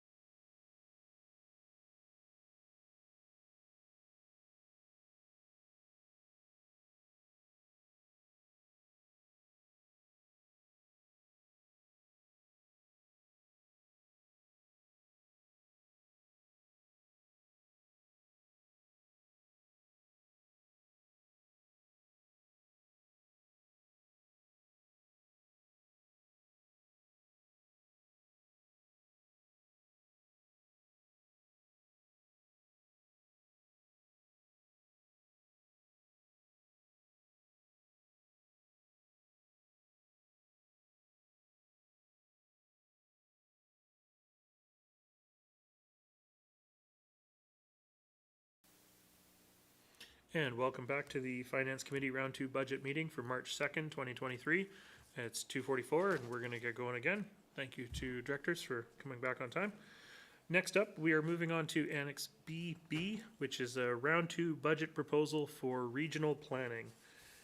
This is on page 207, Regional Planning, Mount Elphinstone Watershed Strategy. This does have an updated project name and project scope and project cost. So I think I will look to GM Hall if he wishes to say a few words about this. Thank you, Chair. So, remembering back to our round 1 meetings, staff had a not recommended proposal that represented SCRD acting in a supporting role to a provincially led hydrology study for Mount Elphinstone. And at that time, we were unable to confirm the partnership, and the cost for that project was a slice of the overall project cost, which we estimated at $450,000 to $500,000, and that's based on similar work that was done in Cathet. And so SCRD's share represented kind of our proportional interest in the matter, given the services that we deliver that would be implicated in such a study. And so the direction coming away from that meeting was to give some further consideration to the project. Staff have done that, and we've spoken to some of the prospective partners in this work, as well as reflected on board directives relating to stormwater, hydrology, and Mount Elphinstone. And what's proposed here is a smaller project that would be a first step moving forwards potentially to future larger projects that would be well positioned to access grants, some of which we understand there's some new money that's been announced. And the idea in the project design is to keep us in our lane, working within our scope, focused on regional planning and bringing partners. And the list includes a number of provincial ministries, BCTS, Town of Gibson's, Squamish Nation, BC Hydro, and a number of ENGOs. And staff have had conversations with some of them, and I'm pleased to say we have a confirmation from BCTS and the Ministry of Transportation that if we proceed with this work, they would be very interested to participate. And we know that all of these agencies and partners have work underway. So this, and I think about provincial flooding strategy. We know BCTS is working on a hydrology study. We know that the Town of Gibson's has done a lot of stream hydrology work, and we know what some of the ENGOs are doing. This project would aim to pull all of those groups together, show and tell, talk about what all the bricks are that are in play, what the missing bricks in the overall approach to watershed management that's needed are, and what the mortar could be, and identify some of those opportunities that SCRD can take. Pleased to answer any questions. Thanks. Thank you very much. Director Bax. So it's an ask for $10,000 through operating reserves, and this is just to put our toe into the water on this particular project, is it not? In the water, yeah. So to speak. It's a watershed issue. And the original ask for the study was $150,000. That is something that's down the road from this particular beginning. It's something that may eventually possibly flow out of this work, I think. GMO? Yeah, thanks. Thank you for the question, Chair. Staff would struggle to define, especially based on what we've learned in the interval between round 1 conversations and the committee's meeting today. Staff would struggle to define a truly impactful project that wasn't redundant with some of the work that we have learned is occurring. So it's my professional opinion is there are gaps in the work that we know is occurring out there. There's an opportunity to leverage what's happening and fill in some of those gaps to come up with an overall better system. But until we take the step that's described in this project, staff would have reservations about recommending a detailed scope for a study project. Thanks. Thank you. Director McMahon. Yes, this is a complicated area with a lot of players.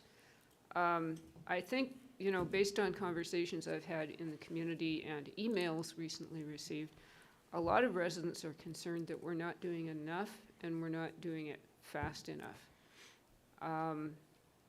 I understand that we do need to do some groundwork. Will this project scope still position us to apply for grant funding that has recently been announced, in fact, in terms of the province is throwing money at watershed security. So are we sufficiently positioned to get the funding that we need to move some of this work around hydrology and watershed protection forward? Thank you for that. GM Hall. Thanks for the question. Certainly that's staff's hope. Until we know what the exact work that's needed is, and until we understand all the ins and outs of the grant opportunities that are out there, it's difficult to give 100% assurance. And it's worth saying, depending on the work that's required, we may not be the ideal applicant. We're not the approving officer. We don't have responsibility for stormwater, as a couple of examples. Others do and may be better positioned to do that work. And we can play a supporting role or a partnership role. Thanks. Follow up.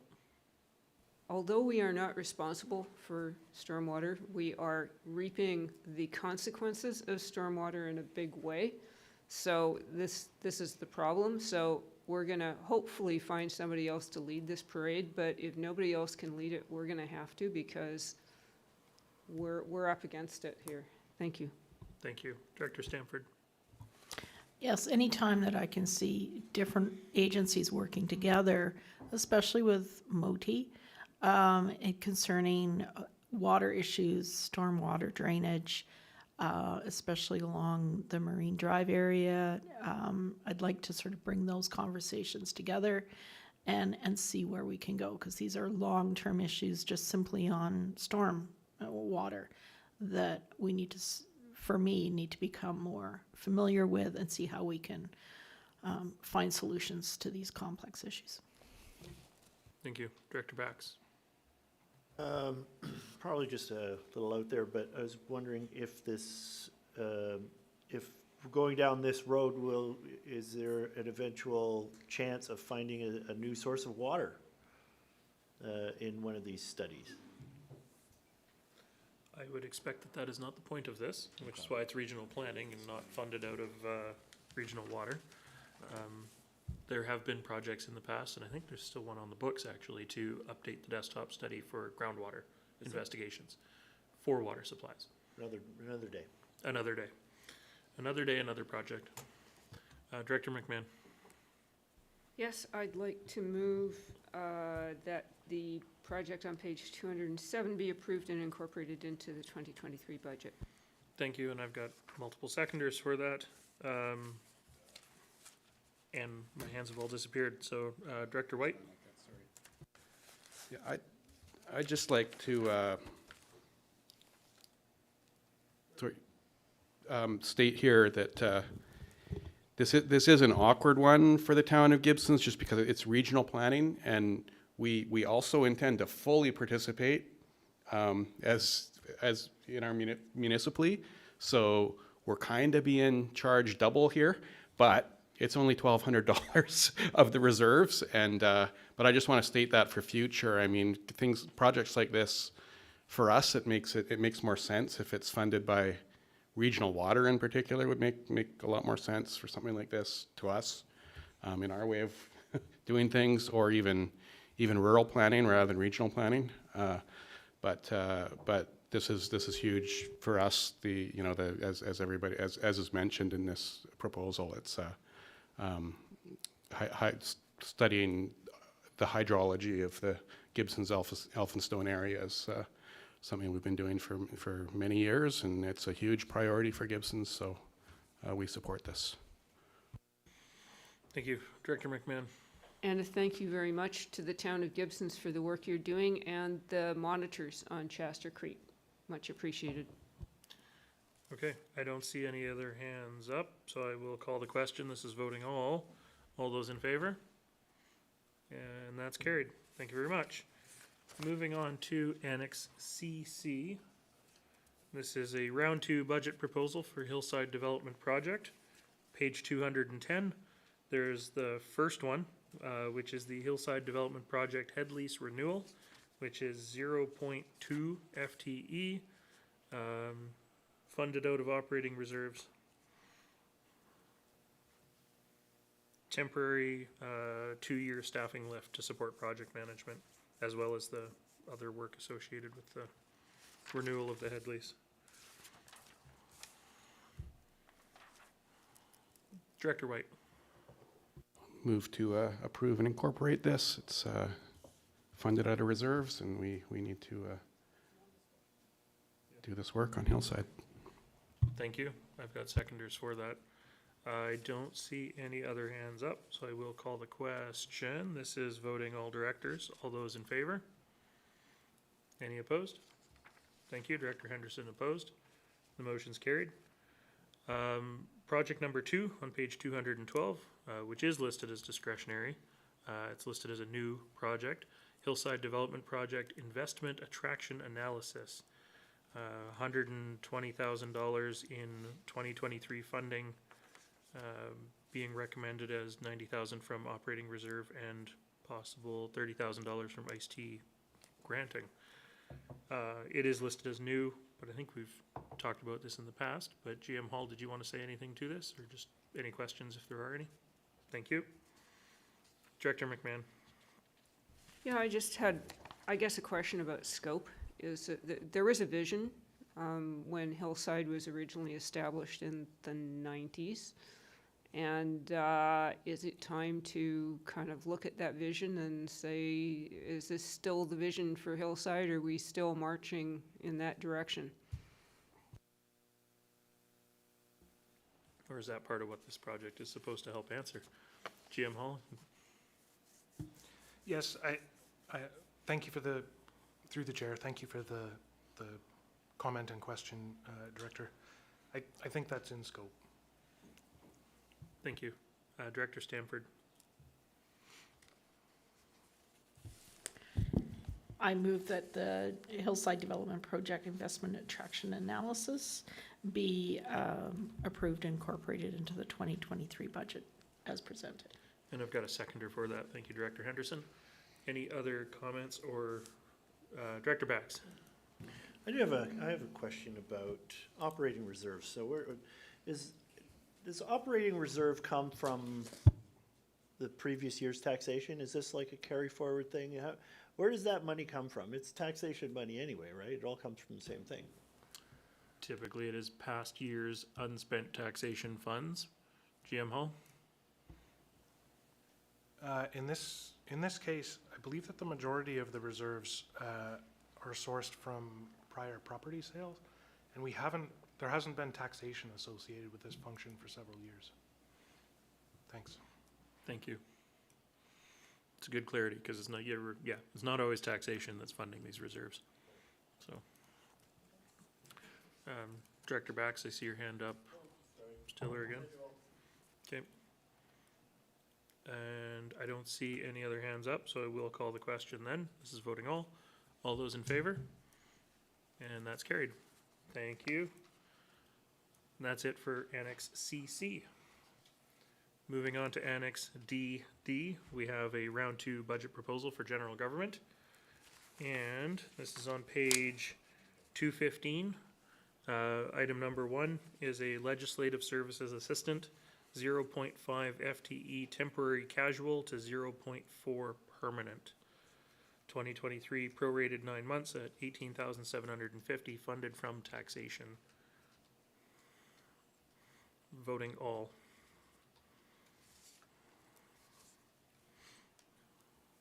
Directors, questions? Director McMahon. I'm going to move that the proposal on page 215 be approved and incorporated into the 2023 budget. Thank you. And I have a seconder for that, a couple of them.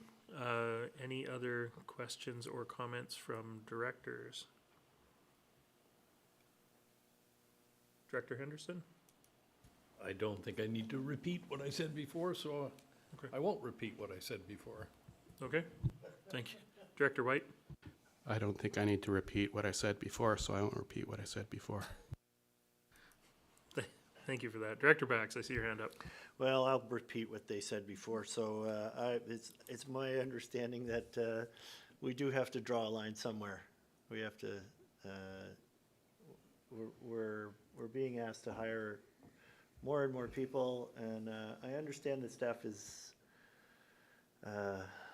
is kind of pinched right now. And one of the things I think is we have the carts before the horse at the moment. We have to give them less work so that they don't have to hire so many people, and that's our job. It's a very fundamental philosophical discussion about us giving them less work. So I thank you for flagging that, Director Bax. Director Lee?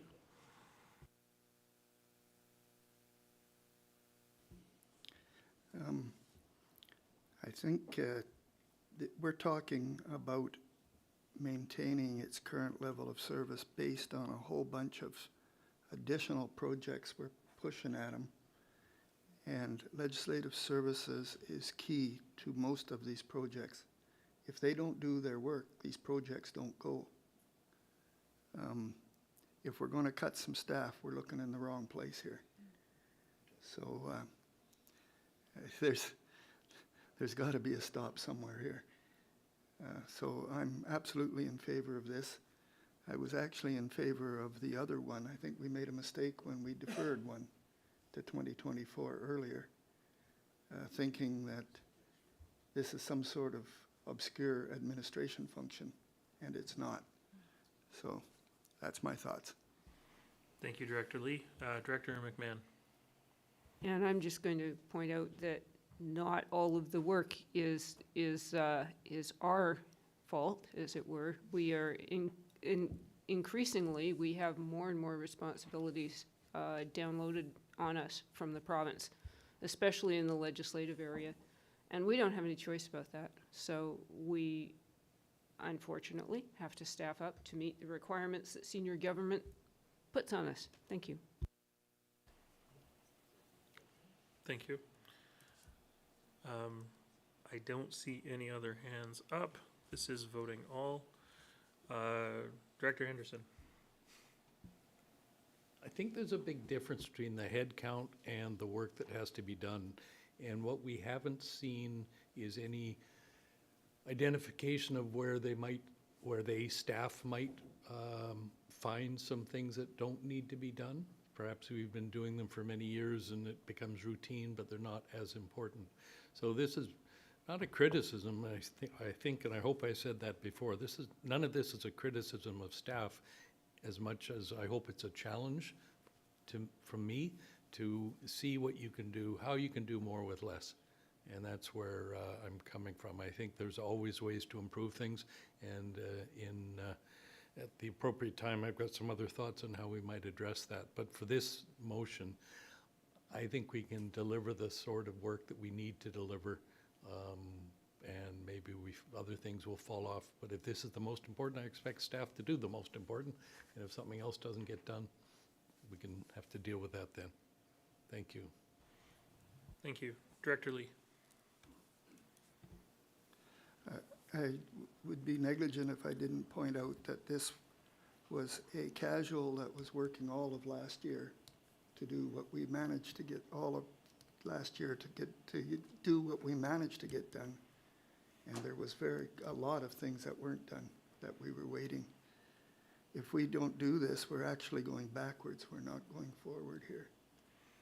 We're not even holding status quo. So I don't think this is time to talk about a theory. This is a reality. So that's my thoughts. Thank you. Thank you.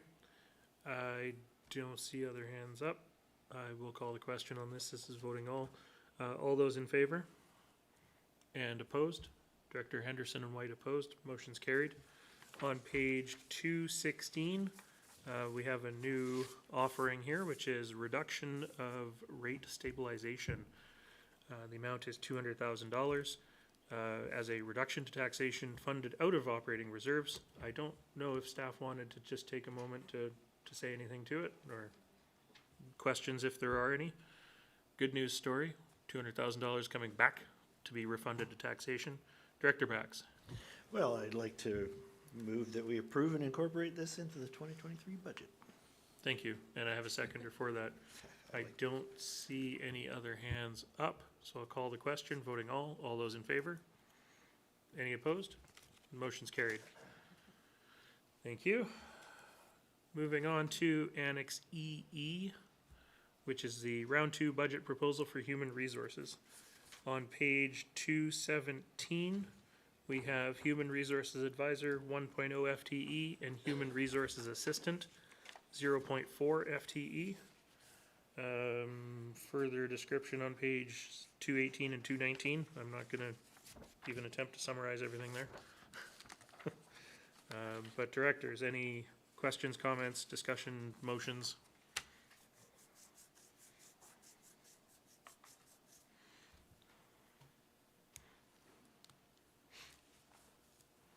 Director McMahon. Sure. Reading, Googling all around a little bit, I was interested in the question of what is an average HR to employee ratio. And of course, that would vary according to the size of an organization and the industry. So I was just wondering if there was a sort of a benchmark standard for local governments. Senior Manager Parker. Through the chair, thank you for the question. There's not one per se for local government. One of the biggest things, of course, is HR departments have differing responsibilities in different areas. Some of them get into payroll, some of them don't. Where I did get what I relied upon in the service plan was actually from the Conference Board of Canada, and it referred to HR departments being under 2% of the entire size of the organization.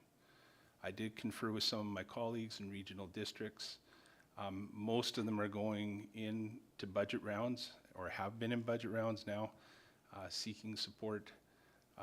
Many of them are in municipalities as opposed to regional districts. So closest I could find was 2%, and that's something I've relied upon for about 10 years since that statistic came out. Thank you. Thank you. Director Bax. Thank you. And I wonder if how our HR department is doing. Is our HR department 2% of our regional district? The composition of the HR department is currently 4.60 FTEs, or approximately 1%. Okay. Thank you. This proposal seeks to increase the composition up to 6.0 FTEs, which would equate to 1.3%. I believe that, is there anything further to add to that? Thank you. Director Henderson? Just arithmetic, 4.6 FTEs, and we've got about 230 plus or minus FTEs. Isn't that 2%? Manager Parker? In addition to the paid staff, we also have volunteers. We also have staff that are actually inactive. We have staff actually that used to work for us, that no longer work for us, that are still able to file WorkSafe claims and have and do. So the number used here is trying to encompass all of the existing staff FTEs plus the volunteer, in particular the firefighters. Thank you. Through the chair. Thank you, and it's actually in the sentence above the one that I read out, where it says approximately 460 people within the organization. Directors, what is your pleasure?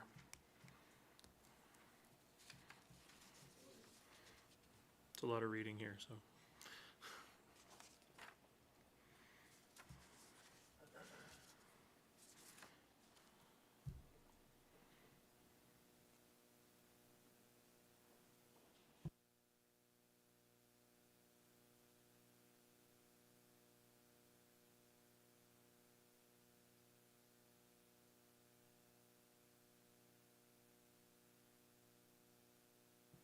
Okay, I just heard a comment here about how this is paid for, which is out of support services.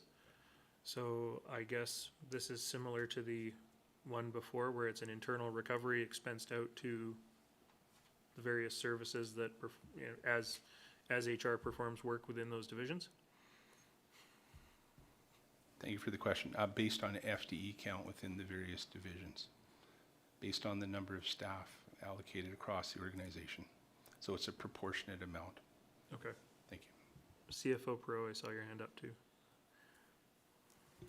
Just to comment that this is per the support service policy, which is a board-related policy. It was presented as part of the pre-budget deliberations in that agenda. Thank you.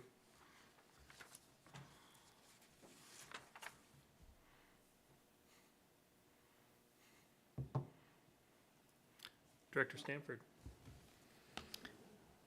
I move that we advance the proposal on page 217, be approved and incorporated into the 2023 budget. Thank you. Do I have a seconder for that? Director McMahon, thank you for a second. Okay, discussion on the motion. I don't see, there we go. Director Gabius. Thank you, Chair. I do see that this is a package, and I know that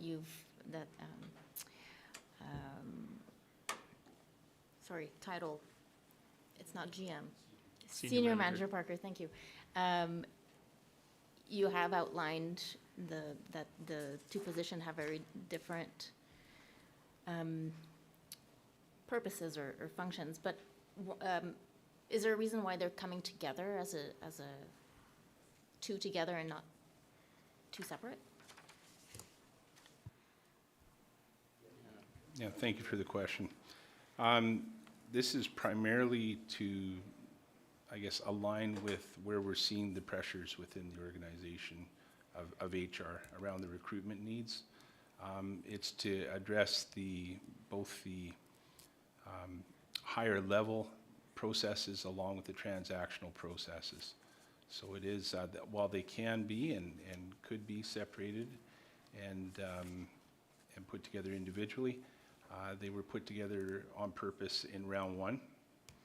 And then I guess what's also different in this particular proposal, which was not done in round one, was trying to draw the linkages between the kind of work that currently occupies a lot of my time and as well as the existing HR advisors' time with recruitment and selection processes, so talent acquisition in general, which detracts from being able to focus on a lot of the other activities. And the reference in here to the approximate, I forget where we're at now, about 250 line items that you've been addressing today. There's a direct connection to about 54 of those items that would flow through human resources. So they could be independent. It's very hard to separate one from the other. It would just require something else not to get done. That's really what it comes down to. Through the chair, thank you. Thank you. Director Lee. I must say I'm really struggling because, and not because if 23 and 24 are a repeat of 21 and 22, it would be a lot easier. But I see downturns in the economy, our jobs getting more attractive to the people that we're looking to hire. So I'm really struggling. It's to try and, I'm trying to look into the future, and I'm not sure what the future looks like, is what I'm trying to say, and that's got me struggling on this one. So, I don't know. Thank you, Director Lee. Director White. Yeah, I'm in the same place, and not just looking to the future, but yeah, looking to the future, but that being informed by looking to the past, because post-pandemic HR was tremendously difficult, and I think we've heard here that it is somewhat stabilizing. We're seeing that we're still experiencing challenges at our local government as well, but it's also somewhat stabilizing. It's a little hard to know, as Director Lee states, where things are going, and that's why I'm reluctant to make this decision now. I'd rather defer it. I'm wondering, though, in that case, because this is funded by support services, if that makes it more, if this is something that we could even look at halfway through the year or something, rather than defer all the way to the next budget, since there's no taxation, supposedly, what I'm seeing here. Right now, at the top of page 218, it's being suggested to be prorated for 7 months for one of the positions and 8 months for the other position. I guess the follow-up question is, given that we're already in March, is 7 and 8 months realistic for prorating for 2023? Thank you for the question. I believe so. We currently have one staff member who is working as much as is possible at this time, given the FTE amounts, and recruiting an additional staff member should be possible within about 6 weeks. So it's and perhaps to the comments that were earlier, year to date we're at 23 postings year to date. So are things stabilizing? Perhaps pre-pandemic average between 70 to 90 job postings per year. So it's I don't know the future either. Thank you. All right. I don't see, Director Stanford. I just want to emphasize how important administration and HR is. It's the easy targets. They're behind the scenes. They're positions that don't see the light of day publicly very often, but they are really critical to how we function, how people get paid, how people are compensated in other ways. And as we described, this isn't just paid positions, it's volunteers, it's recreational staff, it's a huge variety of people that keep us running. And I think it's important that if staff identify a need, they're not doing it lightly, they're doing it because there's a significant need. So I will be supporting this. Thank you, Director Stanford. I don't see any other hands up. I'm going to call the question on the motion that's on the floor. This is voting all directors. All those in favor? It's 4 in favor. All those opposed? 4 opposed. That's defeated. Directors, do you have an alternate motion? Director Bax. I propose that we defer this because it can be deferred for a set number of time. We don't have to defer it for another year. Can we defer this for 6 months? Not really. We're here setting the budget for 2023. All right. So I propose we defer it for a year to 2024. I've got a seconder. CFO Pro, see your hand up, or saw your hand up. Yeah, I think you answered my question, actually, Chair. We do have to, we can't defer this and do this partway through the year. Support services the mechanism is that we tax all the other functions, so we actually have to go ahead and make this decision. And all the sources and uses of funds have to be identified in the budget. Thank you. Defer till 2024. Okay. You're making that motion. Do I have a seconder for that recommendation? Thank you. Seconded. Senior Manager Parker. No, thank you. Thank you for the opportunity to speak here. I would be remiss if I didn't also point out that the effort to put the budget proposals in front of the board today, if we look, and I know we're not there yet, but it is the next item on the list, which is the effort to try and actually offset the impact of the costs. So I'll just point that out as a, and within there it is specifically outlined to decrease the support services costs. Thank you. Thank you. Okay, I've got a motion on the floor to defer this to 2024. Director McMahon? I just had a question. If we don't make this motion, does it have the same effect? Okay. It's a transparency thing, making sure that it's recorded and reported and there's breadcrumbs to follow, as one of the previous directors would say. Okay, I don't see any other hands up, so I will call on Director Gabias, who got in just at the nick of time, again. Finger on the button.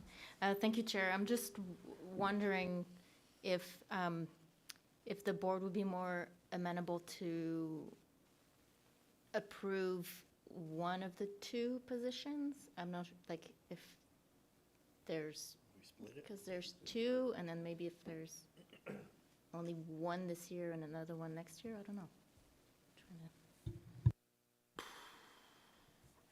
Good question. At the moment, I have a motion to defer that's on the floor. I'm going to call the question on the motion to defer. Oh, Director McMahon.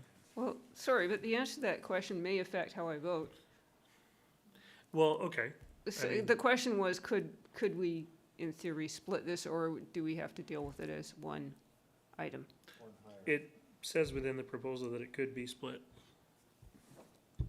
And I believe Senior Manager Parker mentioned that as well in his comments, that it could be split. It's on the very bottom of page 218. While this proposal is presented as a package, the specific roles within this proposal are not necessarily tied together. Director McMahon? I would like to consider splitting it, especially since there is a person already in position who could start working full-time. I put it out there. Okay, thank you. Good conversation to have, I think. I'm going to call the no, I'm not going to call the question. Director Lee. I just would like to understand perhaps what this might proceed as. If we were to defeat this motion, we could then make another motion to split them. And just so everybody is aware before they vote. Thank you, Director Lee. That is absolutely correct. Okay, so I'm going to call the question then on the motion to defer both positions to 2024. All those in favor? 2 in favor. All those opposed? The motion's defeated. Thank you. Director Bax. I'd like to make another motion that we adopt the Human Resources Assistant position into our budget for this year. Is that understandable? I've got a seconder for that. It sounds understandable to me, and now it's on the floor, so there we go. I guess my question that I was going to ask before you jumped in there so quickly with your hand was, if we were to approve one position or the other, do you have a preference, or does HR have a preference on which one? But we've got a motion on the floor now, so I'm just going to move forward with that. Any comments, or if not, I'll call the motion. All those in favor? Opposed? That's Director Henderson and White opposed. The motion's carried. Thank you. Okay. Anything further with this one? I think we've thoroughly.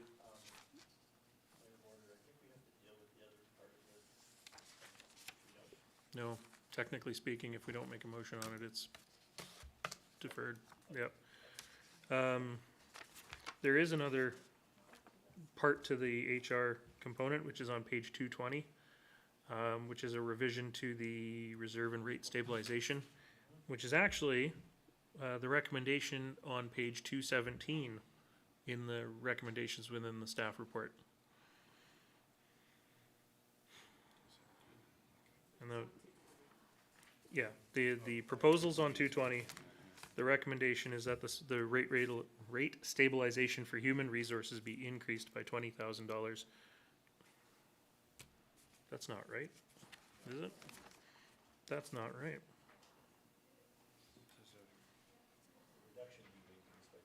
It should be that the reduction be increased by $20,000, I believe.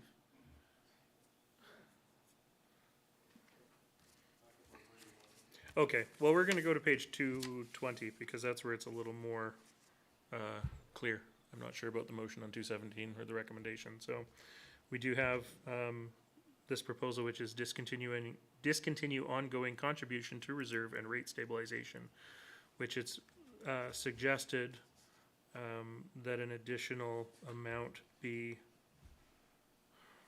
removed. If I'm reading this correctly. Senior Manager Parker. I can, thank you, I can speak to part of this and perhaps CFO Pro can add to this. Typically what's happened every year is we put $10,000 as a contribution towards building up some reserves.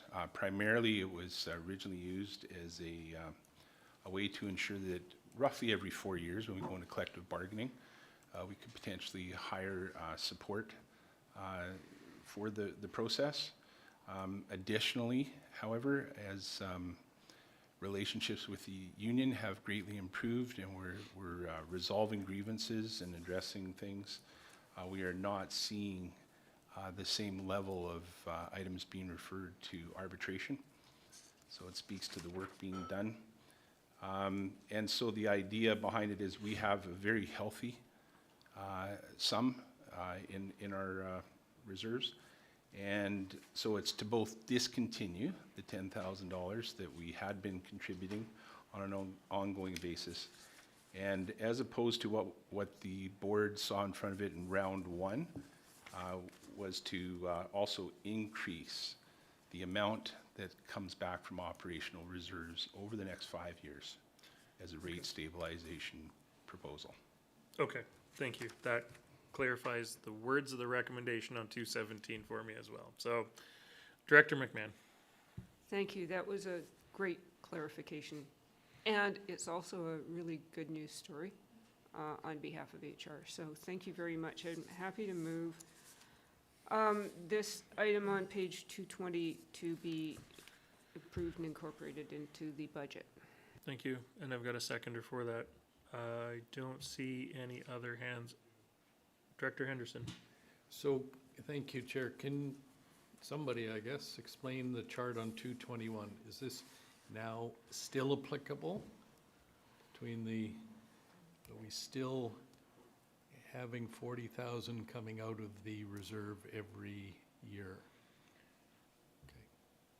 Yeah, the way I read it in the middle of page 220, $40,000 coming out would be the new amount if we approve, and that is reflected in the chart at the top of 221. Yeah. Wow. Thank you. Okay, I'm going to call the question. All those in favor? Any opposed? Thank you, that's carried. Okay. We're almost there, folks. Moving on to Annex FF. Round 2 budget proposal for purchasing and risk management. We have one proposal. Thank you, Senior Manager Parker. We have one proposal here on page 222, which is procurement buyer support 0.3 FTE casual. And looks like a very, very slightly amended amount, updated for 2023. So, directors, any comments, questions, recommendations? Director McMahon? Yeah, one of these silly questions, but here it is. So casual means what? Does that mean that they are on call as needed up to a maximum amount? Is that how it works? Yes. Short answer. Good question. Nice short answer. Thank you very much. Directors? Director McMahon? Sure. I'm going to, especially given the supply chain issues that we're having these days, and repeated having more than one RFP because we don't get enough. I'm sure that our rock star kid described a little better than I am the difficulties in supply chains right now, but I can see that this is definitely a challenge. So I'm happy to move the adoption of the item on page 222 to be approved and incorporated into the budget. Thank you. Thank you, and I've got seconders for that. Do I have anybody wishing to speak to the motion? I don't see any hands up, so I will call the question. This is voting all directors. All those in favor? Opposed? Director Henderson and White opposed. Motion's carried. Thank you very much. I think that was it within that one. That is it within that one. So moving on to Annex GG. Thank you, Manager Crop. Round 2 budget proposal for information technology. Annex GG, page 225. We are looking at the first project, or the first one is the cybersecurity analyst, 1.0 FTE. Okay, directors. Director McMahon? Thank you. I don't even have to put my hand up anymore. Just kind of got him trained there. These are two separate proposals, but they are kind of linked. I'm thinking is that if we have the person doing the work, then there is less need for insurance, or is it just that the insurance is a dubious proposition on its own, period? Thank you. Through you, Chair, both. Is the answer yes? Indeed, we have brought this back after request from you for further analysis on the cyber security insurance, and we have done research, and it shows that the premiums for local governments, especially those that have had cyber breach, which the SRD did in last year, can be prohibitive or entirely denied, and that there are a number of actions that they want to see on the application forms now, some of which we have on our list that were also recommended to us by our forensic consultants during the incident last year, that need to be executed, and we really need this position in order to be able to complete those to then be in a position to consider the cybersecurity insurance at a later time. Okay, thank you. Director Bax. Will we be following the Canadian government's recommendation that we ban the use of the application known as TikTok from our devices? That's not pertinent to the conversation right now. Okay, but I thank wanted you. to know if there was going to be an education component for staff associated with this position, and teaching people how to keep their devices safe and how to that each and every one of us is a safeguard of our system, and that I'm sure that a slip can cause a breach anywhere within the organization. Thank you, Director Bax. Manager Nelson. Thank you, Chair. Yes, indeed. In fact, we already have a solution in place that needs more horsepower, internal horsepower on it, in order to move it forward and incent those remaining few people that haven't yet started on their training for that program. And so it's a key component. It's one of the questions we see on the insurance application forms. And another one they asked also, do you have a specific person dedicated to cybersecurity? So those affect either the fee, the premium fee, or whether or not we would get the insurance at all. So yes, as for proposal number 1, that is a key aspect of it. Thank you. Director Lee. Thank you, Chair. I'd like to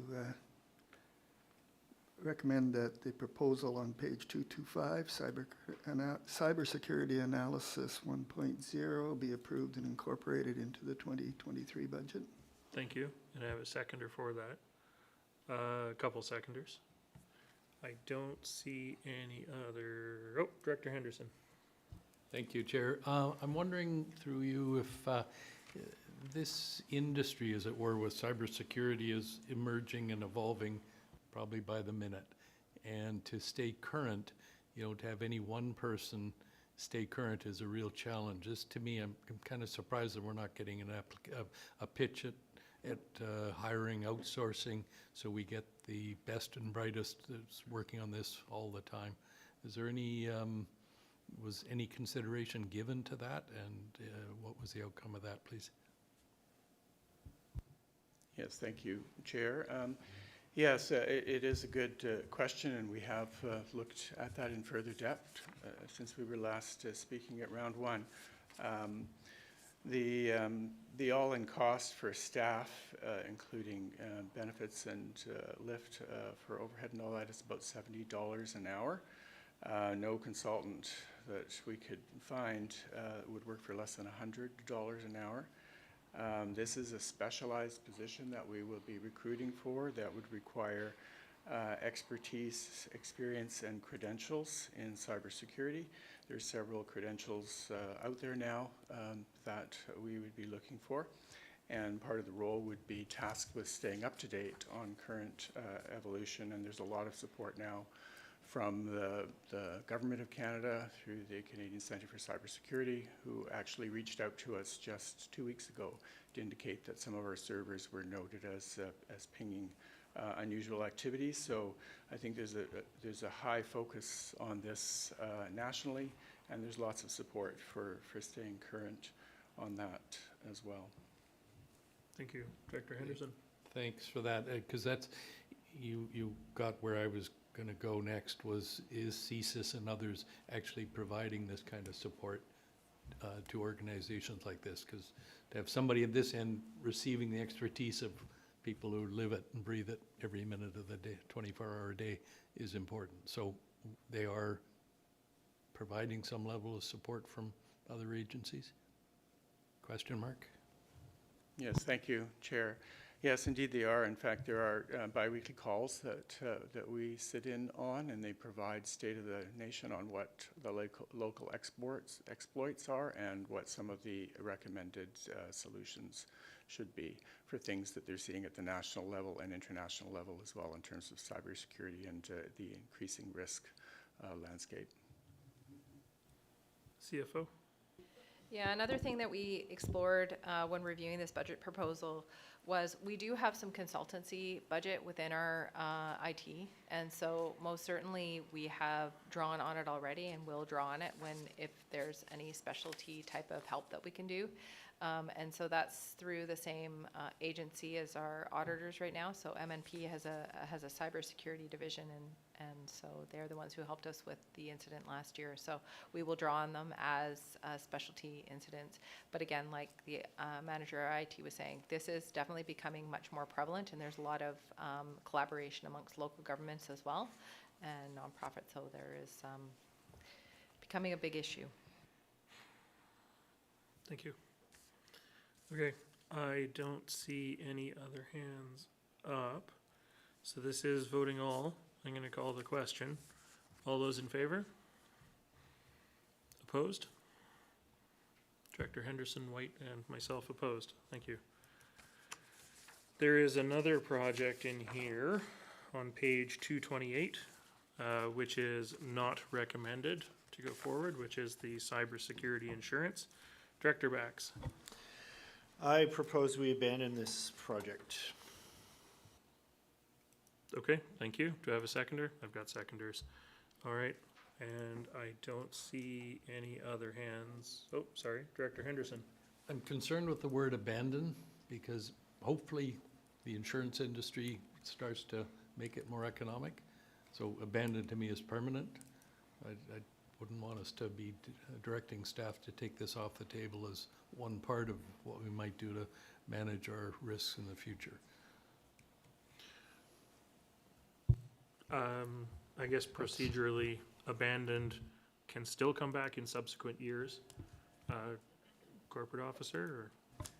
Correct, it's abandoned for the purposes of the 2023 budget process. Okay, thank you. Yeah. Good point of clarification, though. Thank you for bringing it up. Okay, then I will call the question. All those in favor? Any opposed? And that's carried. Thank you. Moving on to Annex HH, which is round 2 budget proposal for corporate finance/finance. Page 230. The first one here is a financial analyst. $61,658 prorated for 7 months, funded out of support services, 1.0 FTE. Directors.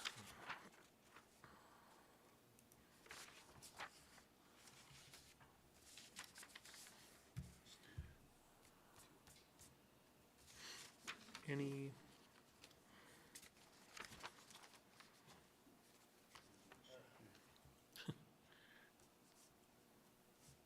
Director Bax. This is another example of the horse before the cart. No, the cart before the horse. Yes, it's a long day. This is another example of the reason that we need a good strategic plan to give us an idea, to give staff guidance over what we think that they should be doing so that we're not overburdening them and having to hire. I'm just worried that if we upsize ourselves too much at this point in the game, have we ever downsized this organization? I don't think that's going to ever happen. No. So we have to tread carefully, I think, here. That's all I have to say. Thank you, Director Bax. Any other comments or recommendations from directors? Director White? I hear Director Back's point, and I'll move that we defer this proposal to 2024. Thank you. I have a seconder for that. Director McMahon, I see your hand up. I remember at some point in this whole process, there was an item for an organizational review. Did we pass that, or did we defer that? We did pass that. Oh, thank heavens. Thank you. Yeah, I think that's going to speak to a lot of things going forward. Yeah. Okay, we have a motion on the floor to defer this to 2024. Director Stanford, I see you waving at me. Again, whereas I respect the overall principle that we need to really consider carefully our FTEs, it's one thing to provide the comment on principle and then base it on a specific project or request. We seem to be looking at those kinds of FTEs that are based on the background work that is very critical to this overall organization. And it isn't necessarily the best use of our funds by just leaving things to a following year. I don't think this has been done lightly. It's been done strategically. We are asking a lot of staff this year, and we also need to support them. Thank you, Director Stanford. Director Lee. Yes, I struggle with the FTE count growing and our company growing. But if you look at financial services, they've been extremely prudent.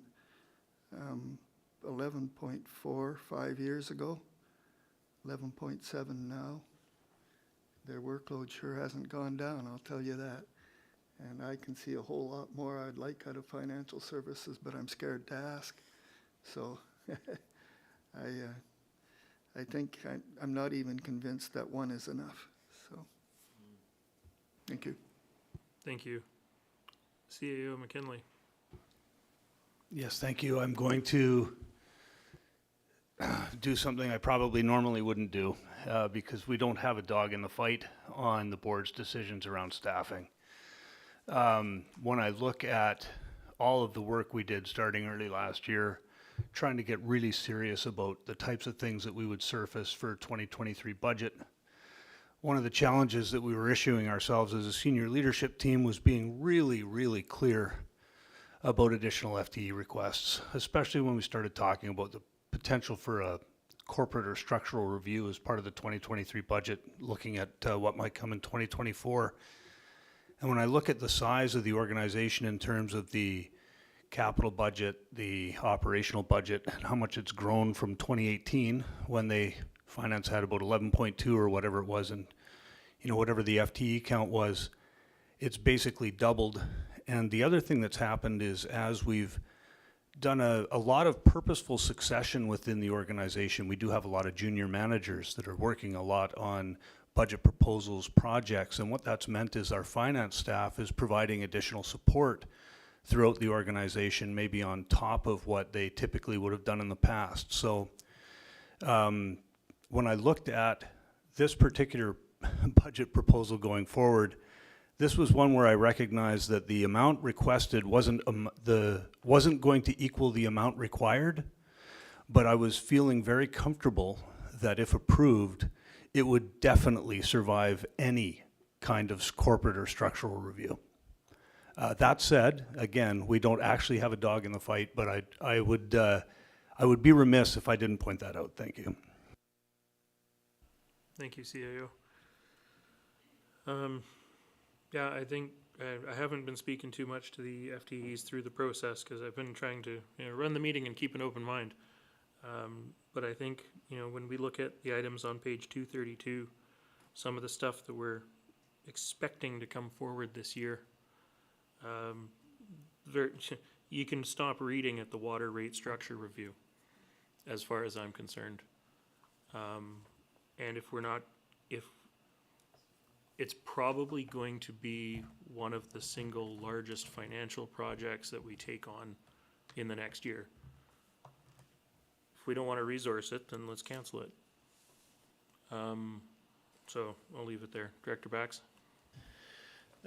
Yeah, I come into these meetings and I try to keep an open mind as well, and I'm swayed back and forth by the things that people say and the things that I read. One of the things that I'm reading right now is the next item up for bids here. It's the $100,000 reduction within the financial. Is it within the financial department?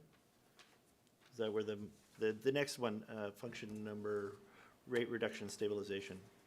Well, it's labeled financial services operating reserves. That's right. So I would say yes.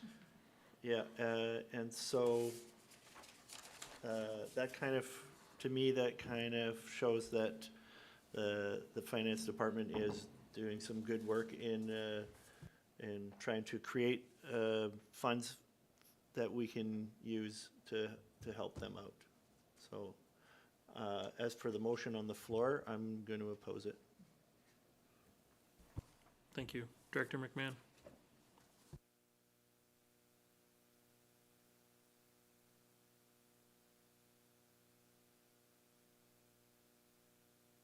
Okay, well, I see Director Bax's hand up. Stiller again. Okay.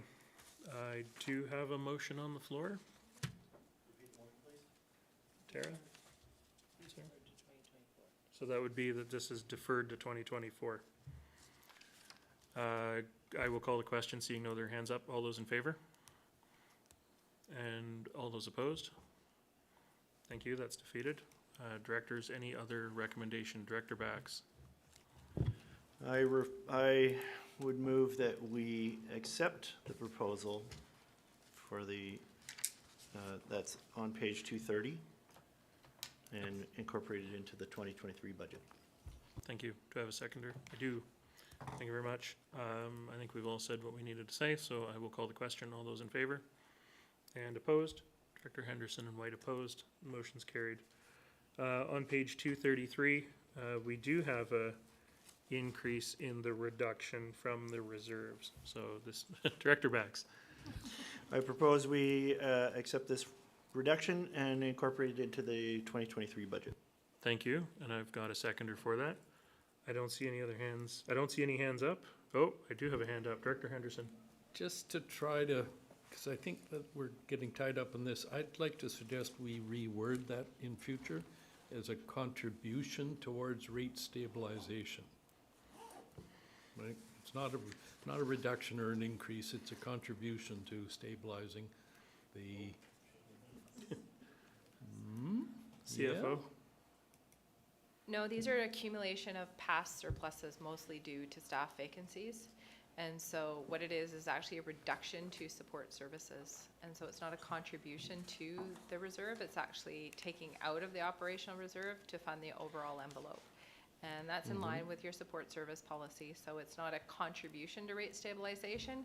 It's that the rate stabilization, and maybe there's something to revisit, is that it's part of the policy wording that we can use operational reserve if in surplus or no identified need to reduce the overall funding envelope. So that's what it's for, is to actually be a withdrawal of the reserve to reduce. to stabilize the costs. Correct, yeah. I think it's a good conversation for budget debrief because we're talking the same thing, but the terms that are being used by the director just happen to match terms that are in the policy that refer to a different way of approaching it. So I think it'll be a good conversation for the budget debrief and policy review before the next round of, or the next budgeting session. So I have a motion on the floor. I'm going to call the question. All those in favor? Any opposed? None opposed. Motion's carried. That takes us to the end of the regular items of our agenda. We have no communications, but we do have one item of new business, which is transit funding, which was the handout that we received this morning. I don't know. GM Gagnon, do you want to come speak to this? We do have a recommendation on our recommendation sheet this morning to deal with this once we receive an introduction from GM Gagnon.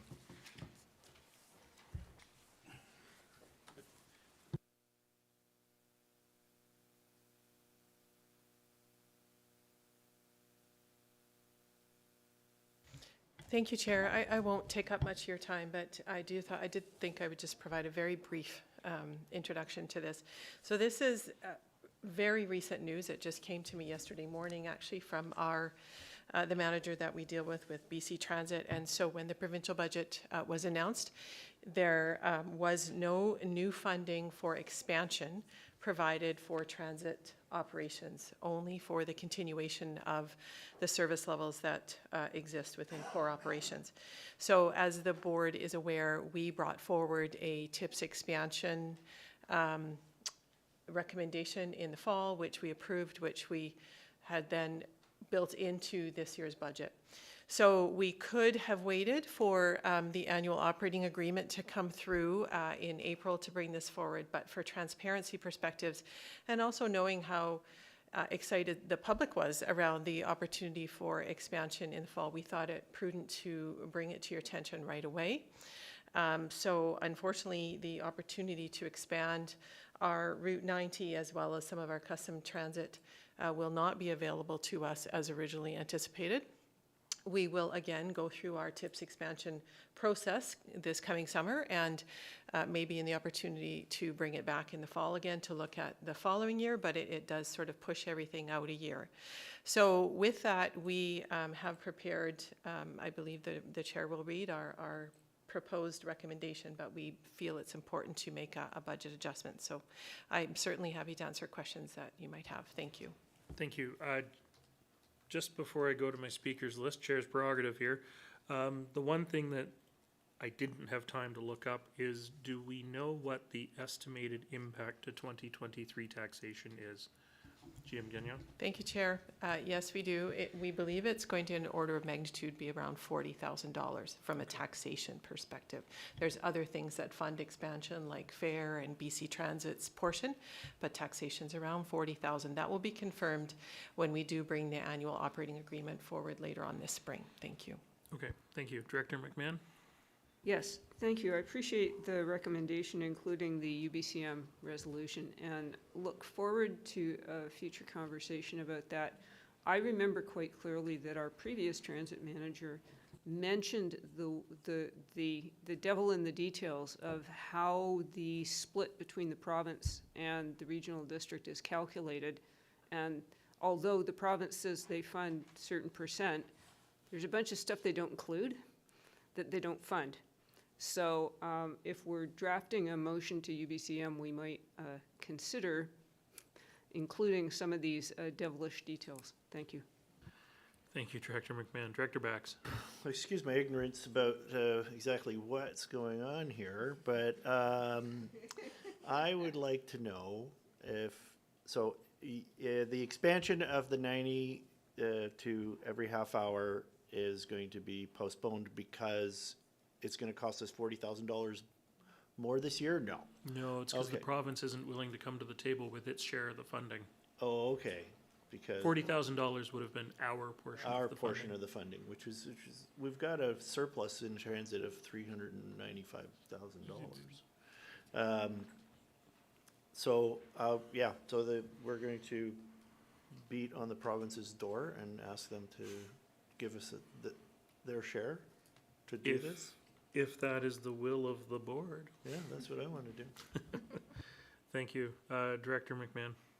Yes, I would like to move the sample recommendation transit. Because it's new, can I get you to read it? Because our members following at home will have no idea what we're Okay, talking about. and that the verbal update regarding the provincial budget announcement related to transit expansion be received, and that the previously approved 2023-24 Year 1 expansion priorities, including increased weekday frequency on Route 90 and custom transit to include Sunday service and extended weekday evening service to 5:30 p.m., be removed from the 2023-27 financial plan, and that a report on the future and options for transit expansion on the Sunshine Coast be provided at a future committee, and that a UBCM resolution be drafted to advocate to the province to reconsider providing financial support for transit expansion.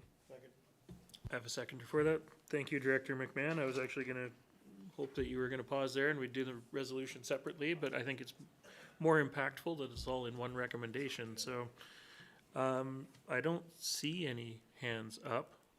Transit funding, I believe, is all areas except Area A. Getting head nodding. Sorry, Director Lee. So I'll call the question on the motion. All those in favor? The motion's carried. Thank you very much. I think that concludes our agenda, so I look for a motion to adjourn. Moved? Seconded? All those in favor? We are adjourned.